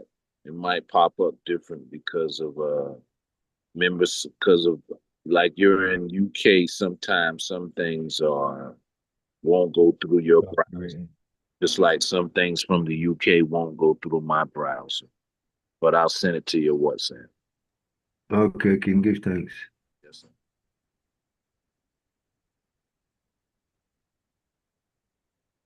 You should have it now.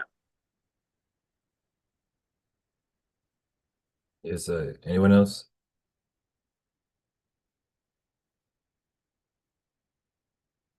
All right. Give thanks. Also, next strong, we'll be having a guest speaker. And the build from today will see the the alignment when we hear the knowledge of the culture that'll be at hand next strong. So looking forward to that. It's gonna be very, very interested. We talk about the 7 bodies, so we'll revisit that again, like Minister Last says, and it's gonna be a whole build to raise us up to see a very unique perspective when we're talking about the unity, when we're talking about the knowledge and the science, and how he has transcended through the different cultures and the different spiritual systems. So yes, I put out the anthem. One moment.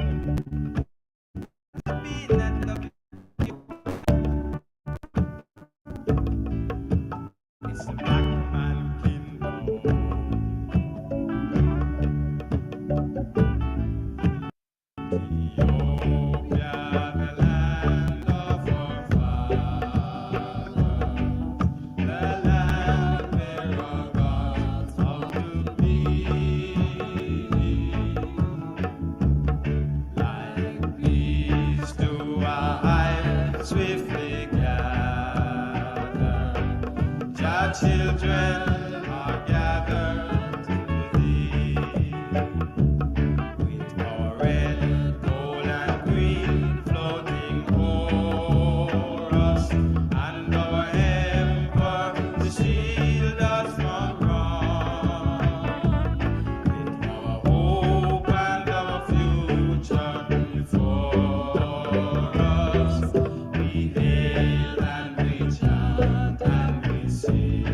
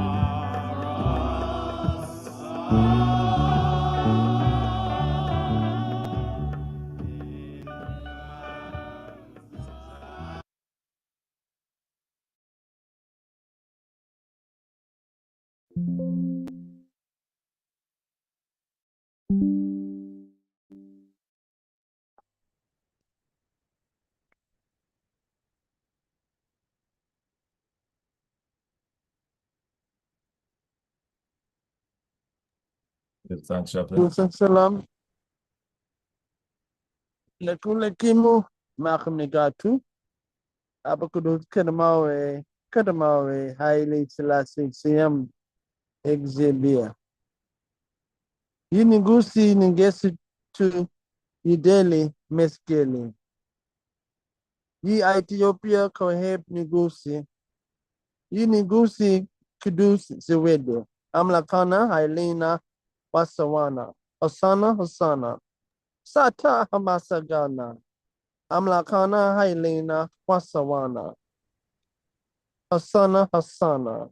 Sata Hamasagana.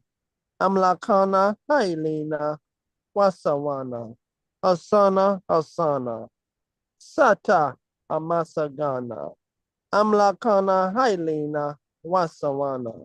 Hosanna. Sata Hamasagana. Sila. The King of peace be unto you all.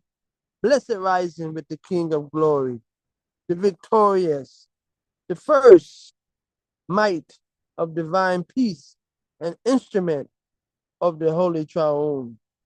Abakudus Kedamawe, Haile Selassie Siam Exhibia. The Emperor's cross of victory, the holy coronation of the King, our God, our strength, our protector. How beautiful are the feet of him that stand upon the mountains of Ventauto, that coming with good tidings of peace and of joy and of freedom, who comes in the most powerful name of our Amlak. Glory in the highest. Blessed is he who comes in the name of the Lord. Blessed be the King of Beta Israel.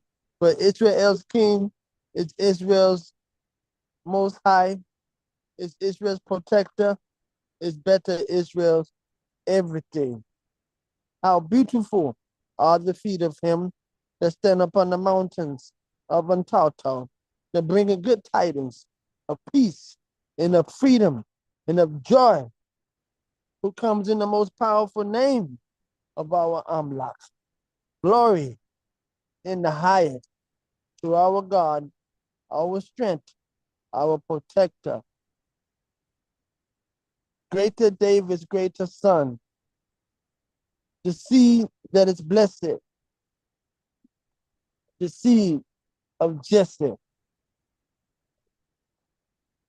the offspring of David, the seed that saved it, the precious chasuble, the wood in the water, and the holy rock, and the holy oil, the holy gesol, the medicinal medicine of the earth, and the defender of I and I, divine sovereign right with this might, the king of the light shining through the night. Abakudus Kadamawe, Haile Selassie, Siam Exhibia. Bless and keep thy sons that lead forth thy youth and thy children in thy holy patrimony, thy mission, that thy bequeathed unto I and I from thy holy matrimony. Haile, Sila. Keep us. Sila. Yes, giving thanks. Negusa Salam. Rastafari. Yes, sir. Yes, Rastafari.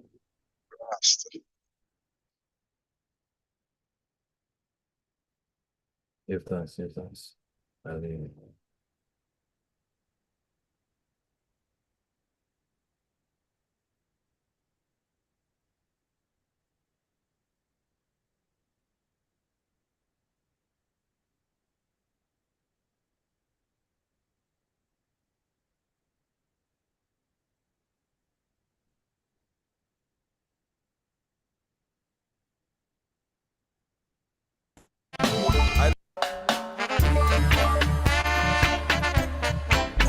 Selassie, for he is King of Kings.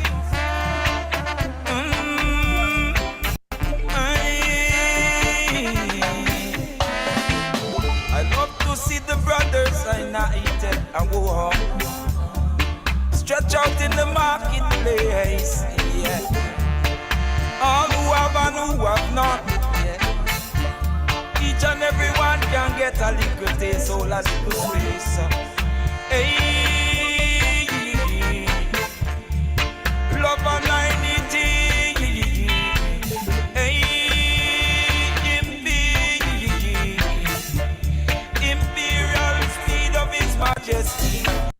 Dismantle Satan, put all. Dig down them boundary space of war. United as lion in man sentimental, which only means seek and destroy. The principles which uproot earth liberty and destroy and mutate, whoa. As inventions in space, yo, hey, hey. I love to see the brothers them stretch out in unity in the human marketplace, whoa. Brotherhood and togetherness. All the have and the who have not, everyone can get a taste, yes. Full of space, full of space.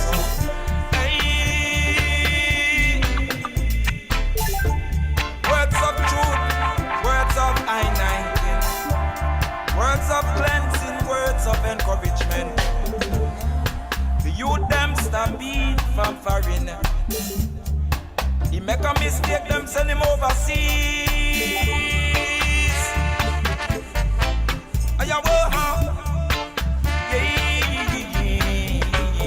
Gotta give them strength. Gotta give them courage to face the war, to face the ills of life. Gotta give them strength. Oh, hey. Gotta give them strength. Gotta give them the courage to face the ill toil of man. Hey, the days of no payment, the painless pay they go. Hey,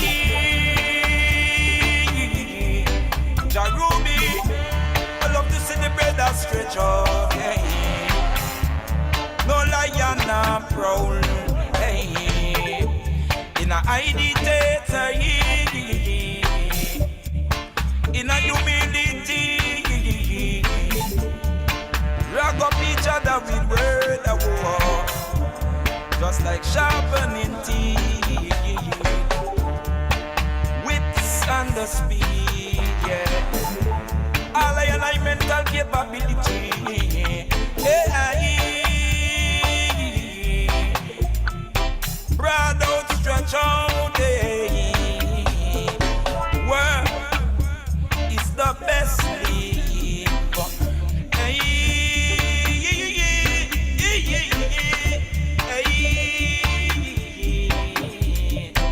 fold it up proper, hold it together in Kingman strategy.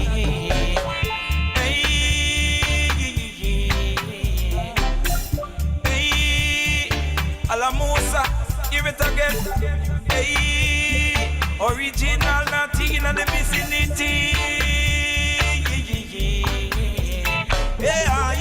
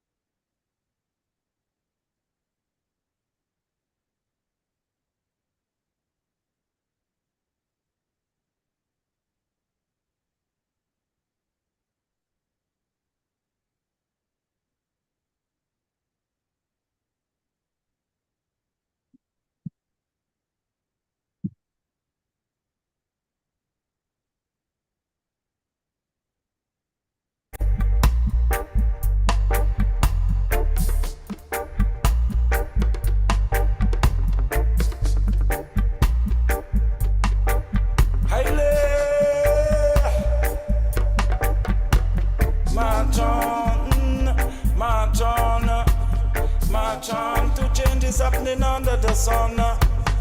Adjust to newness showing out of ancient form. The firmament produces yeah, what they want. March on. All over the earth now is the resource performer. The coltan make the cells as changes microprocessor. As they protect the oil, the wheat and the corn. March on, march on. Same so how the knowledge must march on. As many nations stuck in the obsoleted farms. And it's modern innovations people want. As uncivil nations pass them on. And heap it up on them past warfare scorn. Living affluence and well adorned. March on, march on. So someone's come to take the bull by the horn and change the situation to better half. March on, march on, march on. Righteous man in a crown of thorn, because he refuses to say what they want. To stand firm and to face the whole onslaught. March on, march on. As the change is happening under the sun. Adjust to newness showing out of ancient form. The firmament produces yeah, what they want. March on, march on. All over the earth now is the resource performer. Generations reaching strong and broad. How many obedient to the works of the Lord? If we want to see the world topography transform. March on, march on, march on. Have to be receptive to the world youth storm. They're bringing in changes with the dawn. March on, march on, march on, march on, march on to the changes happening under the sun. Adjust to newness showing out of ancient forms.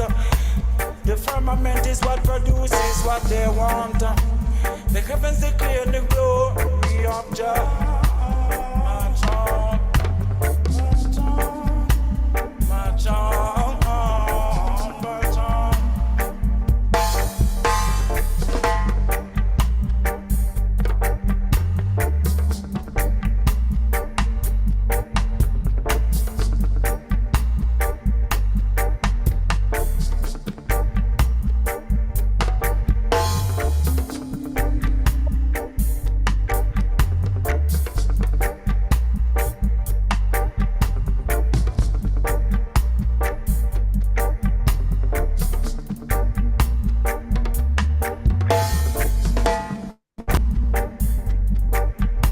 Yes, sir. Ngusi Salam. Hera Safari. Marchan. Yes, sir.